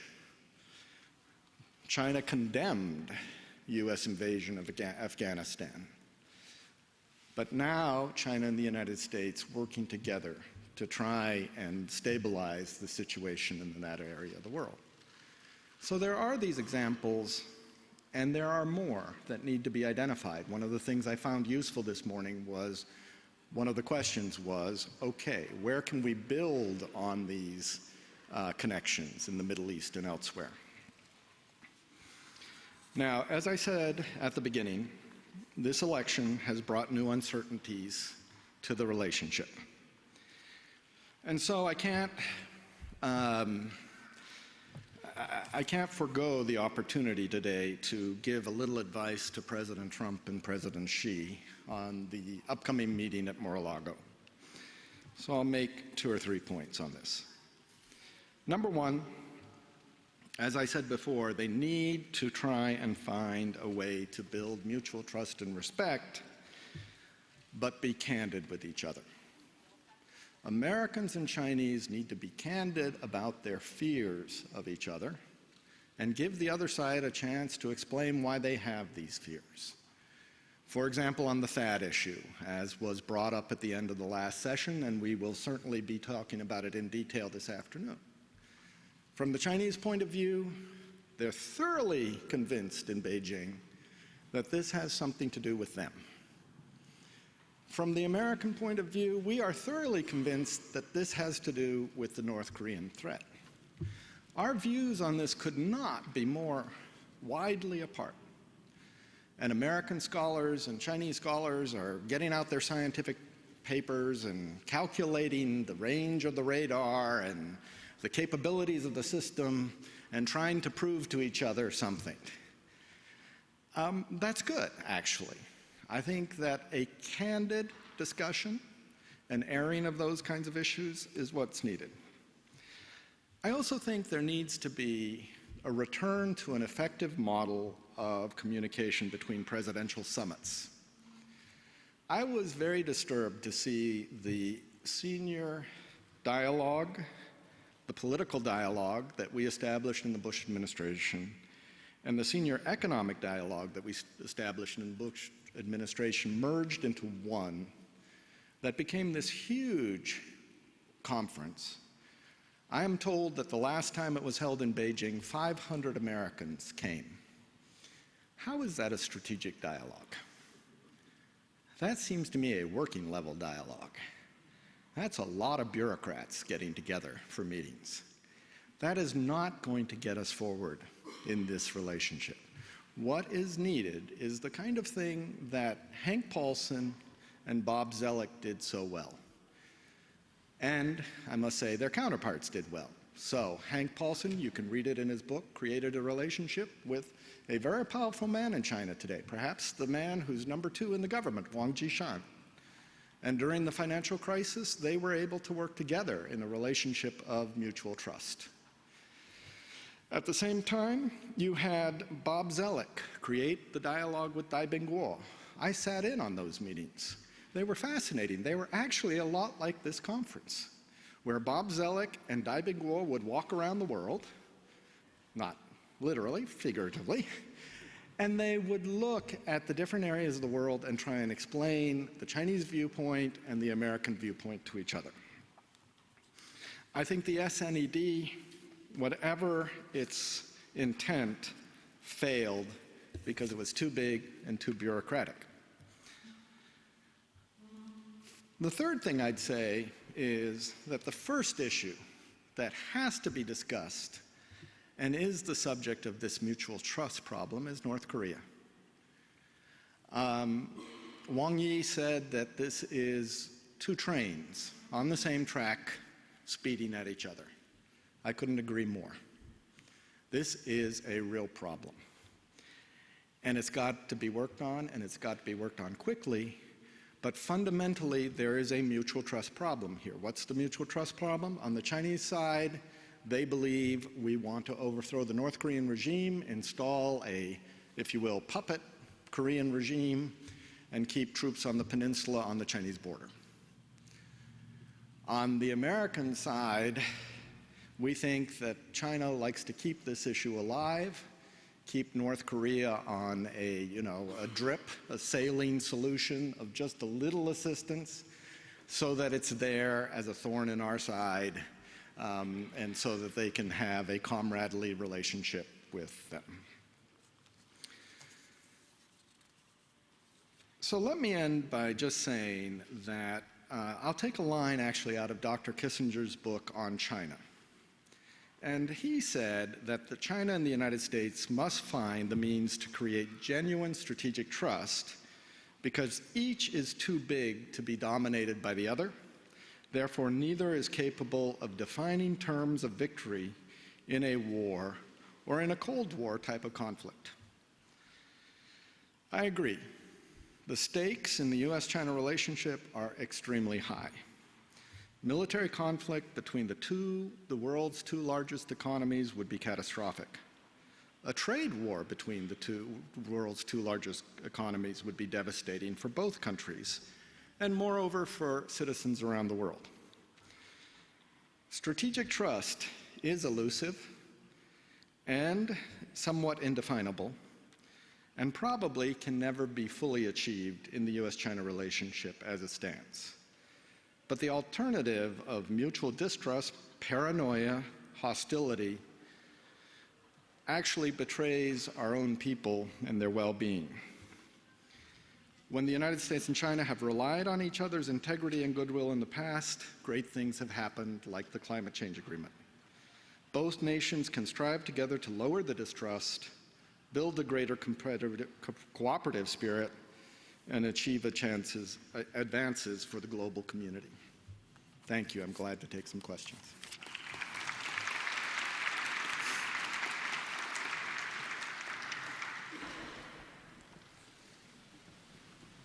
Don't be shy. There is someone with a microphone back there, I think.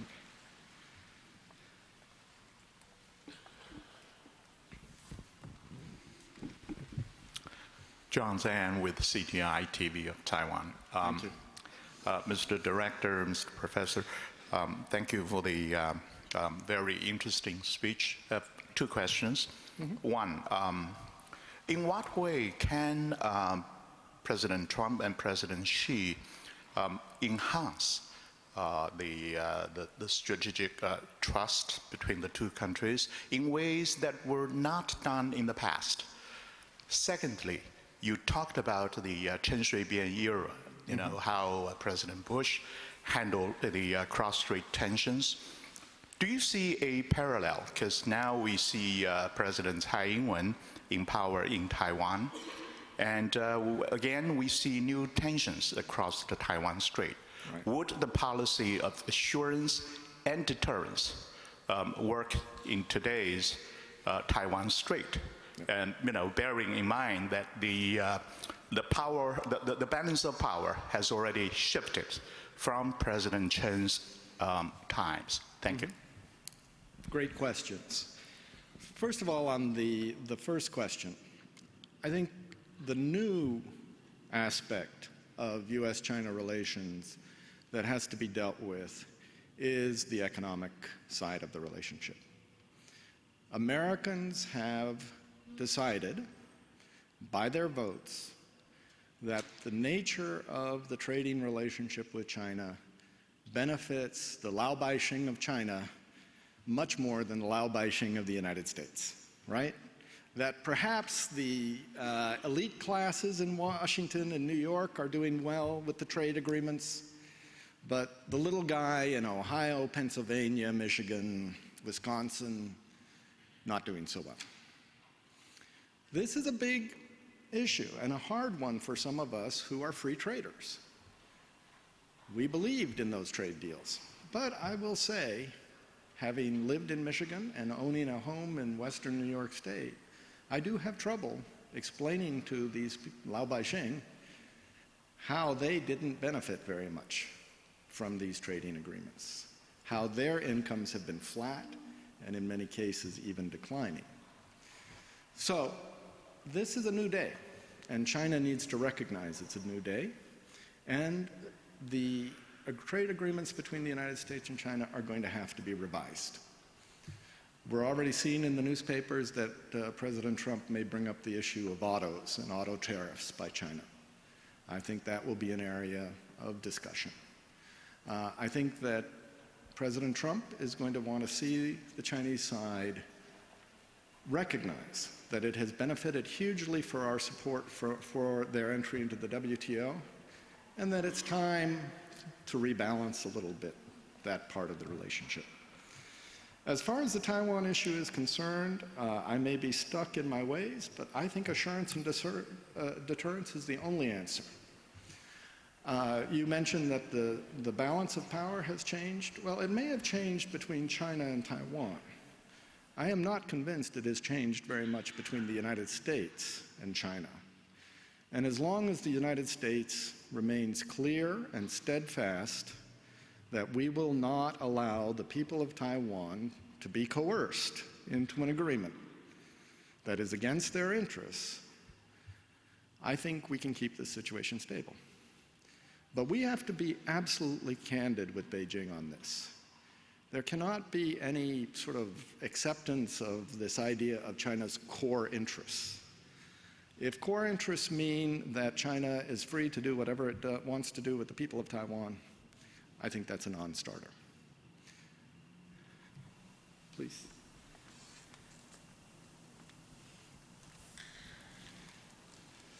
Whoever, which? Thank you. Can you identify yourself? Yes, my name is Mahmoud Al-Sharawi. I'm with American University. Great. My question is, a lot of elements govern the relationship between China and the United States, but to what extent the notion of they don't share our values play a role in shaping the relationship? And do you think some efforts to be exerted in that direction in moving that notion aside, would it help in improving the relationship between the two countries? Thank you. I actually had an interesting discussion with some of our Chinese colleagues yesterday on this question. We sat around and discussed strategic trust a little bit so that I could write my speech. It was very helpful. But one of the things that they said, which resonated a little bit with me, is you're kind of hypocrites on this point, the United States. You say that China's system is a problem in the relationship. But you don't say that to Saudi Arabia very often. And you don't say that to some of the other countries you've supported over the years in dictatorships. Why are you so set on this issue when it comes to China? Why do you take such a strong position on human rights in China and then ignore human rights violations in other corners of the world where it serves your interest to ignore them? I think it's a good question. But I go back, and again, you know, you have to excuse me. I worked for President Bush. I was part of the freedom agenda at the White House. I really do think it's an American value that we cannot ignore. And it is going to be a problem, and it will continue to be a problem in the relationship. And I hope no American president decides that you can ignore human rights in the U.S.-China relationship, because it's who we are. I forget whether it was Tillerson or somebody else who recently said, our values are our identity. Doesn't mean China has to accept our values. Doesn't mean the Chinese government has to, but we have to be clear and candid about that in the relationship. Yes, it would be easy if we put aside different aspects in order to create strategic trust. But then what have you created? You've created an artificial relationship, I would argue. Because I don't think the US-China relationship is sustainable, particularly with the Congress and others in the United States, if we don't stand for those human rights and those values. I think Eileen? Thanks. Ellen Lapson from the Stimson Center. Dennis, you recognize the U.S.-China cooperation on climate change as kind of one of your new high points on your graph. Right. And I wonder if you would accept the proposition that maybe our cooperation is easier to strengthen on global issues compared to regional issues, and whether there are other global problems in which U.S.-China cooperation is very promising. But the flip side of that is now we have a new administration that may want to walk away from some of the basic premises of the position the Obama administration took in the Paris talks. How will the Chinese react to that? Do you think it will affect the commitment they made in Paris if the U.S. fundamentally shifts its position on climate change? Very, very interesting questions that I'm not sure I have all the answers to. I very much agree with the proposition that we can cooperate much more easily outside of the East Asian area. Because in the East Asia area, we fundamentally disagree about sort of, you know, Xi Jinping said, hey, the Pacific is big and we can share it, right? But there's a problem with that. Because if China designates its area of operation out to the first or second island chain, well, that includes a lot of American allies and American friends. And traditionally, our forward defense in East Asia begins at the first island chain. So we have a fundamental difference of view on how to share the Pacific right now, and we should be honest about that. They have one view, we have another.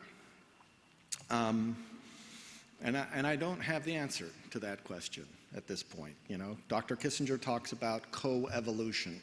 I'm not sure I really understand the term, but you know, maybe someone else can figure out how co-evolution works.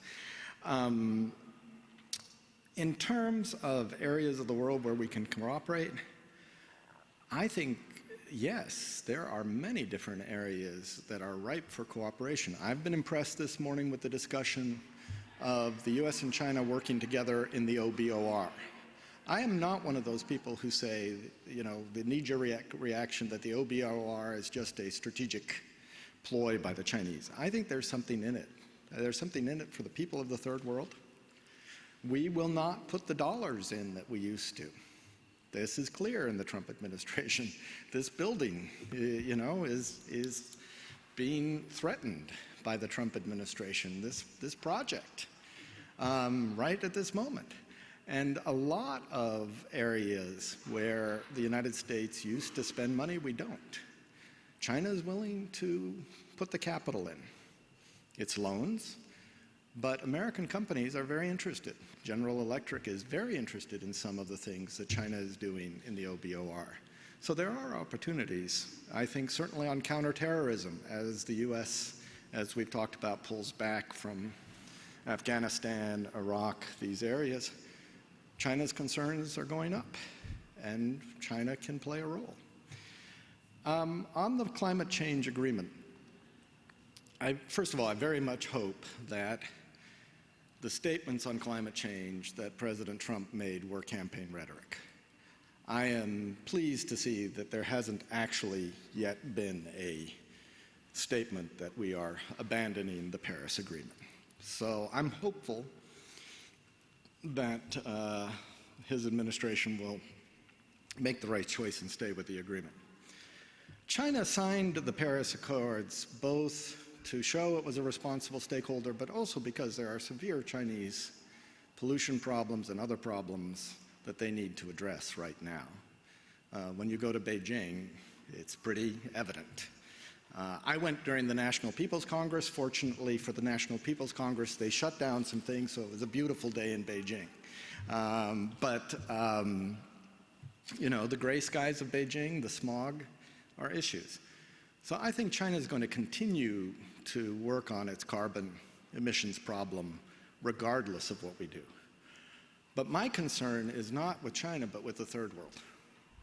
If the United States and China aren't leading on this, places like Pakistan and other countries are going to build dirty factories. They're going to build dirty systems. You know, we need sort of the leadership and this very visible leadership on this issue. I mean, I give Secretary Kerry, President Obama, John Podesta huge points for creating the relationship with China that got us to the Paris Agreement.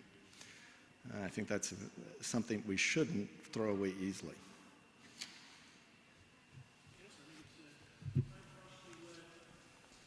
All right. I look forward to the afternoon. Thank you.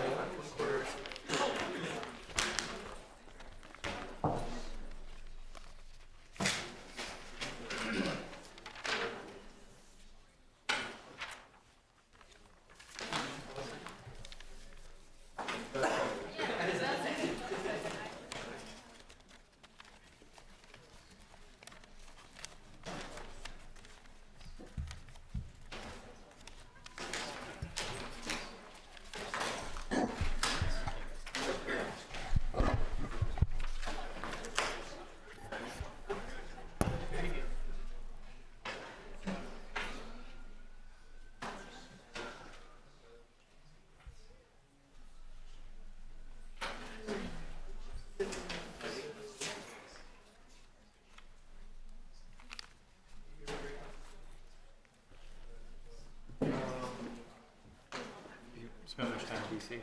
No, not at all. Oh, really?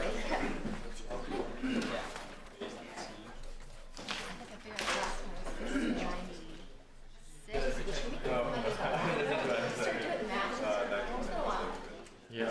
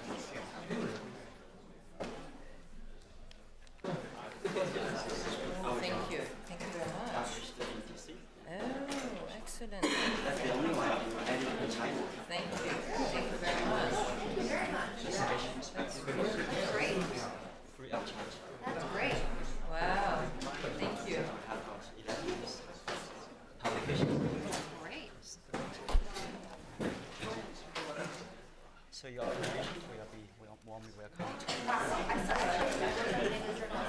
Next week. I thought, well, I'll just try to see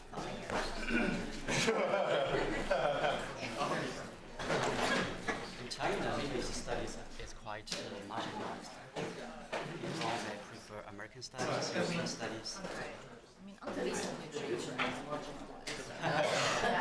as far as Beijing is concerned, I can send people, going into areas of studies that which can be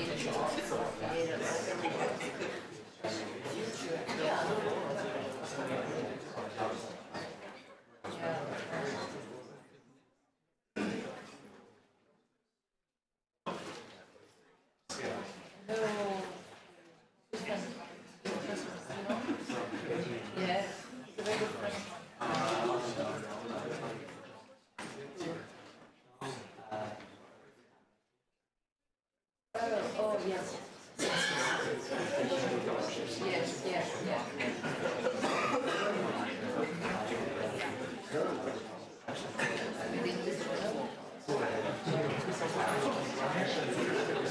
Ah, okay, it's a complication. Because, you know, our institute also obviously is German. She's a peer review. Yeah. One of the oldest.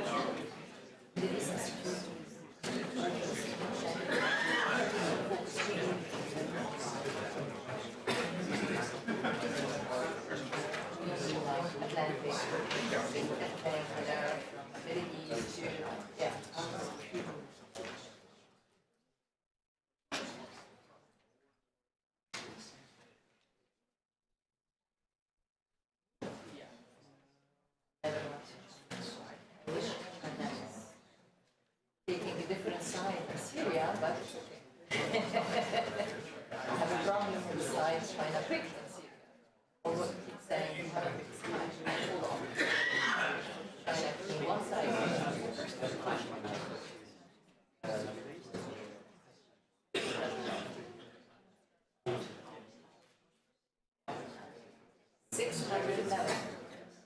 Out of 11 people in Syria. That's a lot. The mediation players are anything that I think is a bigger size. Yes, yes. This neighborhood all of energy.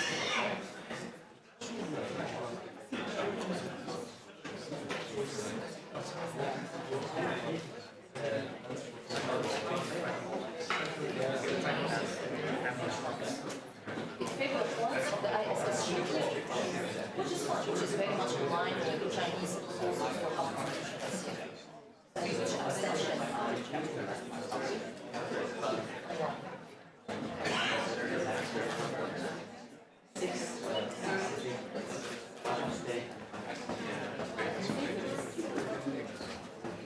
It's an easy effect. It's an easy effect. The abstentions are the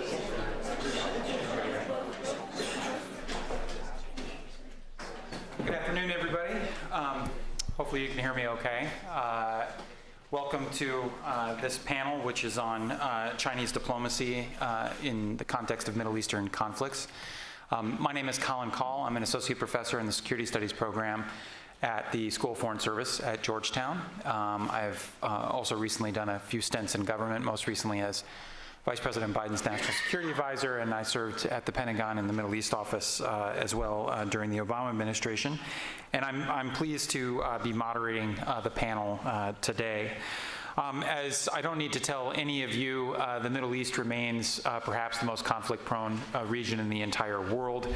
Wars rage in Iraq, in Syria, in Yemen, with extremist groups like the Islamic State and Al-Qaeda exploiting these wars to find safe haven and threaten the international community. Elsewhere, of course, there are significant concerns about Iran.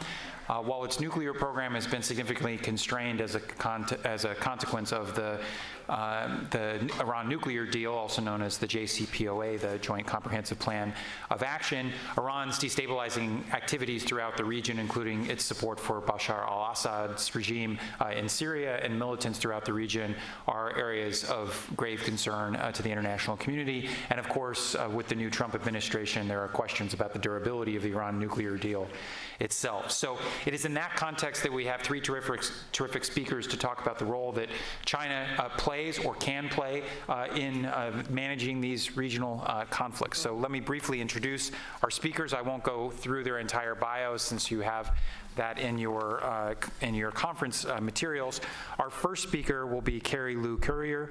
Professor Courier is an associate professor of political science and the director of Asian studies at Texas Christian University, and she will speak first about the relationship between China and Iran in the current context.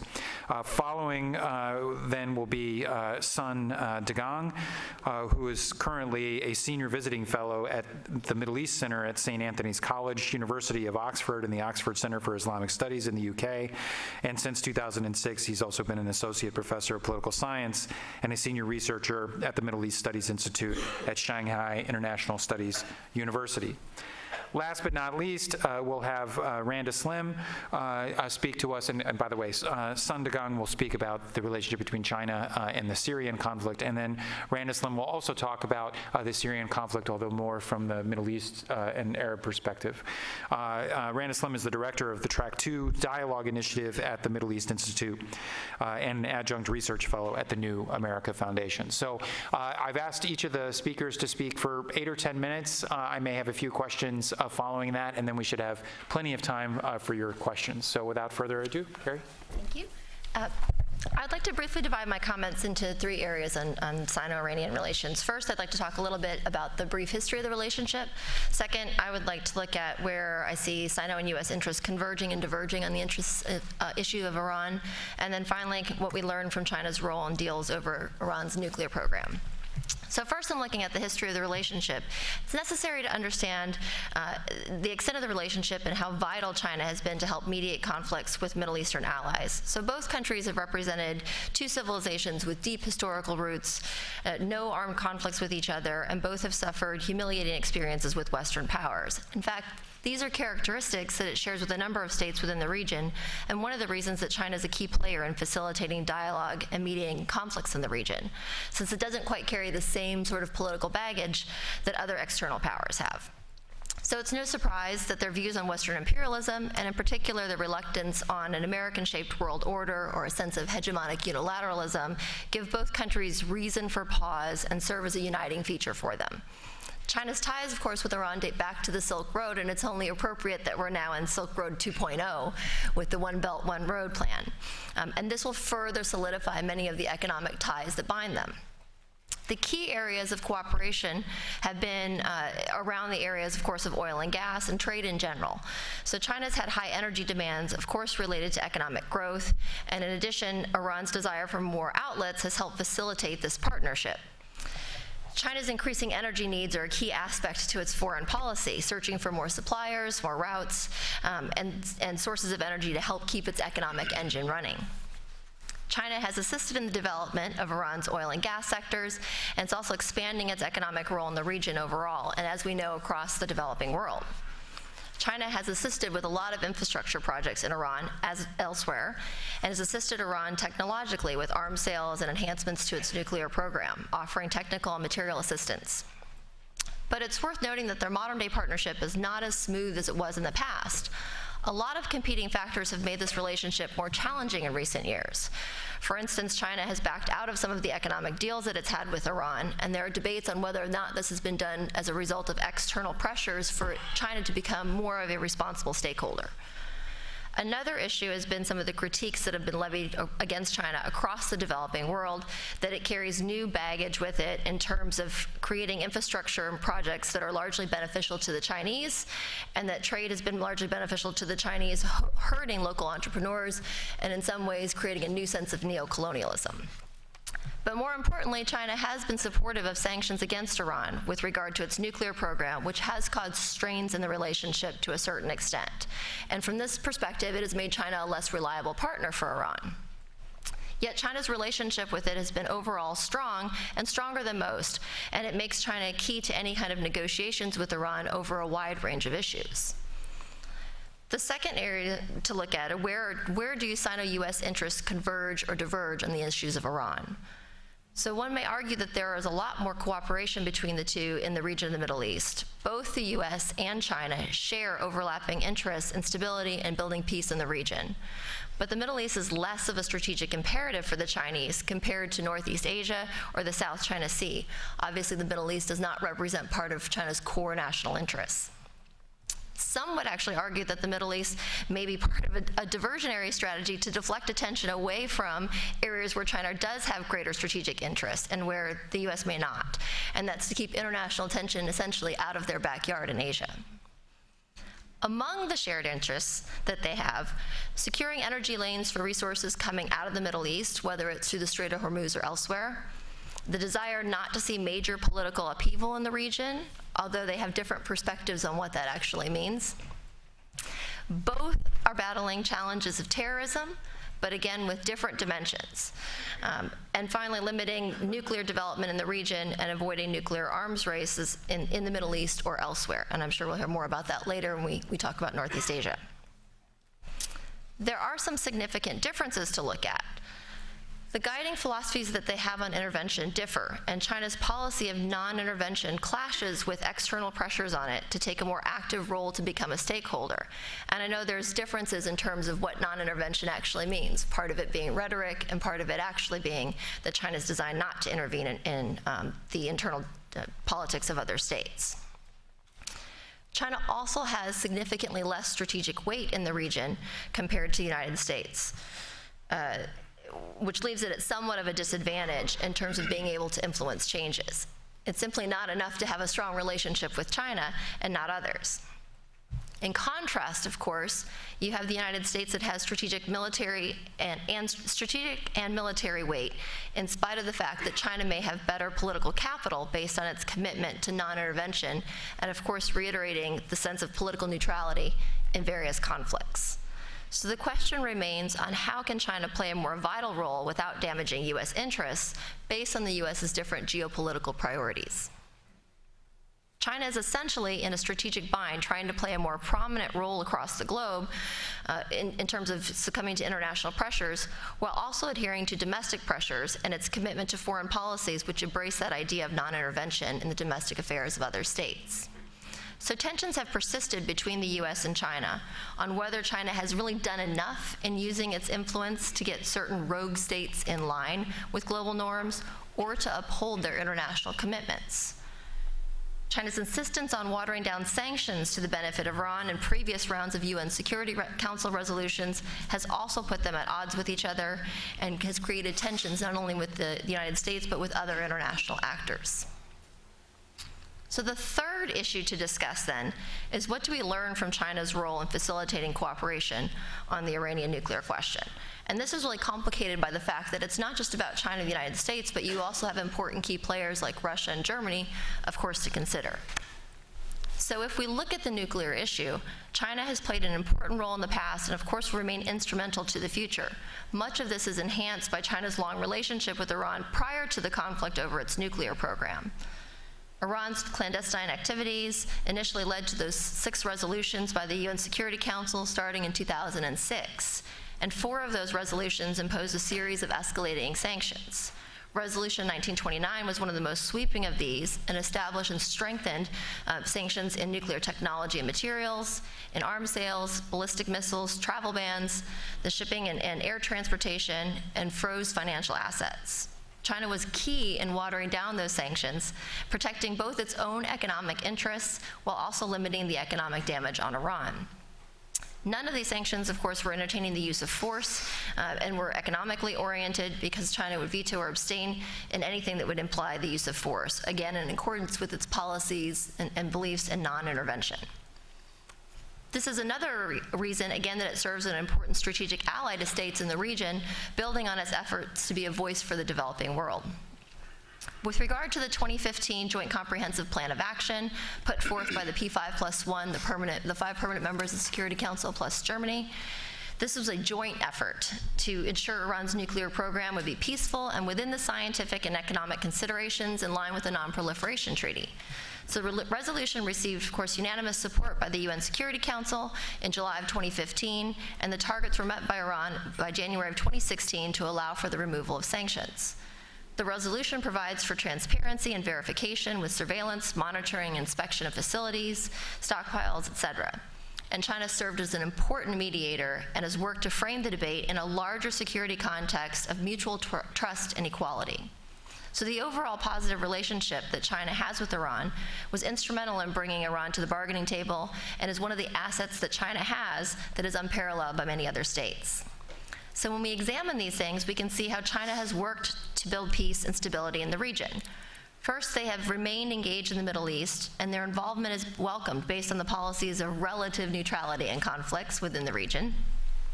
Second, when Western businesses and states pulled out of the Middle East with the instability and conflict after the Arab Spring, China was ready to sweep in with investments. Again, China doesn't have the same sort of political baggage or strings attached that some other states have. Third, China has a different kind of checkbook diplomacy. We'll call it checkbook diplomacy with Chinese characteristics. This One Belt, One Road plan is part of that, again, rebuilding the Silk Road and trying to use economic ties to build relationship with states. And China is such a large economy that it makes a difference when it adheres to sanctions, therefore making it quite important. Finally, China shows a strong interest and commitment to the region. Xi Jinping visited Iran on his Middle East tour in January of 2016, demonstrating the importance of the region, and it was fortunate that this happened to come a week after the Joint Comprehensive Plan of Action was implemented and Iran had met the criteria. So in closing, overall, we're reminded of three important factors to understand China's role in peacemaking within the region. First, China is still relatively new to peacemaking globally, and we see that these pressures that have been placed on it since it has been urged to become part of a responsible stakeholder are still in their early stages. Second, China has many domestic forces that drive its foreign policy, particularly its kind of economics-first approach. And this is something that Joshua Eisenman pointed out, really, that legitimacy and power of the party depends on economic development and growth, and I don't think we can underestimate that enough. Third, and finally, China's continued role in the Middle East will be essential for post-conflict reconstruction as well. Building on the conversation that we just had at lunch, the region and the United States needs China's cooperation and involvement. Thank you. Thank you. Samdika. Thank you, Chair, and I would like to take this opportunity to extend my deep appreciation to the sponsor of the conference, USIP, for your gracious invitation so that I can meet such a wonderful audience and panelists. I will focus on China's policy on Syrian crisis, which is a very heated one also. Every time when I go to the Middle East, I will be asked the same question about the dynamics, the reason why China vetoed for 6 times in UN Security Council on Syrian crisis. China so far has voted in favor for once, abstained for once, but vetoed for 6 times. They are puzzled why China vetoed. Because on Libyan crisis of 1973 UN resolution, China abstained. But China has quite substantial interest in Libya. However, China does not have quite apparent commercial interest in Syria. What's the dynamic? I told them that the hidden logic is the UN resolution, Security Council resolution of 1973 was abused by the West to become regime change of humanitarian intervention. Therefore, China was quite unhappy with that. Therefore, China vetoed for 6 times in Syria. It's a defense of the non-interference principle from my personal view. Because if you look at Chinese history, you can find since the Opium War of 1840, China was the victim of foreign intervention, especially foreign military intervention. Therefore, China was very cautious and sometimes was very sensitive to intervention externally. So that's the dynamics for China to veto on Syrian crisis. And what about China's differences from Russia? China is not Russia on Syrian crisis, although they vetoed and abstained almost simultaneously. China is not Russia because the hidden logic and their interests are different. From the Russian perspective, they have geopolitical interest, and Russia has geopolitical interest because it has sphere of influence in Syria. It has military presence in Tartus seaport. etc. But Chinese President Xi Jinping made it very clear in January 2016 that China will seek 3 no principles. First, China will seek no sphere of influence in the Middle East. Second, China will seek no agent wars. Third, China will not fill in the power vacuum created by US pivot to Asia in the Middle East. So that's the first one. The second one is China seeks economic benefit while putting aside differences, political entanglement in the Middle East. That's the hidden logic different from Russia. To China, the Middle East is more important than it is to USA because 50% of China's imported oil is from the Middle East. China is number 2 trading partner of the Arab League. China is number 1 trading partner of Iran. China is number 3 trading partner of Israel and Turkey. So China has expanded substantially its economic presence in the Middle East, and it needs to protect its commercial interests in this area.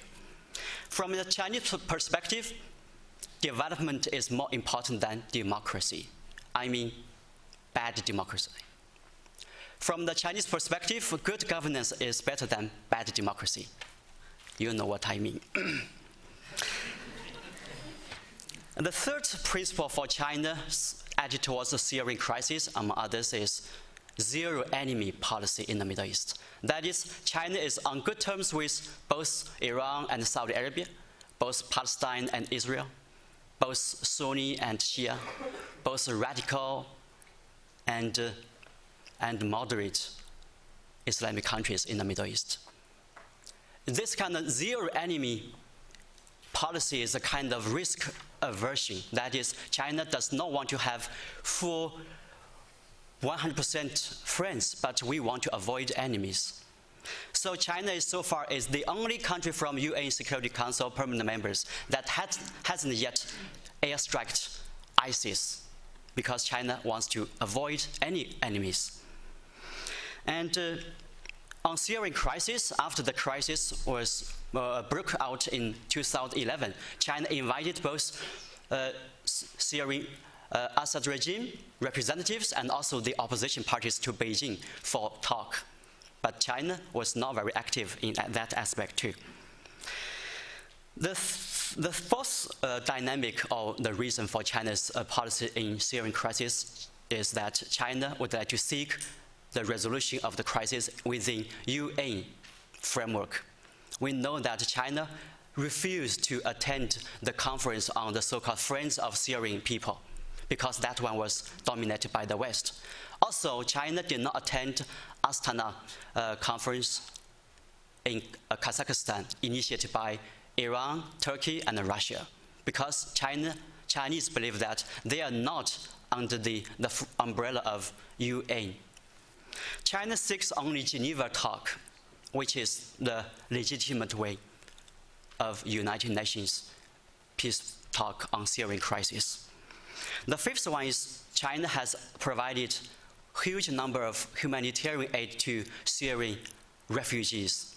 You know how much China has offered to the refugees?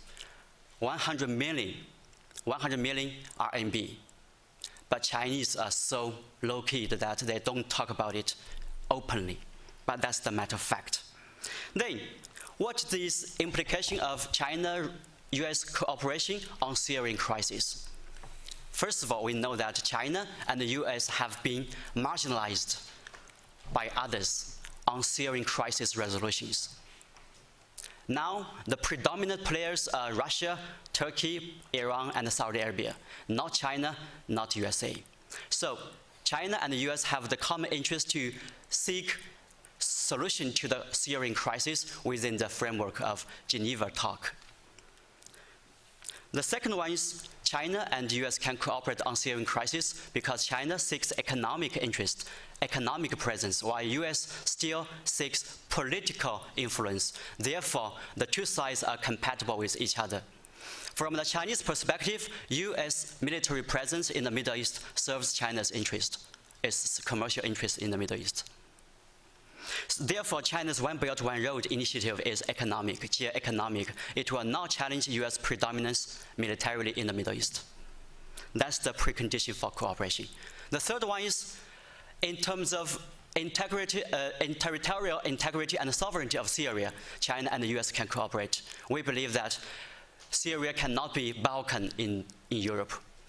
If we divide and rule Syria, that will be disastrous. Now we know that Syria has been divided into 4 parts.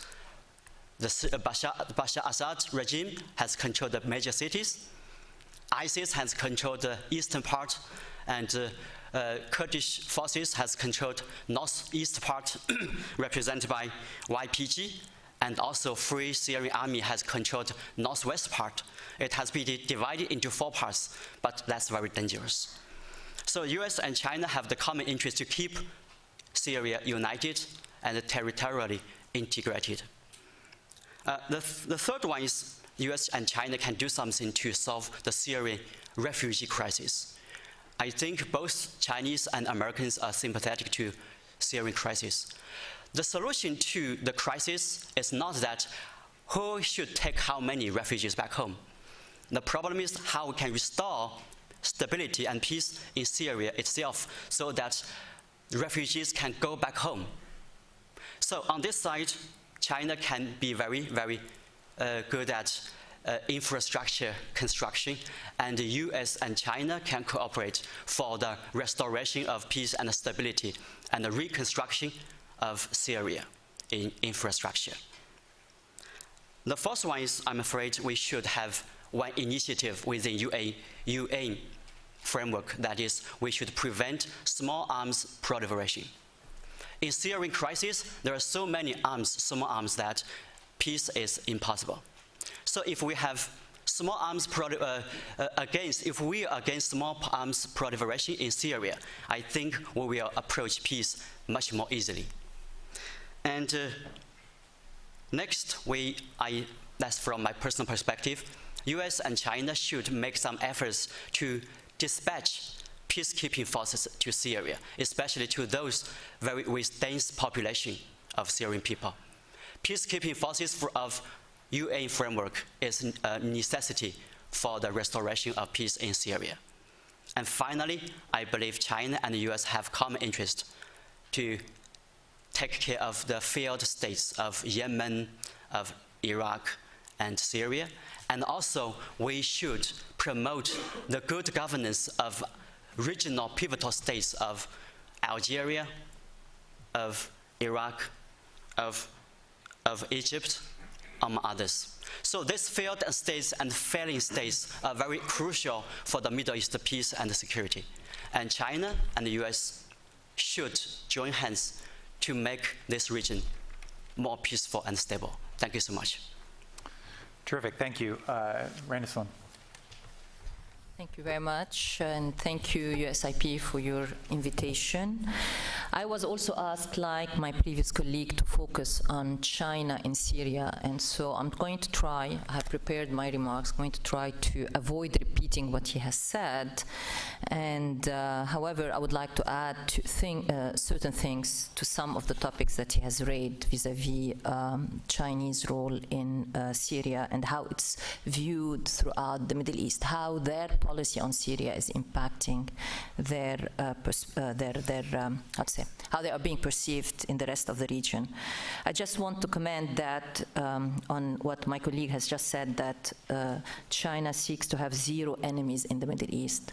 I come from the Middle East. You cannot achieve that. You cannot have 0 enemies in the Middle East. If you are going to work in the Middle East, you are going to have some enemies and you are going to have some friends. And if you can achieve 0 enemies while being in the Middle East, that's a superb feat that nobody has yet achieved. Having said that, okay, what drives Chinese policy in Syria? Let me add just a couple of things to what my colleague has said. Okay, traditionally in the Middle East, Chinese policy has been driven by 2 principles, key principles: safeguarding state sovereignty and non-interference in countries' internal affairs. They have tried throughout their work and their involvement in the Middle East when it comes to conflict resolution proposals, from refraining from taking position on the question of right or wrong or on taking sides. In Syria, Beijing has decided to take sides, and it is the side with the Assad regime. As my colleague said, out of 11 vetoes which China has cast since 1971, 6 of these has been on Syria, and 6 of these has been for the objective of siding with the Assad regime or protecting the Assad regime from international action. So the optics is definitely not about safeguarding state sovereignty and non-interference in countries' internal affairs. What drives this Chinese political calculus in Syria, which in my opinion has shifted it from its traditional approach to conflicts resolution in the Middle East? One, I think, as my colleague has indicated, is the Libya scenario. Basically, the principle is, you fool me once, shame on you. You fool me twice, shame on me. So they have been fooled on Libya, or they have let themselves getting fooled on Libya. They are not going to have this scenario repeat in Syria. And so the 2 first vetoes cast by China in 2011 and 2012 were primarily about repeating the Libya scenario in Syria. I think what the second driver, and my colleague has also indicated that, is that all of these 6 vetoes and the abstention and the 4 veto have been cast very much in line with Russia. And also one explanation of that is that Syria being a high priority issue for Russia, this will be a time to gain, credit. I scratch your back on Russia, you scratch my back on other issues in the future that are of high importance to me. The third factor, which my colleague did not indicate, and which I think can explain partly why China is behaving or has adopted this policy on Syria, is the terrorism factor in Syria, and the fact that you have hundreds of Uyghurs with their families today living in Syria. And so there are 2 drivers here that are of concern, or 2 concerns for Beijing, and which I think push it to think of the regime and of the Syrian army as being the bulwark against the expansion of this terrorist factor, and as the best forces to fight and contain this factor within Syria. So one is China is focused on preventing Syria from becoming a safe haven for Uyghurs to attack Chinese citizens and interests overseas, as well as in the Chinese homeland. If you all remember the August 30, 2016 bombing of the Chinese embassy in Kyrgyzstan, which was planned by the Turkestan Islamic Party in Syria and abetted and financed by Jabhat al-Nusra, was for Beijing a sign of things to come if these groups are not contained and left to prosper in Syria. And the second factor also is this demonstration effect. There is a concern that this radicalism, especially among the Uyghurs, that is being spread by ISIS, could find sympathy among extremists in China's far western territory of Xinjiang. And this is how to say, enhanced by the fact that the anti-IS coalition fighting today against IS in Syria, there is a fear that many of these Chinese terrorists will be able to flee the Syrian theater and return home and establish bases there and create followers there.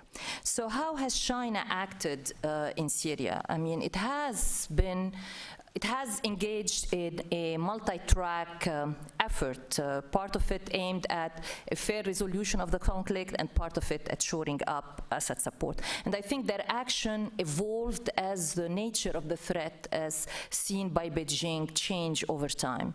Initially, China tried to its hand at mediating the conflict in Syria. It has now special envoys, Syria envoys. In the first stage of the conflict, as my colleague has said, Beijing invited multiple Syrian opposition figures and organizations and government figures to exchange views, foster dialogue, mediated differences. In 2012, for example, however, in 2012, Syrian security forces seized 3 members of the National Coordination Body, a Syrian government-sanctioned opposition group, shortly after they returned home from an official trip to Beijing. And one of these figures, Abdelaziz Al-Khair, who is a highly respected Alawite figure and who has always been viewed as a potential replacement to Bashar al-Assad, especially within the Alawite community, has not been heard of since then. In terms of proposals, China has put forward 2 proposals for the resolution of the Syrian conflict in 2012 and 2014, respectively. The 2014 proposal was a 5-point proposal which called for the need for a political solution, inclusive political transition, exclusion of foreign interference, and the need for humanitarian assistance.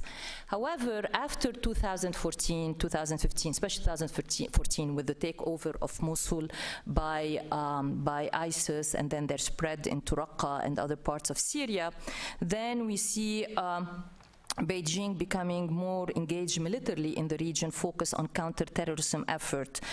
In 2015, there have been reports of Chinese naval vessel arriving in Syria with dozens of military advisors on board. In August 2016, senior Chinese military officials announced their intention to provide training to Assad forces and humanitarian aid to the Assad government. And this came after meetings held by high-ranking Chinese defense official and Syrian defense ministry officials, along with the Russian head officer at Russia's naval base in Latakia. Finally, what does Chinese policies on Syria mean in terms of its broader Middle East policy? I think it has brought out a more internationally engaged China on several fronts in the Middle East than we have witnessed in the past. It is an indicator of Beijing growing power projection capacity in the Middle East. In my opinion, in addition to advancing China's economic and security interest in the region, as my colleague has said, it's also a way for Beijing to demonstrate to the Chinese people that China is becoming a superpower with global geopolitical reach. And so far, I have to say, they have managed to conduct the Syria policy, which is definitely on the side of the Assad regime, while maintaining good relations with both Iran and Saudi Arabia, the 2 countries which China consider are pivotal in the region, and the 2 countries which stand on opposite sides of the conflict in Syria. And the way Beijing markets its presents its the drivers of its position to Saudi Arabia and Iran respectively is interesting. With Saudi Arabia, Beijing stresses its opposition to military intervention in Syria, its focus on political solution as the only means to solve the conflict in Syria, which I think Saudi Arabia will agree with. And with Tehran, Beijing emphasizes its support for non-interference in Syria's internal affairs and its opposition to military intervention to overthrow the Assad regime.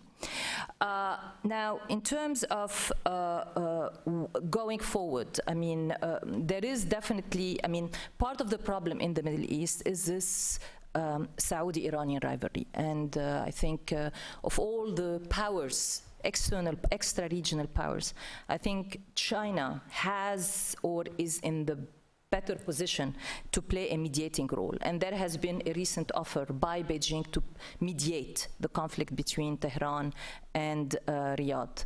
I think the pluses, what are the pros for China being able to fulfill this role if it decides to do, is what my colleagues have said is the lack of historical baggage for China in the region. It's one outside power that is on good term with every state, major state in the Middle East. It's also, if you couple that with its contribution to economic development in the region, it places it in a very good position to play this mediator role. Now, what are the cons? What are the obstacles to China playing this mediating role in the Middle East? I think first is there is a knowledge deficit on both sides of the equation about each other. We were talking earlier, how many scholars, how many Chinese scholars study the Middle East in China? Not too many. Maybe 300? Yeah, out of a population of, 1.3 billion people. Exactly. How many Arab scholars study China? Not many. How many Arab students are in Chinese universities? Not many. I think we have a saying, you know, in the Middle East, in the Arab world, which is attributed to the Prophet. It's a prophetic statement. And I'm going to say it in Arabic and then translate it into English. It says, اطلبوا العلم ولو بالصين, which means seek education even if in China. That's what the Prophet advised its people. However, but what that means, one, what it conveys, what has it conveyed culturally in our consciousness as collectively as people of the Middle East. One is that China definitely is a place of knowledge, so there is a respect for China, but also it conveyed this perspective of China being so far away from the region. And I think this element also has stand as an obstacle of China wanting to engage more deeply in the region, but also people of the region looking toward China, or how to say, taking more seriously the role of China as a mediator.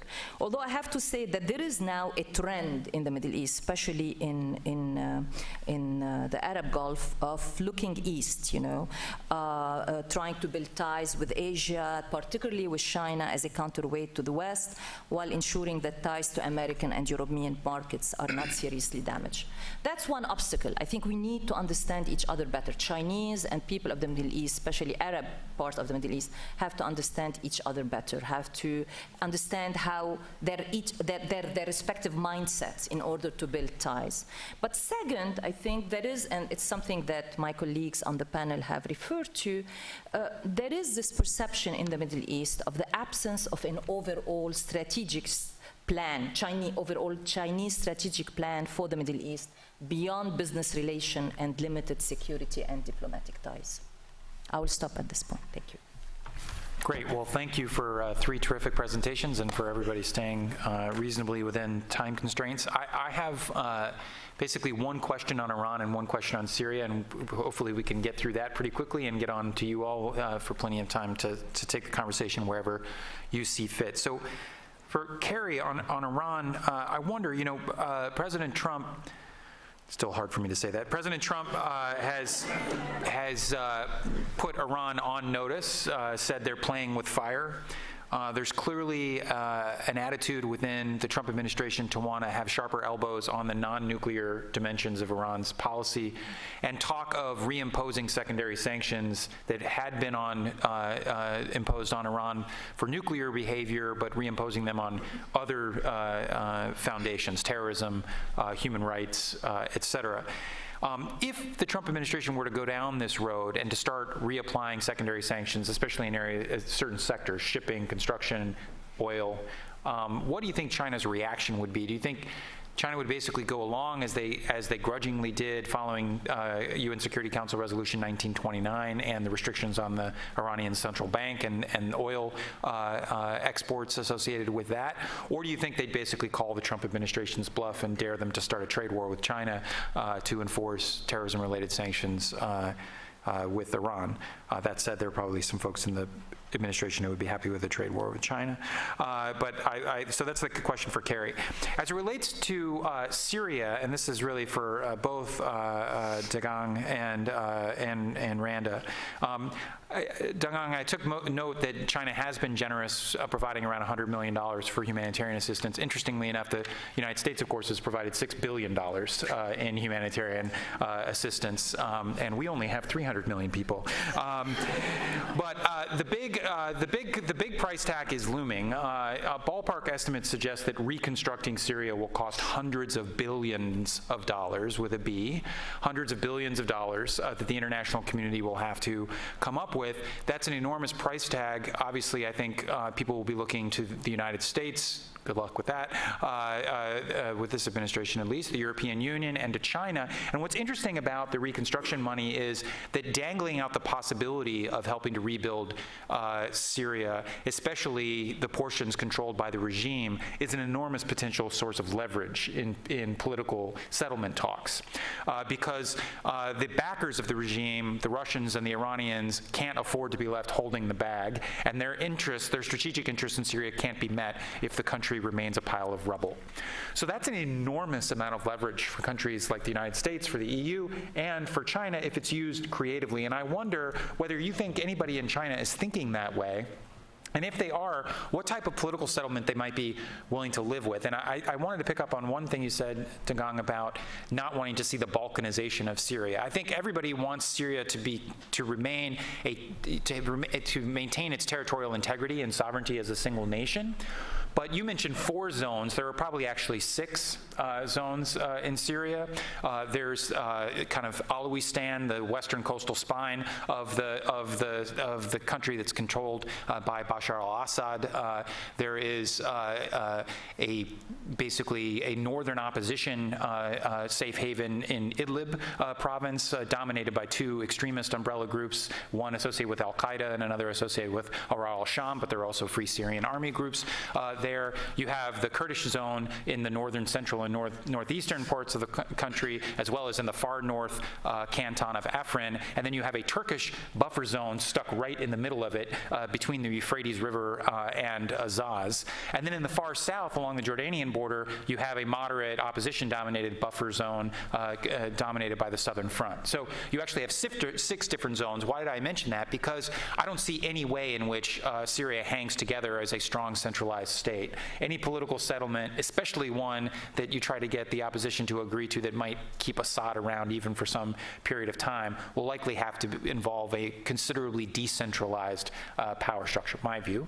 I wonder in that how Dagang, you might reconcile that with China's concerns about Balkanization and whether you think China would insist on a strong centralized political settlement. So maybe Carrie, you start on Iran and then turn over to our 2 speakers on Syria.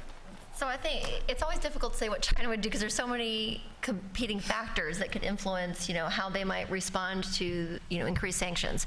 And so if you look at in the early stages when President-elect, sounds a little bit better, Trump, had talked about trying to make revisions to the JCPOA, China came out immediately trying to defend the interests of Iran, saying that they were hopeful that things wouldn't transpire in that sort of direction. And so there's an effort to try to defend Iranian interests, particularly since China has seen itself as being instrumental in helping to mediate this particular agreement. And so in that sense, it would be a bit of egg on the face for the Chinese as well to see it fall apart. In another context, too, we've seen more recently that the U.S. criticisms of Iranian recent missile tests, China also responded to rather negatively, saying that these were not violations of the various conditions and that they weren't, the missile tests weren't designed to hold nukes, so therefore they weren't sort of under the same sort of conditions. And so in that sense, China's also then responded in ways that could be seen as very favorable. The challenge is that China's strategic interests are really kind of divided. And so there's this desire to continue to try to defend the developing world and to defend those interests, and particularly to stand up to U.S. efforts to be more hegemonic or strong-arming states. But at the same time, should it develop into a type of trade war, then of course Chinese economic interests start to take hold, and that could change sort of how they see things. So my long-winded answer is who knows, and that it really is complex and depends on a variety of factors. But at least in the interim period, we've seen China be at least supportive of continuing these efforts on the joint agreement and trying to ensure that there's nothing that happens to undermine it. Yeah, I think the rubber will hit the road if they try to reimpose, if they don't touch the nuclear agreement and actually try to reimpose sectoral sanctions in the context of terrorism or ballistic missiles. I think then the Chinese will have a difficult decision to make. Randa and Dagang, I don't know what you think about some of the Syria issues I raised. Thank you so much, Chair. And when we are talking about Syrian post-war reconstruction, we may have two cases of Afghan war and Iraq war. China was, silent. China was keeping a respectful distance from Afghan war and Iraq war. But in the reconstruction period, China was the predominant player in Afghanistan and Iraq. And we know that China has got quite huge projects in both Iraq and Afghanistan, which is quite successful. And the US side welcomes it because it's very conducive for the stabilization of the two countries, war-torn countries. Then what about Syria?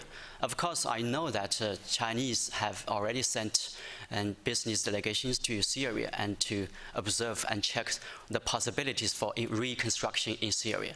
But they are quite pessimistic, saying that it's too early now to have any kind of reconstruction in Syria. But in the future, I think we should first of all have political resolution of Syrian crisis. Then we can have economic reconstruction. Otherwise, this kind of investment will be very, very high in risk. And following the first question, that's about how we can solve the problem of Syrian crisis in Syria. That's not an easy question. You know that if it can be solved easily, it has been solved many years ago. Now we can find the balance of power among Syria. We can find the balance of power among the different conflict parties. And also we can find the balance of power between Iran and Saudi influence in Syria. Syria now is more than civil wars. It's agent wars fought by the Syrians themselves and also international fighters. So if we can cut all kinds of aid, military assistance to Syrians themselves, I'm afraid we will have the first step. But unfortunately, we cannot see that in the foreseeable future.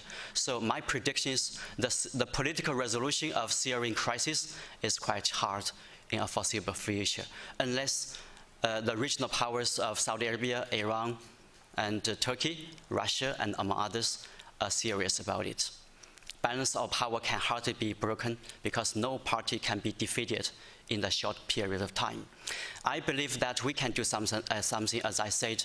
Why can't we dispatch peacekeeping forces to have some security or safe havens for the refugees so that they can go back home?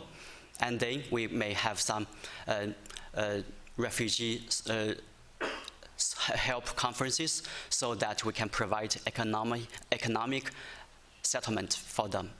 Maybe that's too idealistic, but we should do something within the UN framework. Thank you so much. I tend to agree with my Chinese colleague here that I think it's too early to talk about reconstruction in Syria as long as we have the Syrian regime in place.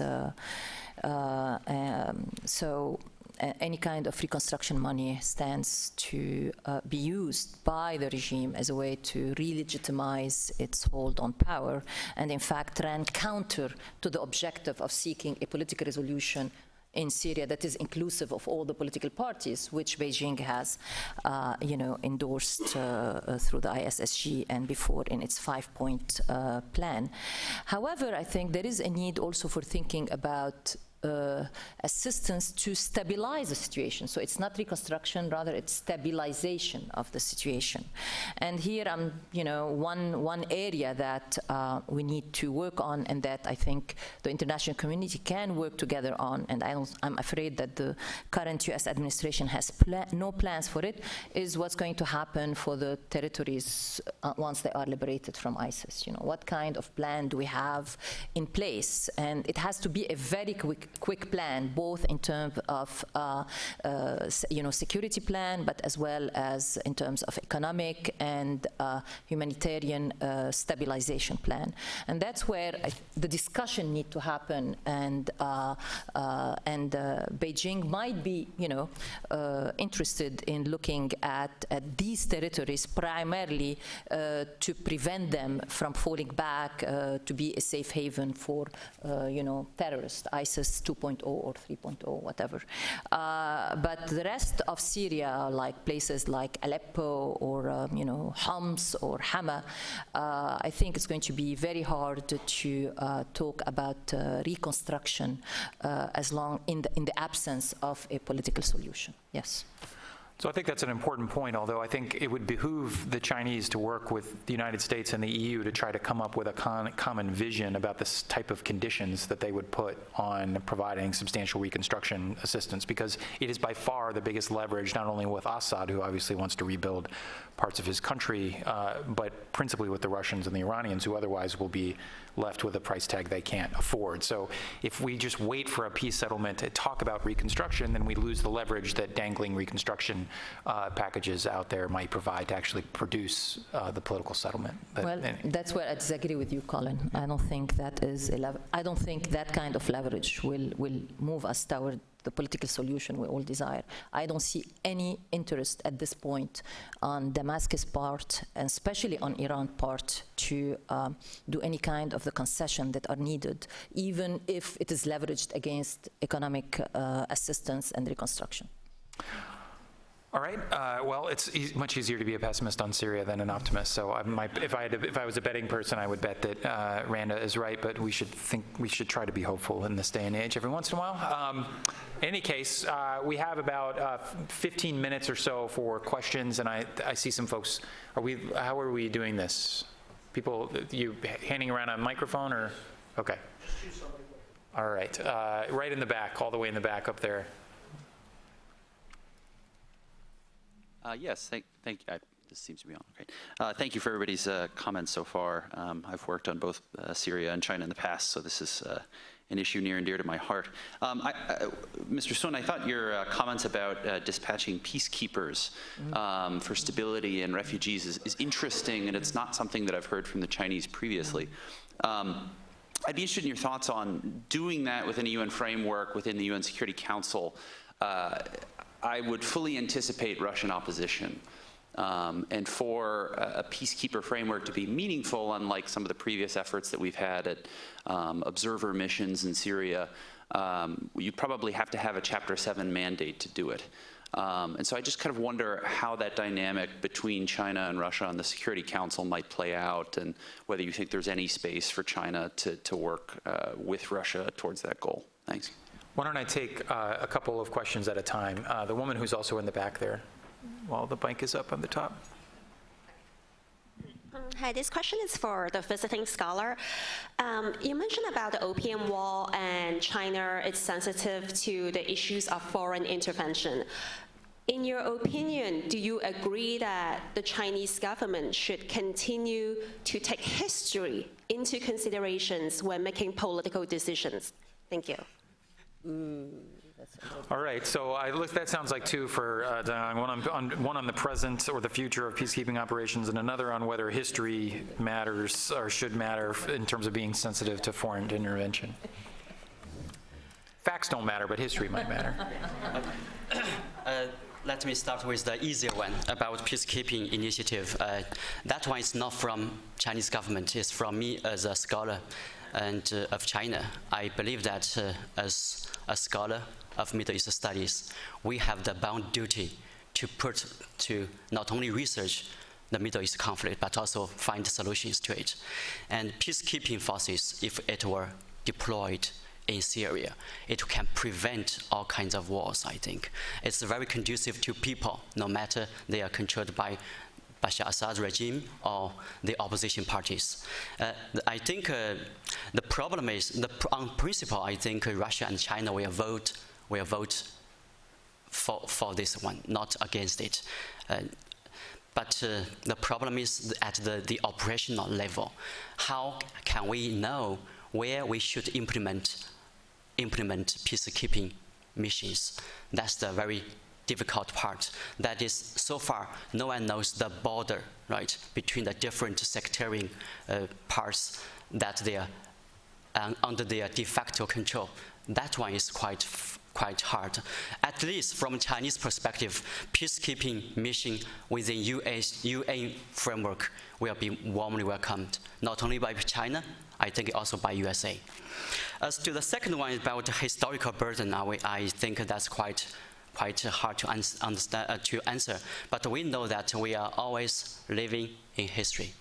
History has always been a burden for us. For example, in 1940s, when United States was the newcomer to the Middle East, U.S. was warmly welcomed by others because U.S. has never colonized the Middle East countries.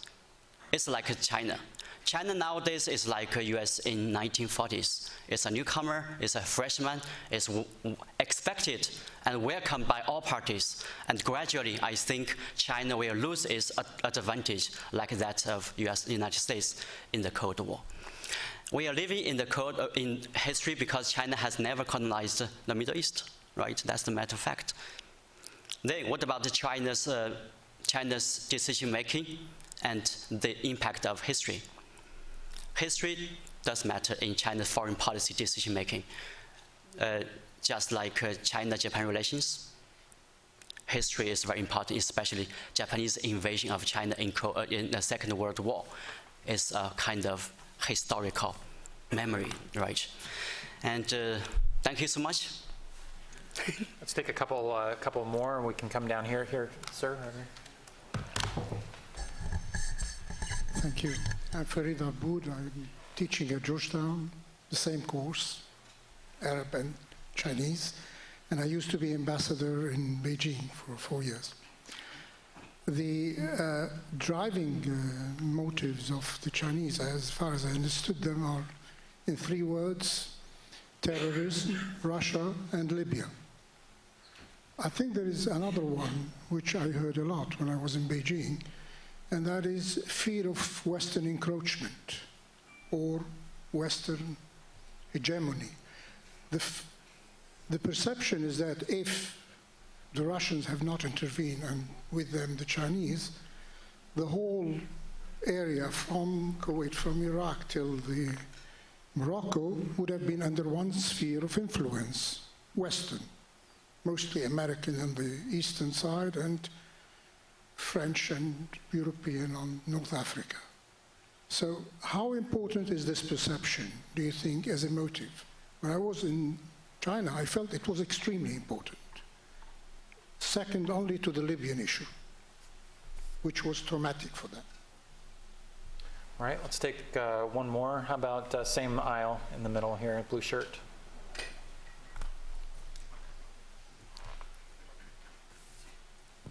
Vincent Fossa, freelance writer. Rhonda, you actually did a brilliant job on outlining the Saudi-Iran conflict in the Middle East, and we all know it's obvious.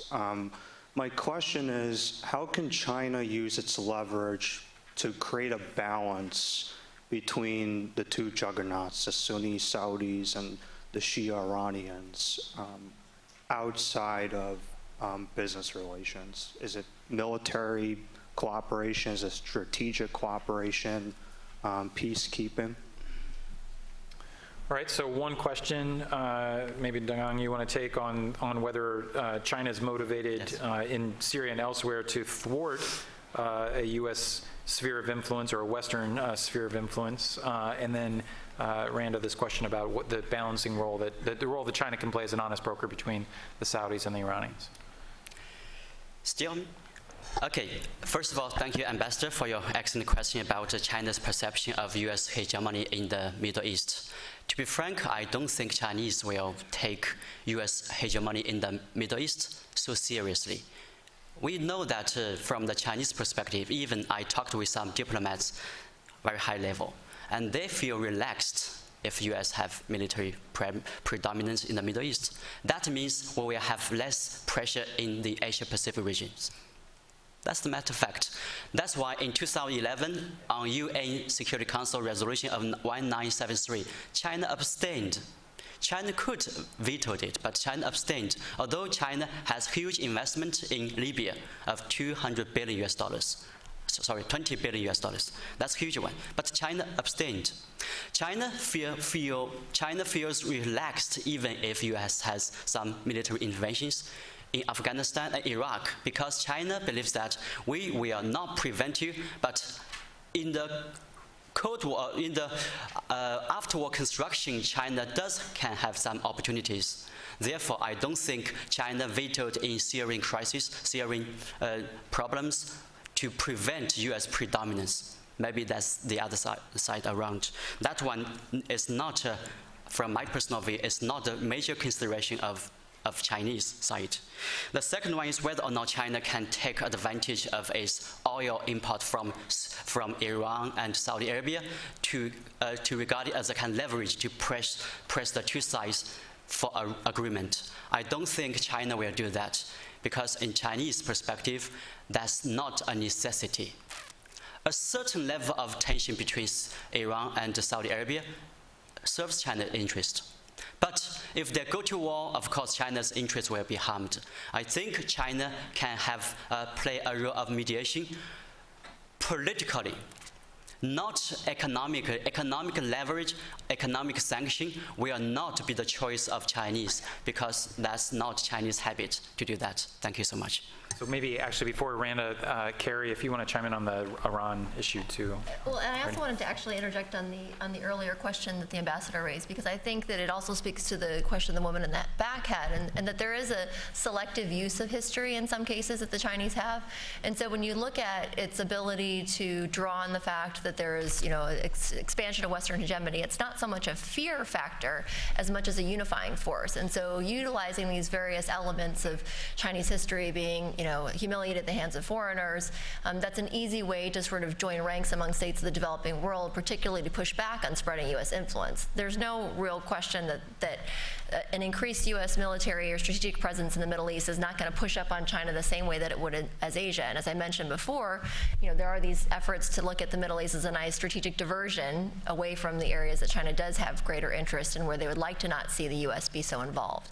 And so I think those two pieces are essential to think about as well when we're looking at what are driving factors of Chinese foreign policy in these regions. It's not always just the expansion of U.S. power, but a way that they can join ranks with other states in response to that. So I think unlike the US and Russia, which has formal alliances in the Middle East or air and naval bases in the region, I think China's power is more its economic power, and partly also it is ability to say, I stand in the middle between these different competing regional powers, and that I have good relation with every state. Now, part of the Saudi king's visit, or one of the objectives of the recent Saudi king visit to Asia, and with this big stop in China, is to try to make the case to China and to Beijing that that Saudi Arabia is a better partner for China than Iran has been, partly because it's a Sunni powerhouse in a Sunni majority region, and partly because of its relations with Pakistan and its influence over Sunni religious ideology, especially if we argue that Saudi is now pushing this narrative that they would like to push a moderate theological ideology as far as Sunni Salafi traditions. My fear is that China would like to play this role, but I think the situation, the way it's set up today at the regional level, and the situation, the way it's set up today with a US administration that is bent on rolling back, or that has an objective of rolling back Iranian influence in the region, is going to make it very hard for Saudi Arabia to accept a mediating role by China between it and Tehran, because they feel that they have a US administration that is now siding with them in this competition that they have been having with Iran. And so they would like to push this as far as they could before they accept any mediation role by anybody. And then second, partly because I think, Iran is going not to be, is not going to feel that the current setup is going to be fair to it, if we can put it this way. And Rouhani has been trying to lessen Iran's dependence on China. There is this increasing realization within the Rouhani moderate circle of advisors and experts that Tehran has been over-dependent on Beijing, that it's time to diversify, in a way, its relation by maybe looking toward Europe more. And initially, before the Trump election, they were hoping, maybe also on an entente with the United States. Now it's not in the cards.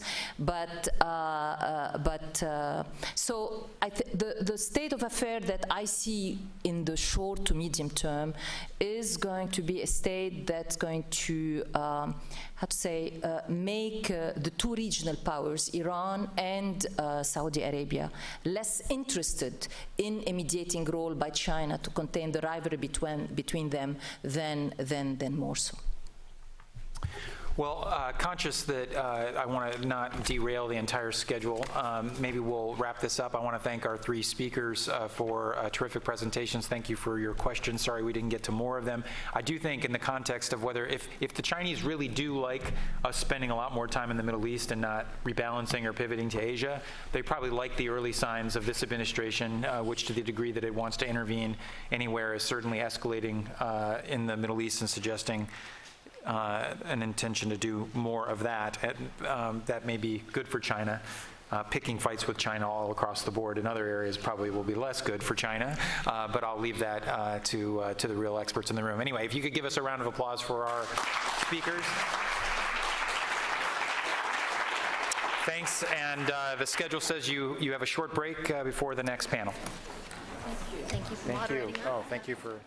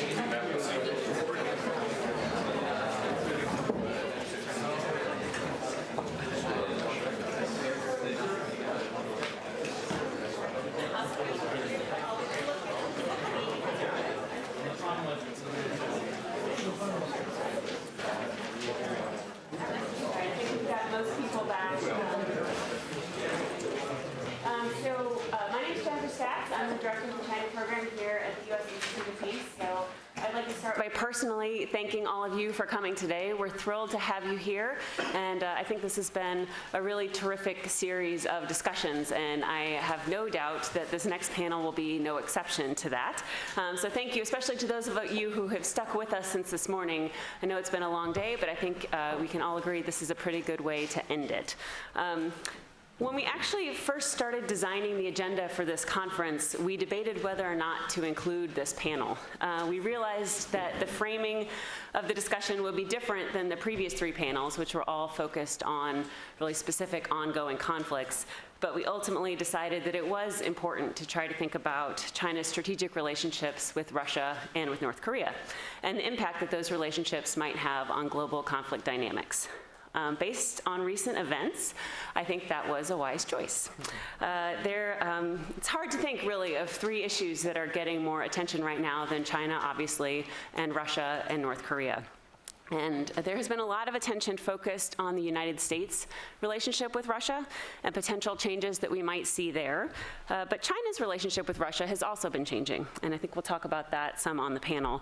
The ties between Moscow and Beijing have become noticeably stronger over the last 2 years, and specifically the relationship between President Xi and President Putin has also become much stronger. And the two countries have found a number of ways to support each other economically and politically, while also developing closer military and security ties. Meanwhile, in North Korea, things keep heating up. Pyongyang continues to test and advance its nuclear and missile programs, including a failed missile test this morning.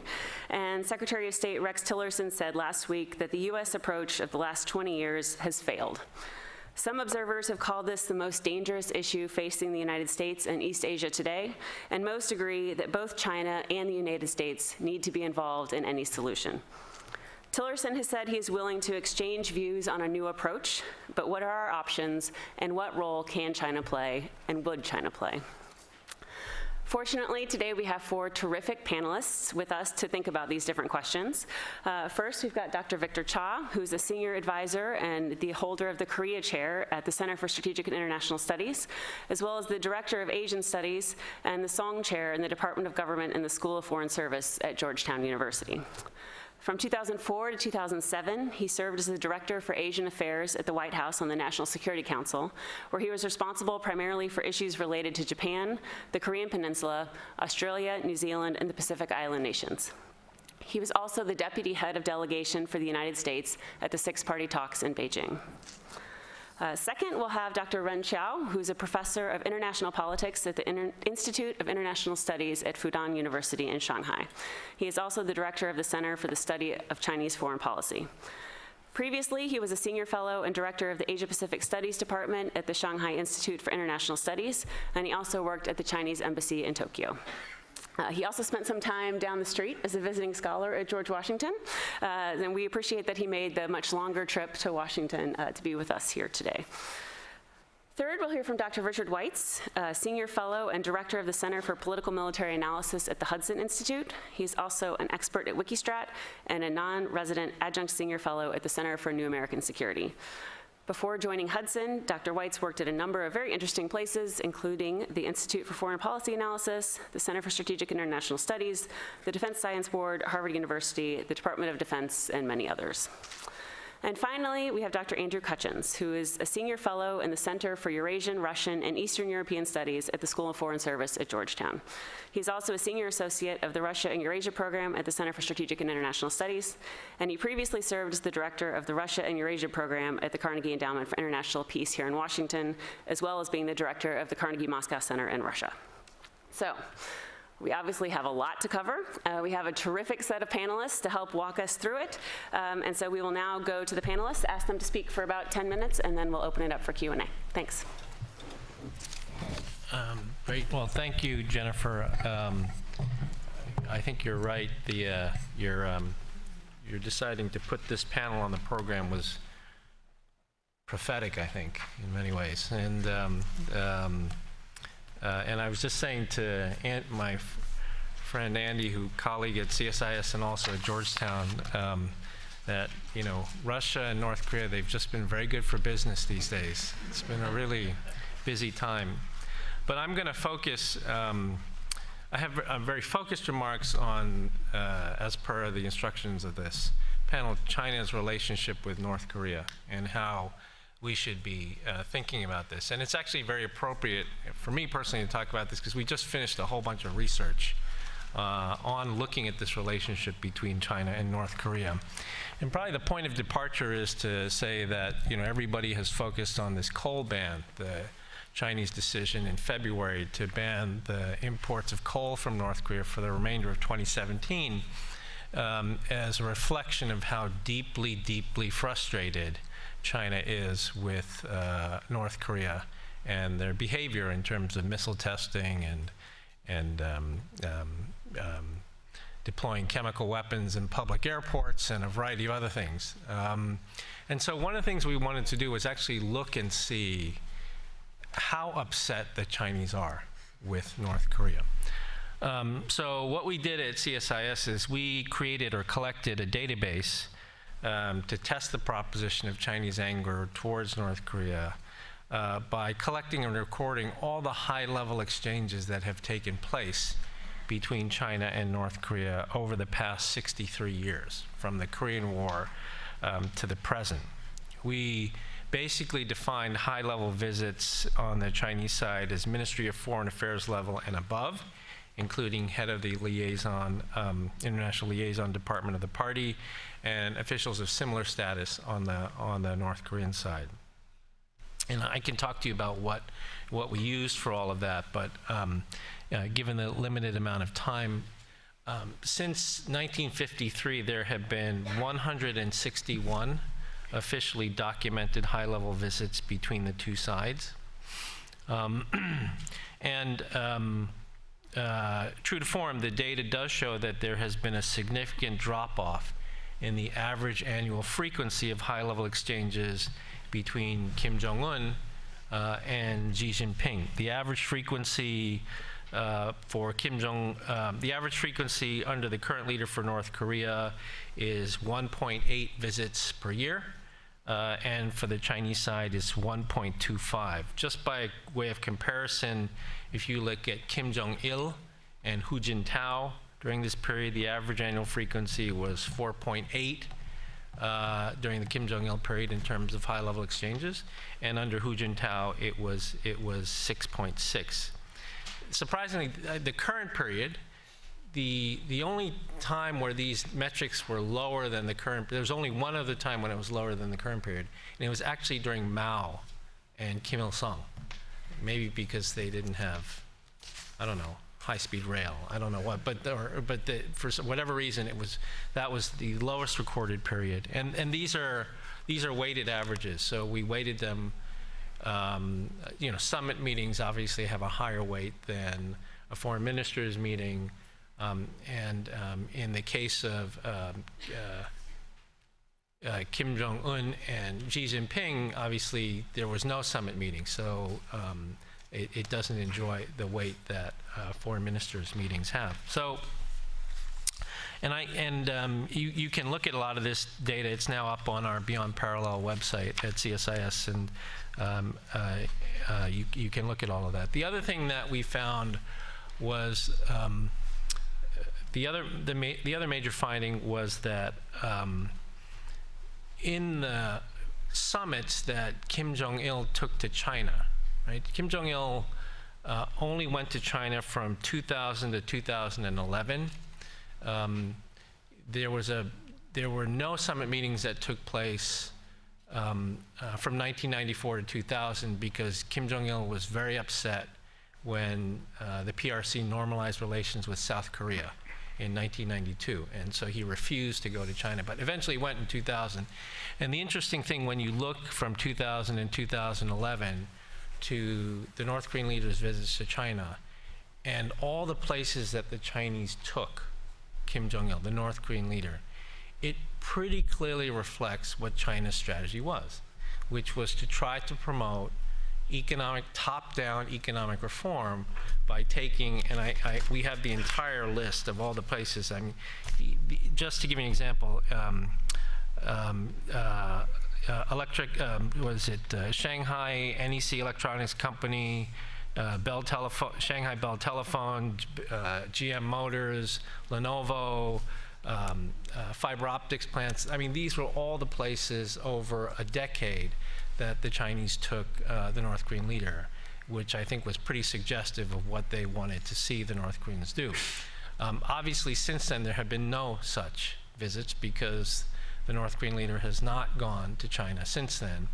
And so China very well, at least for the time being, may have given up on that strategy.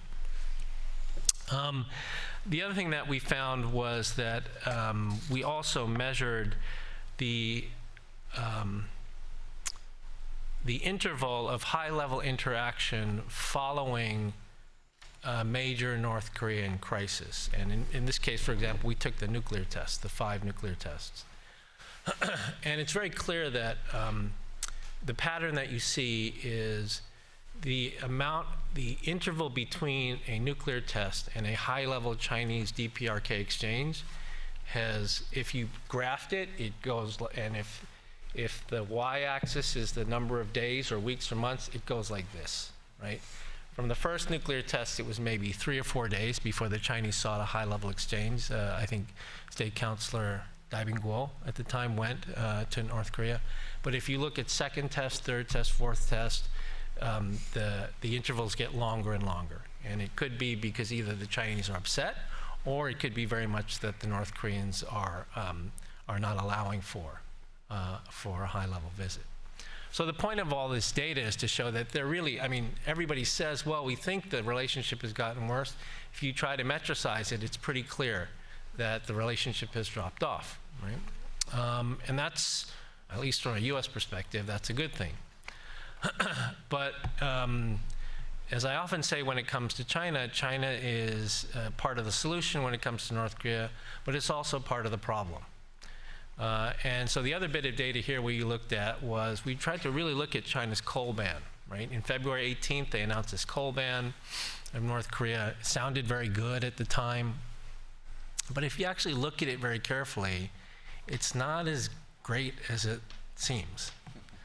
Under UN Security Council Resolution 2321, in December of 2016, China was to import a maximum of 1 million metric tons of coal under the new coal ban. In December of 2015, they imported 2 million metric tons of coal.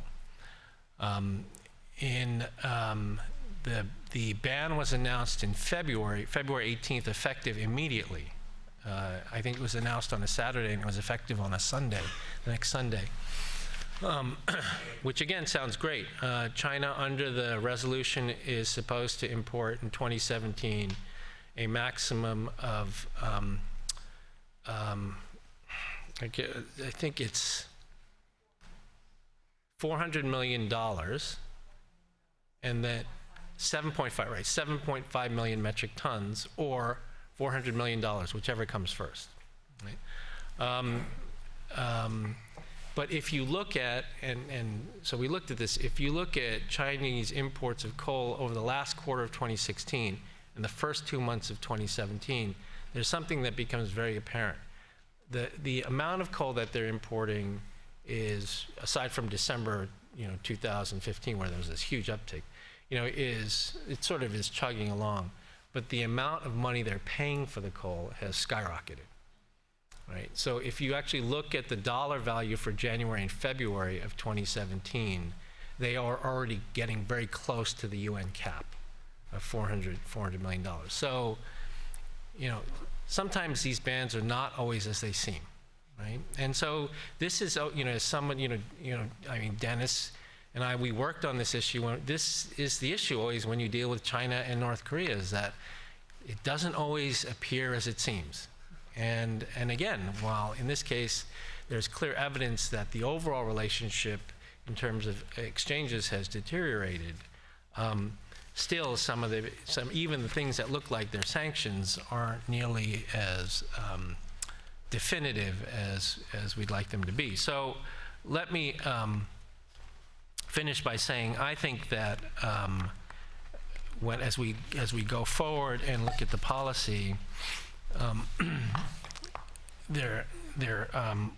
four things that I would say in terms of looking to the future. The first is, I think we really have to continue to frame specific choices for China that really push the envelope of strategic cooperation when it comes to North Korea. The first thing is that, you know, any formulation of our strategy towards North Korea has to make clear that the United States, we will not enter into a negotiation with North Korea as the Chinese would like, as long as 85% of North Korea's external trade is with China. Right? That is just a losing proposition for the United States. We can use all of the UN and US sanctions that we want to try to cut off WMD financing for the regime. We can go after slave labor exports. We can try to shut down or try to get the Southeast Asians to shut down missions in Southeast Asia. But if 85% of North Korea's trade is with China, it's not going to work. Right? The second thing, that I would say is it's in all our interests to get China to step up and pay directly for denuclearization of North Korea. Right? Now, this may seem contradictory to the point that I made about trade, but in my opinion, China has for a long time been able to sit on the sidelines of the actual nuclear negotiations, while the United States, South Korea, and Japan have been the ones that have been paying for denuclearization. We have been paying for the freeze with heavy fuel oil and other sorts of things. We paid for the construction of Keynote. We paid for all these sorts of things. And we actually ran the numbers, and if you look between the 1994 agreement and the 2005 six-party agreement, the United States paid over $500 million for a freeze that eventually, you know, fell apart. Right? And it's just my personal opinion, but I think it's going to be pretty hard to ask President Trump to pay for a freeze of a program that a freeze that has not worked in the past. So that's first. Right. And we all know eventually, even though there's a so-called coal ban, we all know eventually China's going to give money to North Korea, right? Sooner or later, they're going to give money to North Korea for coal, for rare earth minerals, for a variety of other things. So my point only is that if they're eventually going to give money to North Korea, they might as well give it for denuclearization. They might as well give it for a freeze, because that makes more sense from a denuclearization purpose, and it makes China's stakes in the nuclear issue much more direct. In the past, we would pay for it, we'd do all the work, China would sit on the side, they provide moral support, they provide the House, right, the six-party talks, but they would do that, and meanwhile they would transact on the side their own economic business with China, right, for coal imports and all these other sorts of things. That just doesn't work, right? And moreover, if China's paying for denuclearization and North Korea breaks the freeze, China's not going to like that. They're going to be upset with that, and that's not a bad thing for the United States either. Finally, let me say, because of the time constraints, I think the United States needs to frame choices for China that demonstrate it as a responsible player in the international counterproliferation financing regime. There are many things that China can do in this category. I can name a bunch of them, but let me just single out one, which is something that Anthony Ruggiero has also talked about, which is that China needs to be called on to punish known individual criminal cases of collusion to evade US sanctions with North Korea. The Justice Department has announced a ruling on 4 Chinese nationals who are wanted for conspiring to evade US economic sanctions and facilitating prohibited US dollar transactions for a sanctioned entity in North Korea, right? And so these sorts of things are very concrete steps that China could take to help to help with the counterproliferation effort. I'll stop there. Thanks. Thank you. We have all survived. One of the key factors in international politics is geography. And one fundamental fact is that North Korea is right on China's borders. Korea policy has never been easy for China. One does not have to trace back to the 15th century during China's Ming Dynasty that China was forced to go into a war with Japan over Korea. In modern history, prominent conflicts as a result of events on the Korean Peninsula include the 1894 to 95 Sino-Japanese War, during which China was humiliated by a devastating defeat, and the Korean War, during which the newly born People's Republic sacrificed many lives and so forth.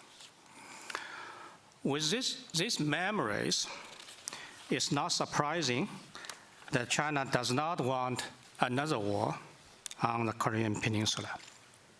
As China puts it, we will not allow any war or chaos on our doorstep. Well, the Korean nuclear problem has been there for more than 2 decades now. Throughout the process, we, meaning China, tried to persuade North Korea to change and open up. We showed them our example and achievements. The late Kim Jong-il visited China 5 times. And at one point, he came to Shanghai. And I believe he was impressed by the changes and our achievements. With regard to their nuclear weapon program, we said to them that developing nuclear weapons may not bring security to you or make you safer. On the contrary, it may, it could bring insecurity under some conditions, and so on. So we have been doing these kind of things for many years. I wouldn't say that we've been completely unsuccessful, but on the issue of persuading North Korea not to develop nuclear weapons, we've been unsuccessful. So we are disappointed. After so many efforts, and according to Foreign Minister Wang Yi, China did its level best. This explains China's becoming tougher on North Korea recently. As indicated by China's implementing Security Council resolutions more seriously and strictly, especially the resolution 2270 passed after the fourth nuclear test, and the resolution 2321 after the most recent nuclear test. As was mentioned earlier, on February the 18th, about a month ago, China announced that it will terminate coal import from North Korea for the rest of the year.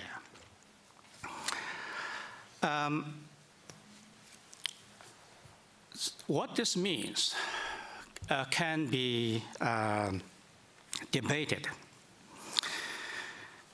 And I think this is a significant step taken by China. Why is that? According to Resolution 2321, the Security Council imposes that ceiling, maximum coal export for North Korea, 7.5 tons, 7.5 million tons a year. And based on the fact that perhaps 99% of North Korea's coal export comes to China.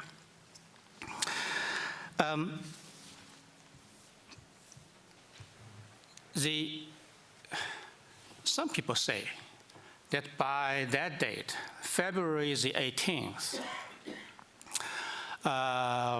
China had already used up the quotas, which is imposed by the Security Council. But if we look at it more carefully, it was not possible.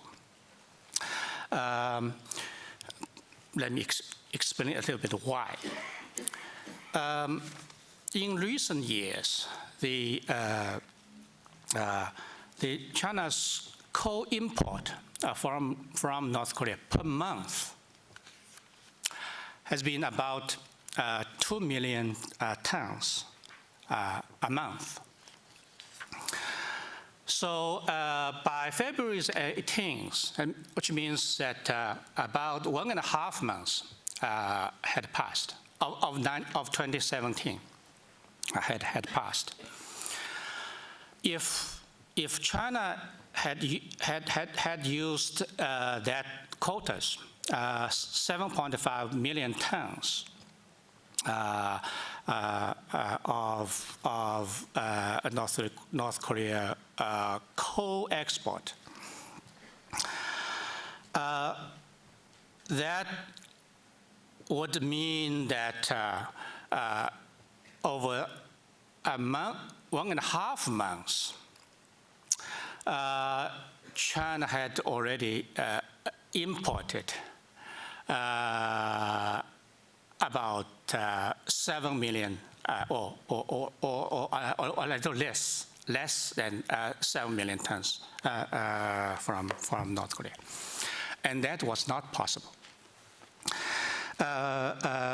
And also, if we bear in mind that we had the Spring Festival in February, everything became relaxed.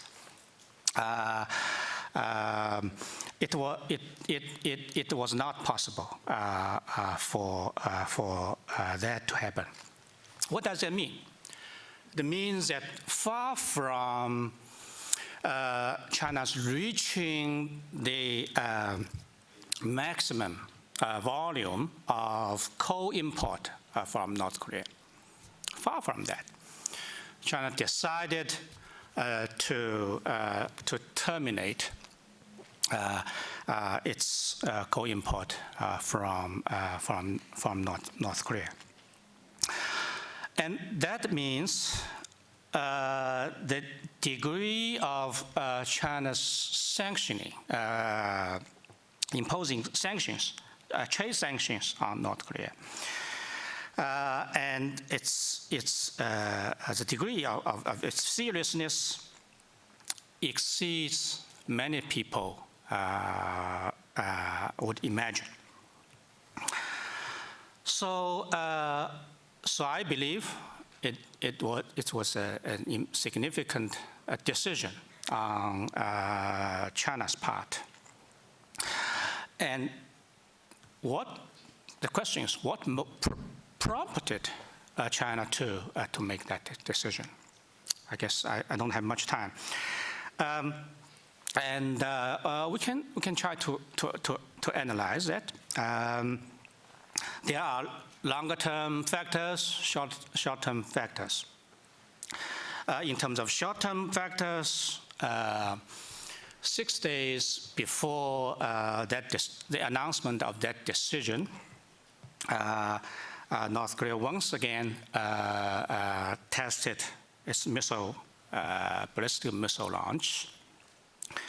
5 days before the announcement of that decision, Kim Jong-un's half-brother, was assassinated in Kuala Lumpur, Malaysia. I believe these were all factors that affected China's decision. The purpose of China's decision is to make Kim Jong-il realize that it is dangerous, that he has been doing all this, and he has to change. Like his father, he uses brinkmanship, intimidation, and suspected murder. Unlike his father, he may not have the political wisdom by being reckless. When his father was a top leader, he did 2 nuclear tests, and only just 5 years into the son's tenure, he did it 3 times. And he has also boasted it as his country's ICBM capability. All this inevitably have alarmed the relevant powers, and Kim Jong-il has to be reined in. One important factor here is that is South Korea. Who is going to win the presidential election on May the 9th? Because who wins that election will affect South Korea's policy toward the North, and will affect other countries' approaches as well. Well, just to sum up China's position, nuclear weapons will not bring security. The use of force is no solution. Talks deserve another chance, and peace is still within our grasp. Thank you. Thank you very much. Dr. Weitz, we'll turn to you for a little more, I think, on North Korea, but also a bridge to talk a little more about Russia. Yes, and I think you positioned me well, because I'll be able to build upon what was said before and shorten my remarks accordingly. I want to thank everybody for coming. I want to thank the U.S. Institute of Peace for hosting me, and I'm looking forward to your questions and comments after the presentations. What I'm going to do is I'm going to lay out a comparison and contrast of the Russia and China positions, and then I'm going to lay out briefly some U.S. options. But again, we can talk about this further. I think Russia and China share certain interests and often have similar policies to what's happening on the Korean Peninsula.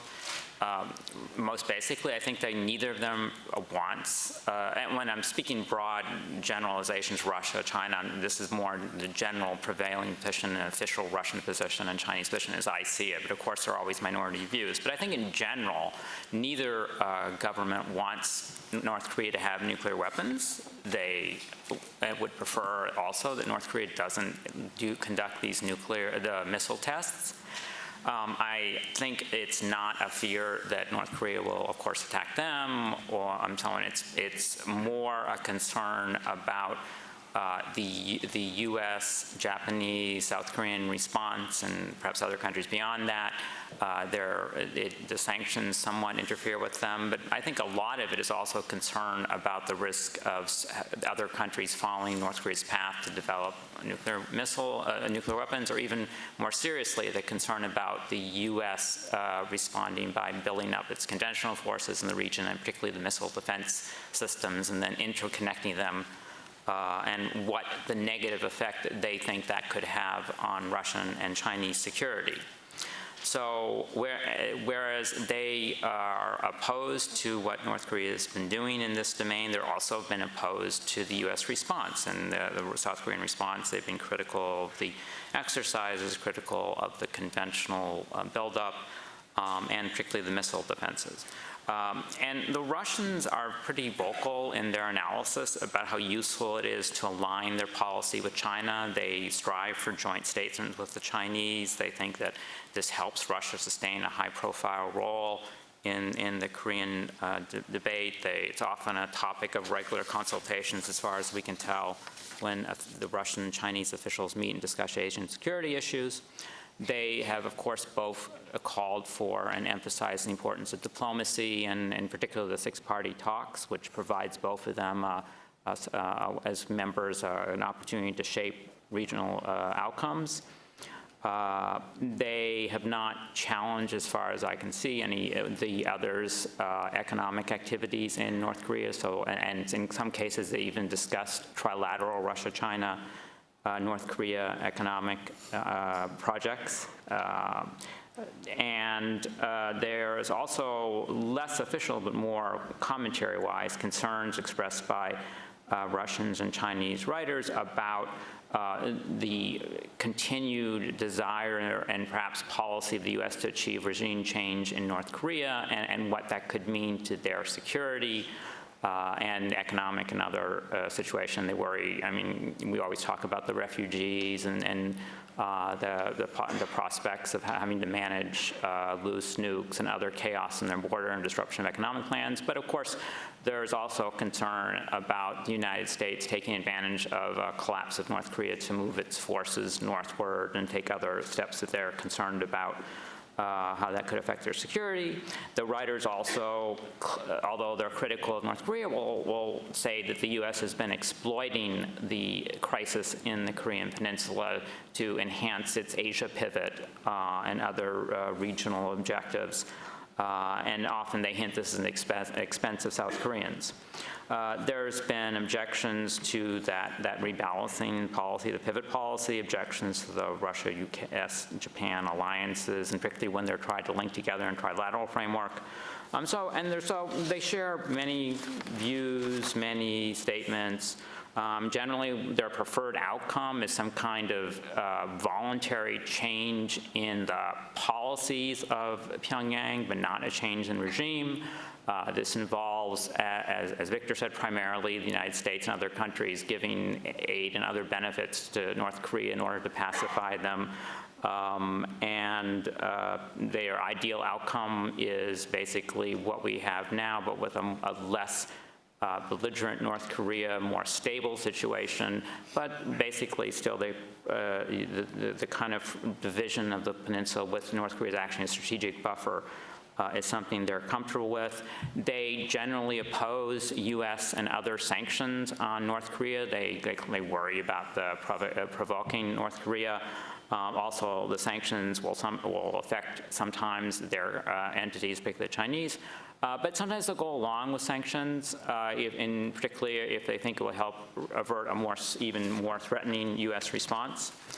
Now, there are some differences. One, I think it's interesting that Putin and President Vladimir Putin of Russia himself has been particularly interested in the Korean issue. As you recall, one of his first acts as new president of Russia was to go when he tried to get Pyongyang to stop the North Korean missile launches, which at the time were described as being a part of the North Korean space program, by offering North Korea the opportunity to participate in the Russian space program.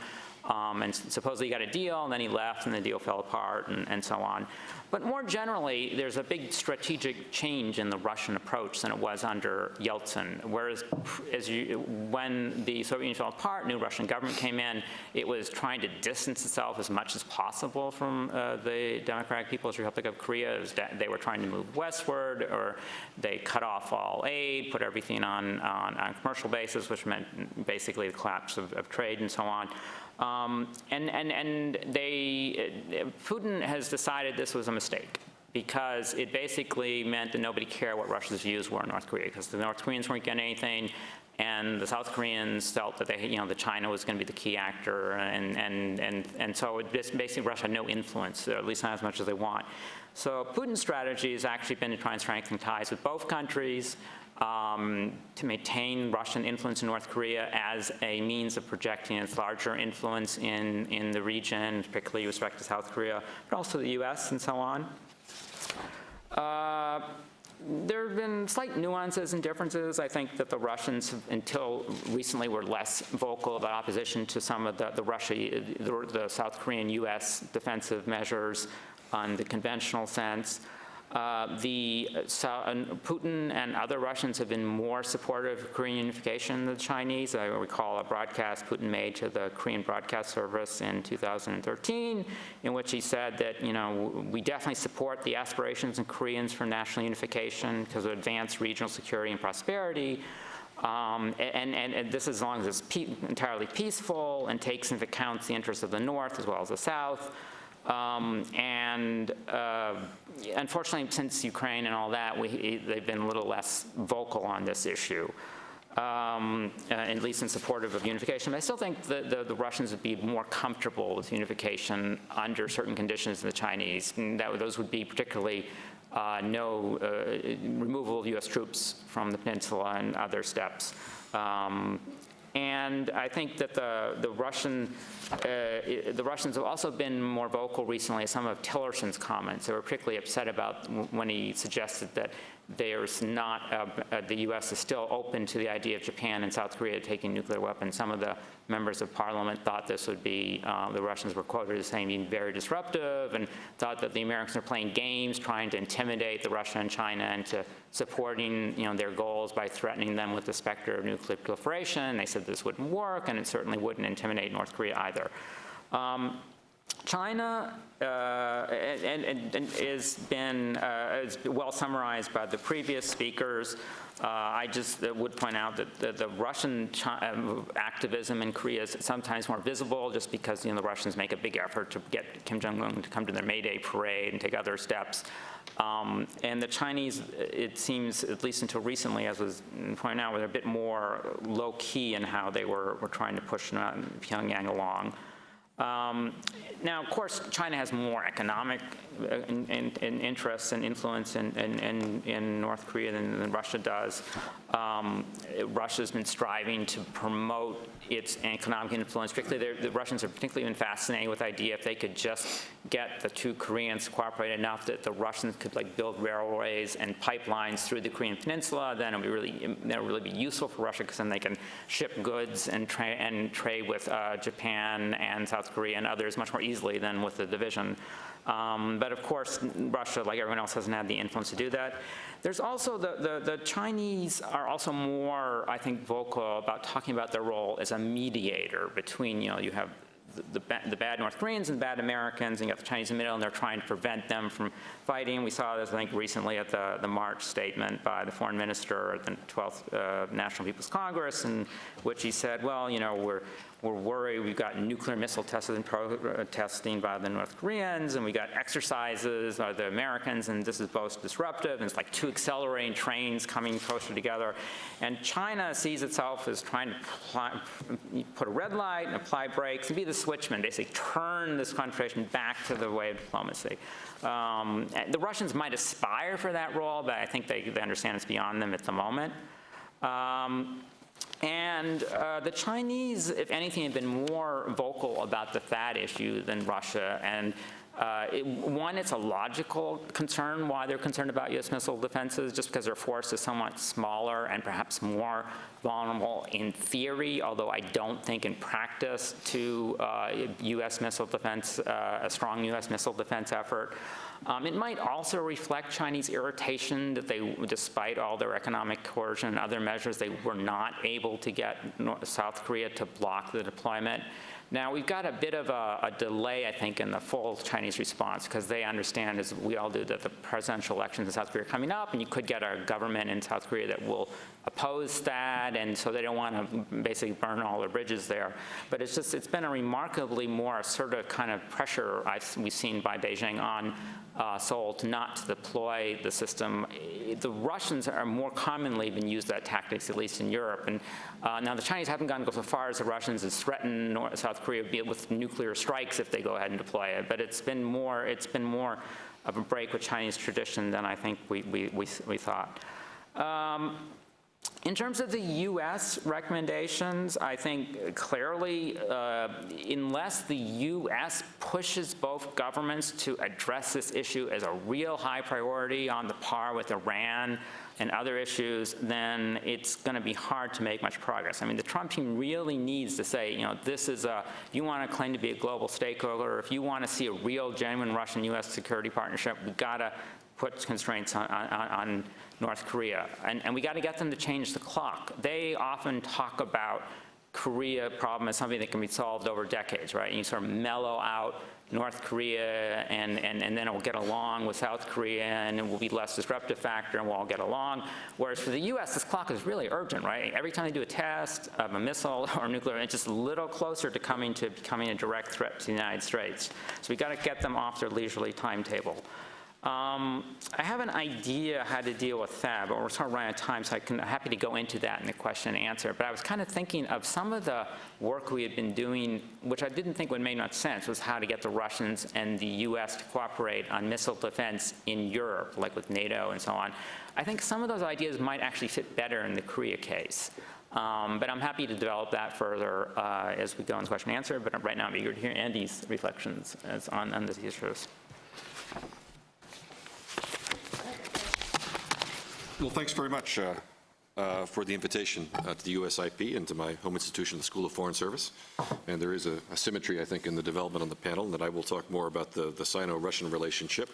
So take the baton from Richard. I'm a recovering Sovietologist, now so-called Russia and Eurasia expert. But I wrote my dissertation on Sino-Soviet relations. And so China's, the Soviet Union and Russia have been my day job, but I kind of considered China as a hobby. But unfortunately didn't make the decision to pursue the language studies, but that's another story.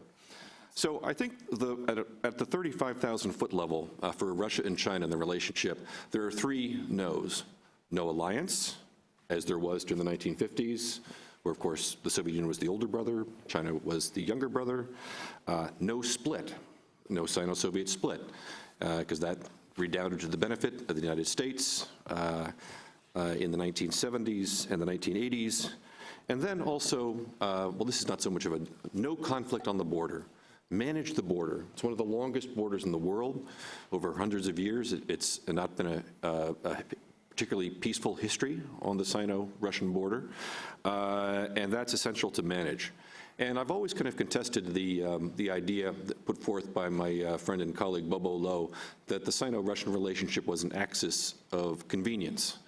I see it more as an axis of necessity, that particularly the necessity to manage the border peacefully on both sides. And I think for Russia, the relationship has become an axis of, more of an axis of necessity, but more on that later. So The next thing to kind of note, I mean, just at a kind of a macro level, is the astonishing change in the balance of power between, if you went back to the Soviet Union in 1980, its economy was about 4 to 5 times the size of that of the People's Republic of China. Now, of course, there are a lot of questions about how they were measuring their economy. But within 20 years, by 2000, that had almost reversed. There's not been a shift in a balance of power and great powers bordering each other in such of that magnitude, I think, in modern history, or maybe all of history, in peacetime. So, and this does make the Russians rather uncomfortable. You know, they feel their demographic issues. They feel they're concerned about getting economically over-leveraged to the Chinese. But nevertheless, over the past 25 years, since the collapse of the Soviet Union, with the exception of a brief period right after the collapse where Russia had a very, very pro-Western orientation, there's been a pretty steady improvement in the Sino-Russian relationship over this time.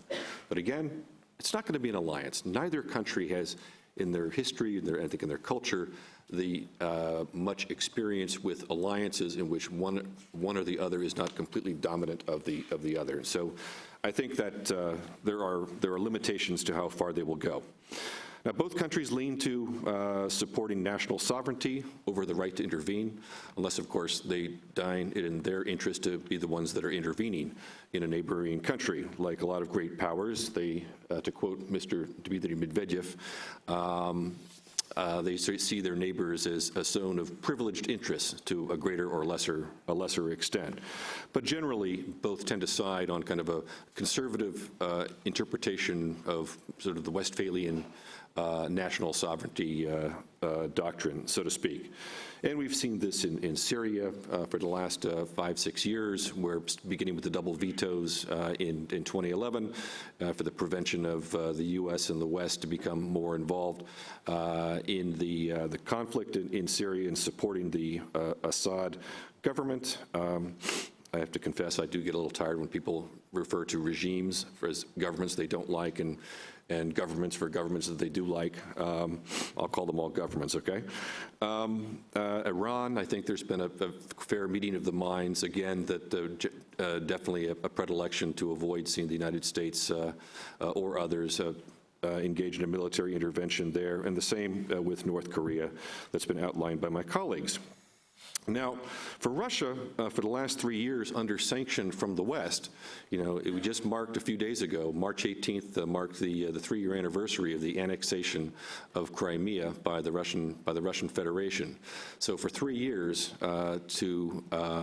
Russia has been under economic sanction by the West, and that's a significant factor. And so China has become a more important partner for the Russians in the last 3 years, and Moscow has simultaneously lost leverage in the relationship because they're not able to balance politically, geopolitically, economically with Europe, its largest trading partner, the largest source of foreign investment into Russia. And so there's been a strong leaning to China.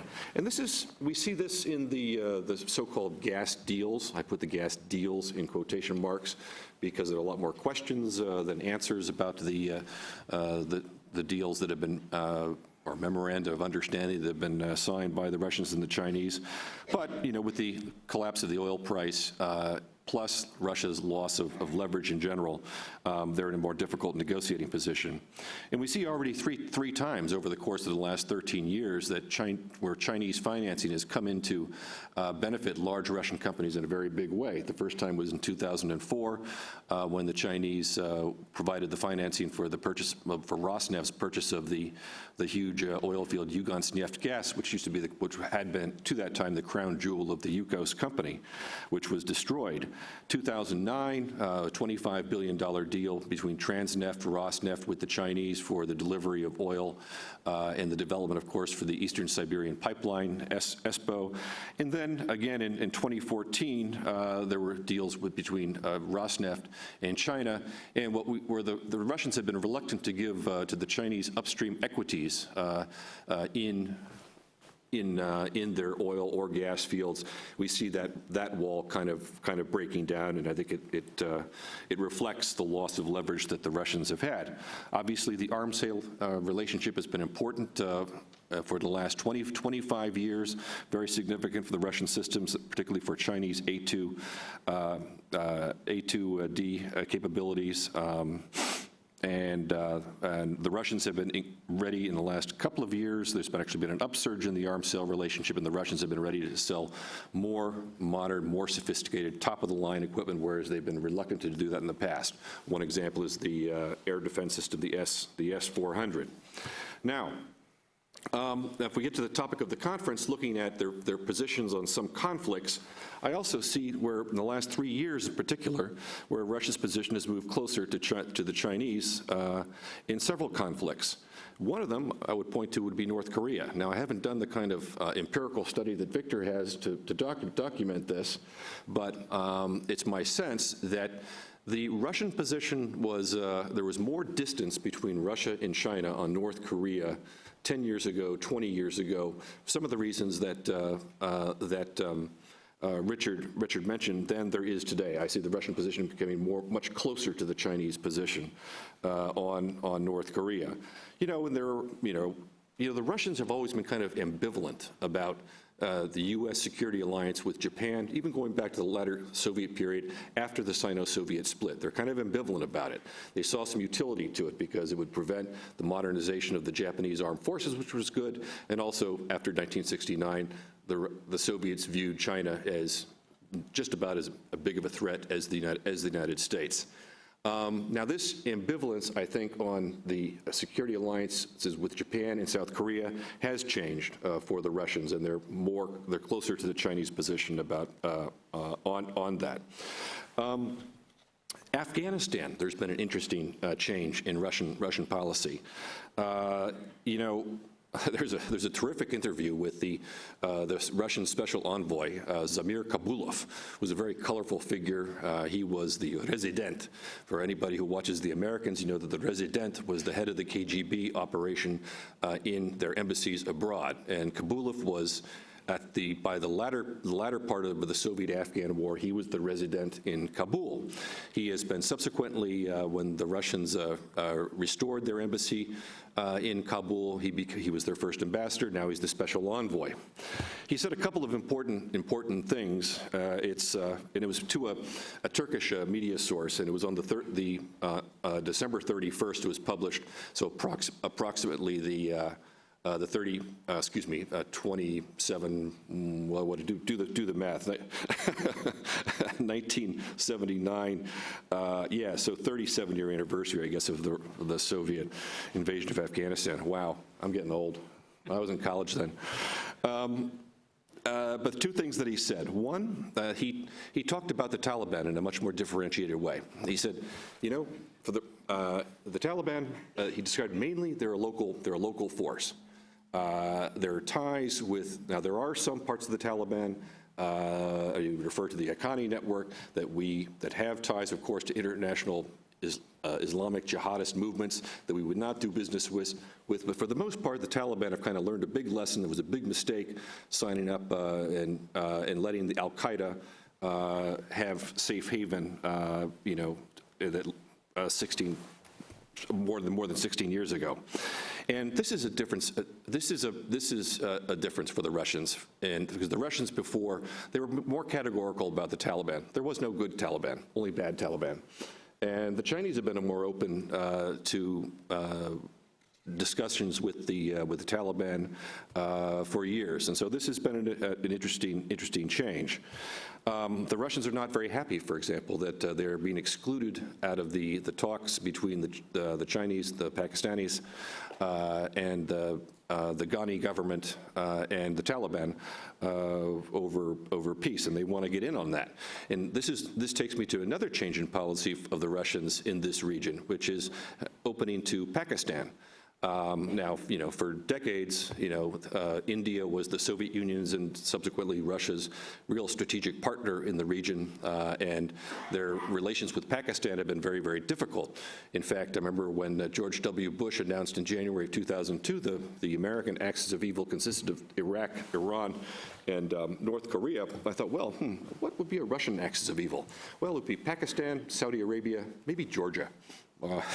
Not that these states have any relationship with each other. Of course, our axis of evil didn't posit that either, really.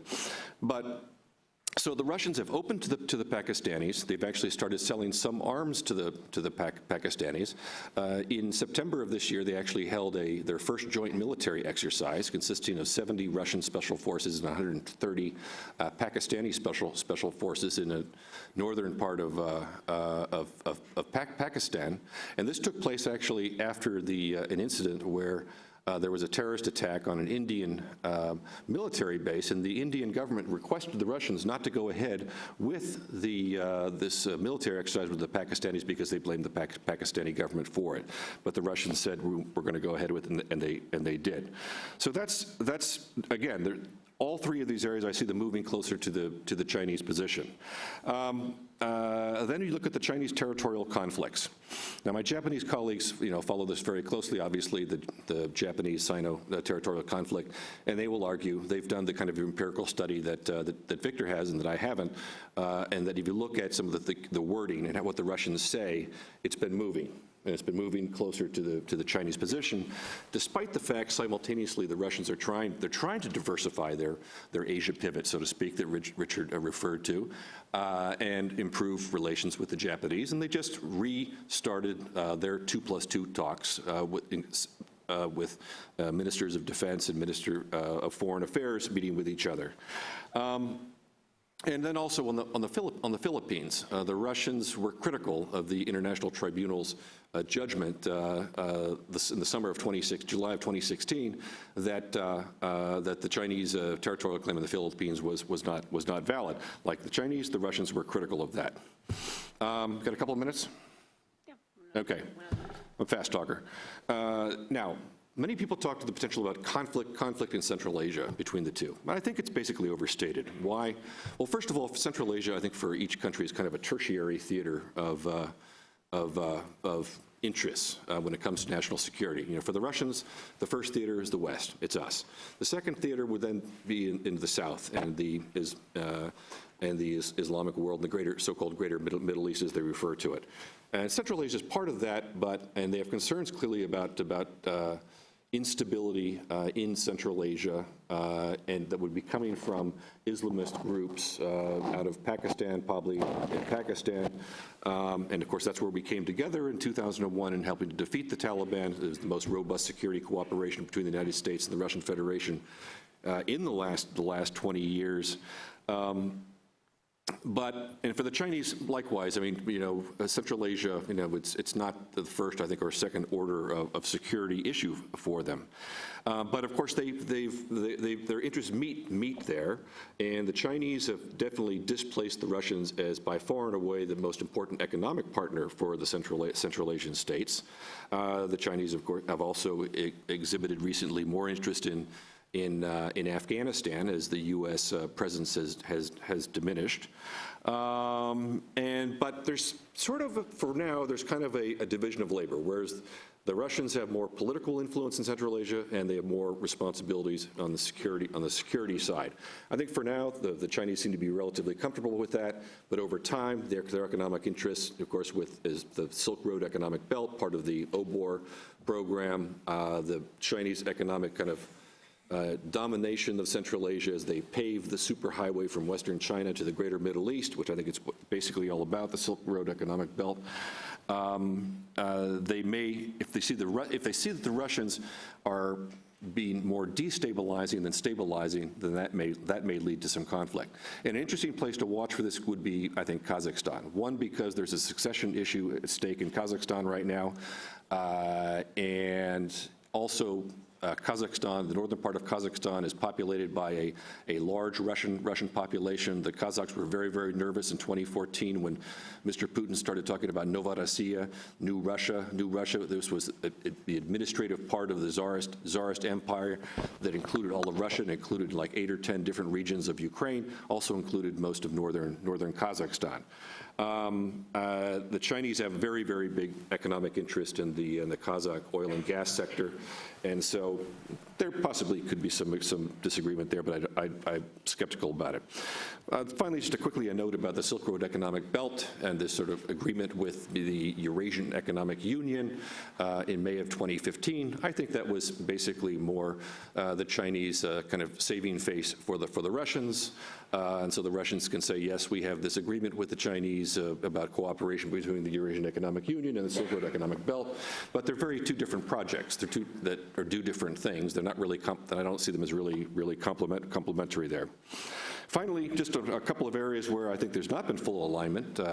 We look at conflicts. In 2008, Georgia, when the Russians recognized the independence of South Ossetia and Abkhazia, they were certainly hoping for the Chinese and other Central Asian states to do so. They did not.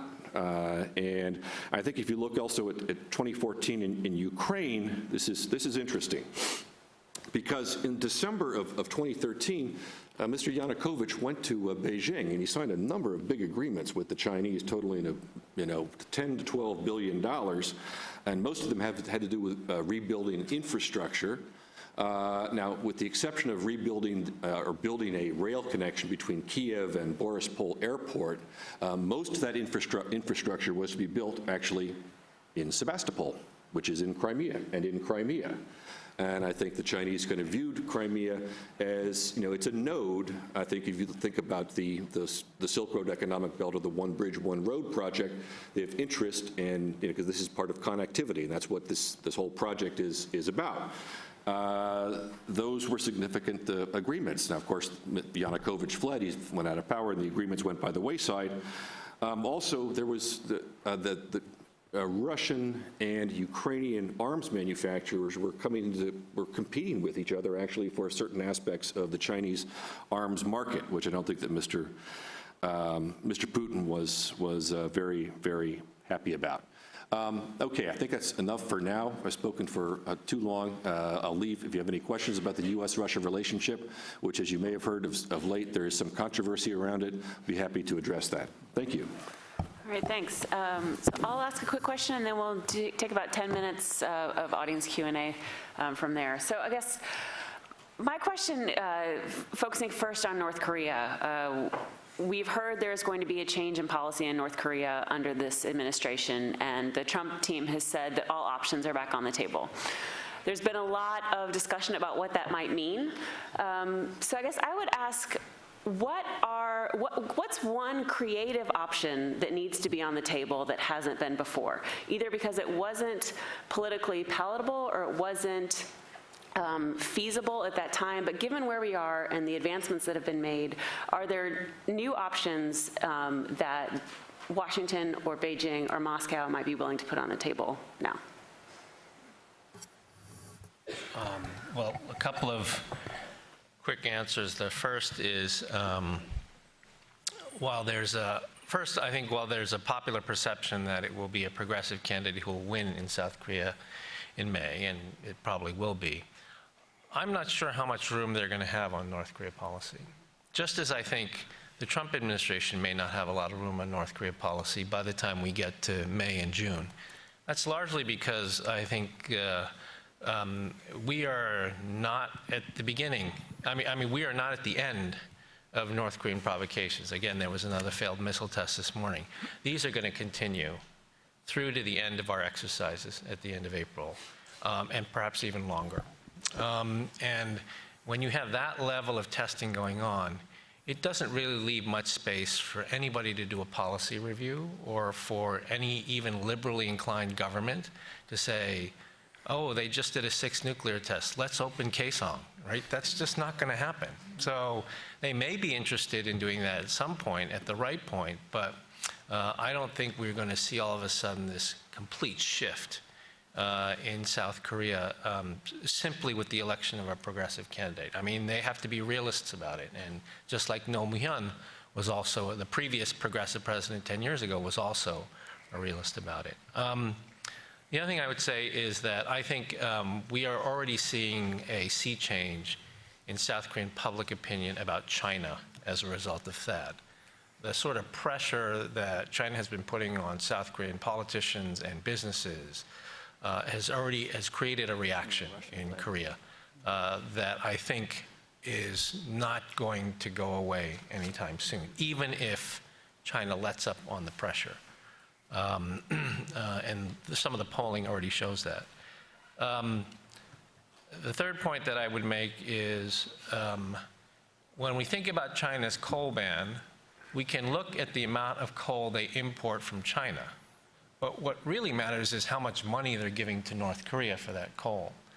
And all of the numbers show that after the North Korean nuclear test, after the UN Security, with the UN Security Council resolution last fall, in the last quarter of 2016, China imported about 1.5 million tons of coal every month in the last quarter of 2016, but the dollar value that they paid for that went up by over 100%.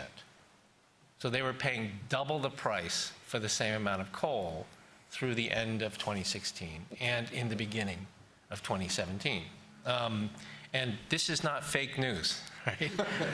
The numbers we have coming from the Chinese Customs Bureau. So it's very clear that they're doing that. And with regard to your question, the reason I'm not answering, because I tried to answer it in my initial presentation, which I think the one thing that's different is that I think China is very desperate for the United States to go back to the negotiation table now. I don't know if Dennis feels that way, but I think they're very desperate. And rather than going back to the same negotiation, I think it would be very important for China to really invest in the denuclearization problem.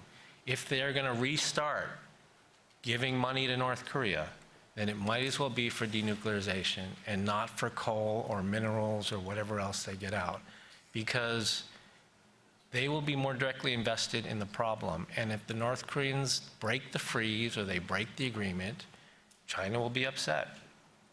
And that will be good for us.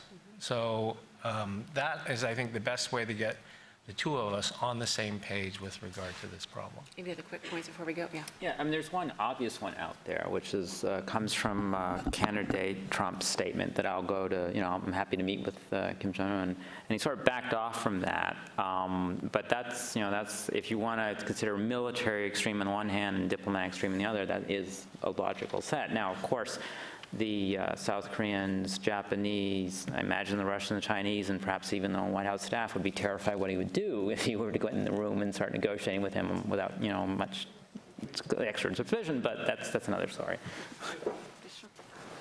I'd just like to ask a question, because I think having the Chinese pay for denuclearization makes like almost too much sense.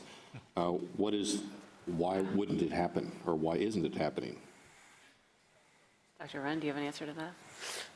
No. Well, I think the reason it hasn't happened in the past is that the United States was always leading the negotiation. So we took on the responsibility of paying for a freeze and trying to, enforce and maintain the agreement. And I, So we haven't really tried it. No, I mean, so Dennis and I were deeply involved in the 2005-2007 agreement, and I've studied the 94 agreement very carefully. And I tried to think, what can we do differently, right? And it may be underwhelming to all of you, but this is all I could come up with, right? That I think the big, again, if 85% of North Korea's trade is with China, right? If 85% of North Korea's trade is with China, and they ask us to go back to talks, it's not going to work. It's just not going to work because, right, it's always, what's the term? Dialogue and pressure, carrots and sticks. So it's not going to work. And the way to get China more invested directly in the problem is if they have money in the game. That's, I think, the best way. So, so I'm hopeful that if if we ever accede to Chinese requests to go back to the negotiation table, that we have a condition out there about that. Yeah, the problem is that the Russians and Chinese blame us. They say if it hadn't been for our sanctions, that's what's killed the trade with Japan and so on. So that we have to get around. That's going to be a bit of a challenge. Okay, I know we're over time, but I do want to make some time for audience questions. So if you have a question, please raise your hand.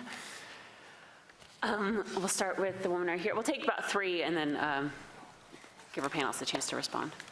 My name is Xiao Dan, GW student and Dr. Weiss intern in Hudson Institute.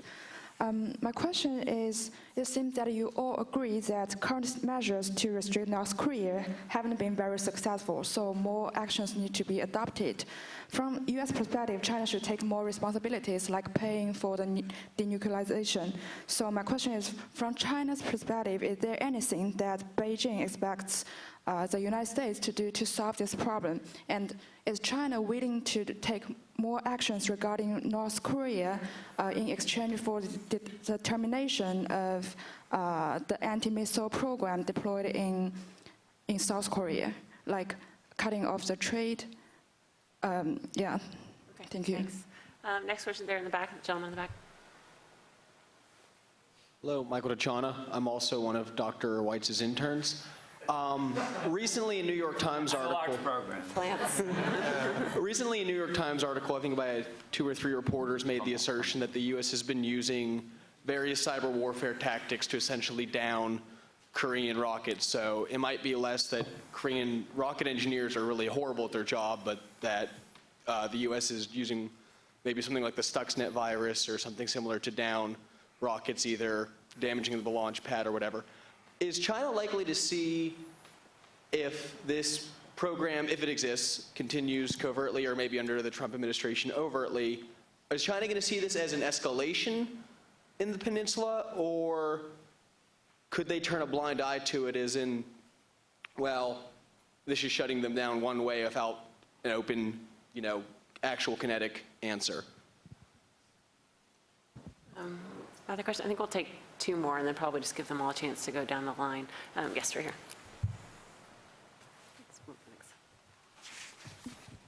Hi, I'm Jenna Gibson. I'm with the Korea Economic Institute. And my question is what you guys were just talking about, having China put up money for the denuclearization.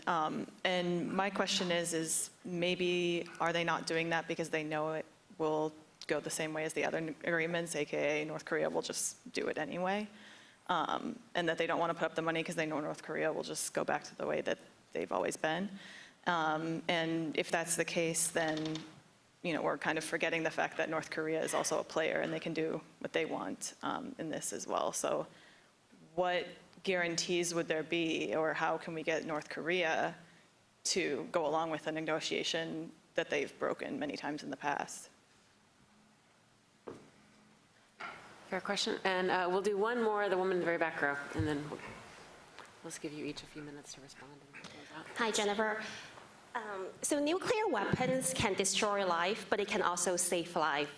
If not because of the atomic bomb in Hiroshima and Nagasaki in 1945 that forced the Japanese military to surrender, millions of Chinese would have vanished, and the current Chinese generation would not exist.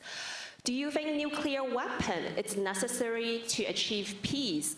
And if so, would that be contradictory to your USIP missions? If not, what would you recommend to the current Trump administration to curtail the nuclear ambitions? Thank you. That last one was to you. Partially. Yeah, okay. Well, so I think what we'll do is we'll go down the line, we'll give everybody about 2 minutes. Sorry, I know that's a lot to cover in 2 minutes to address the questions that were raised and any final points that you want to make. And try to keep an eye on the time because I know we're already over. So we'll start with you, Dr. I don't think I need 2 minutes. I just respond to the question about cyber weapons used to curtail missile programs and/or nuclear programs.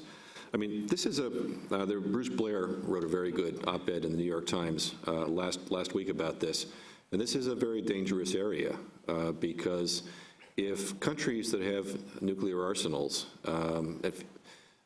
aren't confident that those nuclear arsenals will work, and they could be, and that in fact they could be constrained or lose their second strike capability because of cyber weapons, I think we could find ourselves in a much more dangerous world than there is.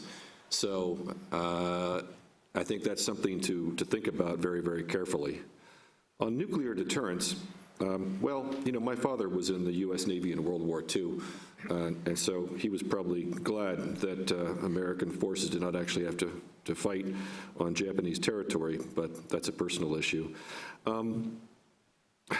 You know, if you look at the cold, look, there is an argument, of course, that you know, that if not for nuclear weapons, then it's a much higher likelihood that there would have been a conventional conflict between the United States and the Soviet Union in the Cold War, and so the deterrent role of nuclear weapons is not something to be ignored. But you know, you also have to be, I think, cognizant of who may be controlling or not controlling those nuclear weapons in the case of North Korea or any other place. Yeah, just the cyber, the one other just disadvantage of it is it doesn't seem to have an enduring effect. You can slow down the Iran and North Korean nuclear program, but eventually they detect the vulnerability and then they keep going. And there's still some concern about what the North Koreans did to, you know, to the U.S. film industry and so on with their own cyber responses. So it's a good aspect for many of the young people in the room to study, because the cyber is just a really complicated new dimension we're all struggling to deal with, how to fit it into, like, you know, the traditional deterrence models. In terms of nuclear deterrence, it's certainly the Russian and Chinese view that they like their nuclear weapons and they don't want to make the world safe for American conventional superiority. So I don't think we're going to get rid of them anytime soon. I mean, I think President Obama made no serious try recently, and Trump isn't even going to try. So I think now, that said, this particularly applies in the Korean case, because the arguments the Russians and the Chinese have made, particularly the Chinese, is that the reasons why North Korea is going for nuclear weapons and missiles and so on is basically to deter U.S. attacks. So if you remove the threat, then this will remove the driver. The Chinese, according to the experts, even write about how, compare that what they had the same dilemma. They basically had to get nuclear weapons to defend themselves in the U.S., and so they understand why North Koreans want to do that. And so that's, in essence, your argument has get us a lot of sympathy, but basically in the wrong places. So. The last question, that example was the only example in human history so far that human beings used nuclear weapons. In today's world, I don't see any reasons for nuclear weapons to be used, right? Perhaps people have different logics, and Kim Jong-il's logic may be that with nuclear weapons, they can deter foreign aggression, right? And they may believe that possessing nuclear weapons makes them safer, right? So they have a logic. The outside world needs to convince them that possessing nuclear weapons will not necessarily make you safer. On the contrary, it could make you unsafe, right? Less safe. They have not been convinced yet, and it's a big, and the outside world has a big question. When a person like Kim Jong-il controls the nuclear weapon, people have reason to be worried, right? So these are complex calculations, Well, on the nuclear weapons questions, nuclear weapons can contribute to stable deterrence, and many argue they contributed to the long peace after the end of the Cold War, to the collapse of the Soviet Union, but that assumed rationality among all the actors. And, you know, Kim Jong-un, I'm not so sure, right? And with regard to Jenna's question, you know, I think and the United States we can talk about peace treaty, we can talk about all these things. But I think it's going to be very difficult to get the United States to pay for a freeze again after 2 times, right? Especially with this president. So I'm just being practical here, right? And China has as much at stake as this now as if not more. And so they need to be directly involved in maintaining this. Now, is that going to make the negotiation go any more easily? No, it's not. It's still going to be a really difficult negotiation. But every North Korea policy you design, you have to design it for failure, right? Because it's going to fail. And if it does fail, I think the United States and China are going to be much closer together than they would be otherwise. All right, well, thank you very much to the audience for sticking with us all day. Thank you to our excellent panelists. All right, so I think we will take just 5 minutes for some quick closing remarks from Georgetown and from USIP here. We promise we'll get you out of here quickly.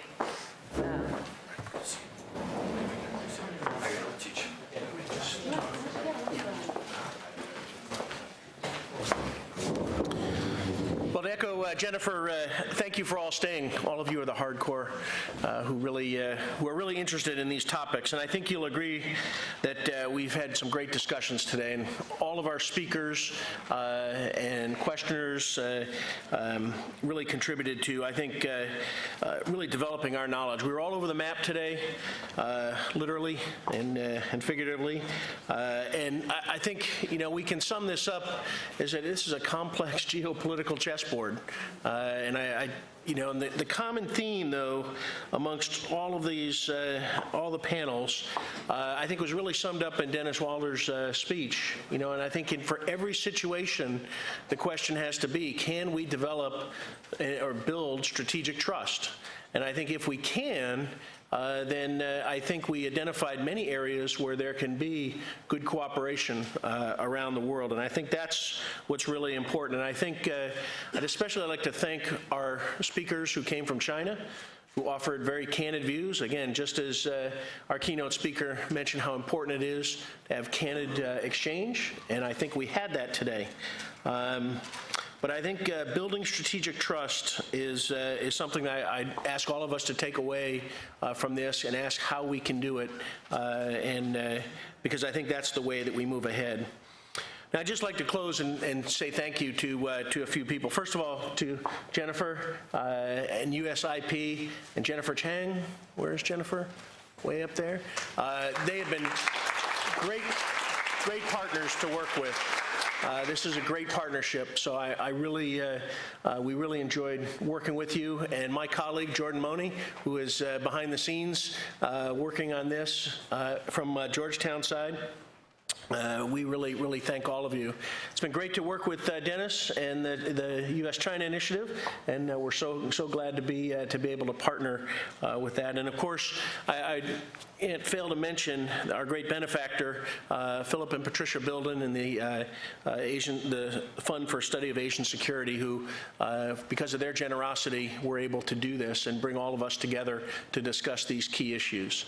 So I thank everybody very much, and Jennifer, again, thank you for a great conference.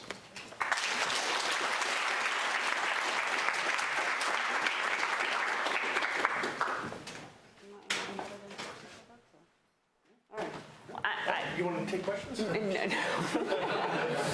I'll just echo thanks to everybody for coming. Thanks to Georgetown. Thanks especially to Rachel Vandenbrink and Jennifer Chang, who really made all of this possible. And we hope to see you at future USIP events. Thanks again.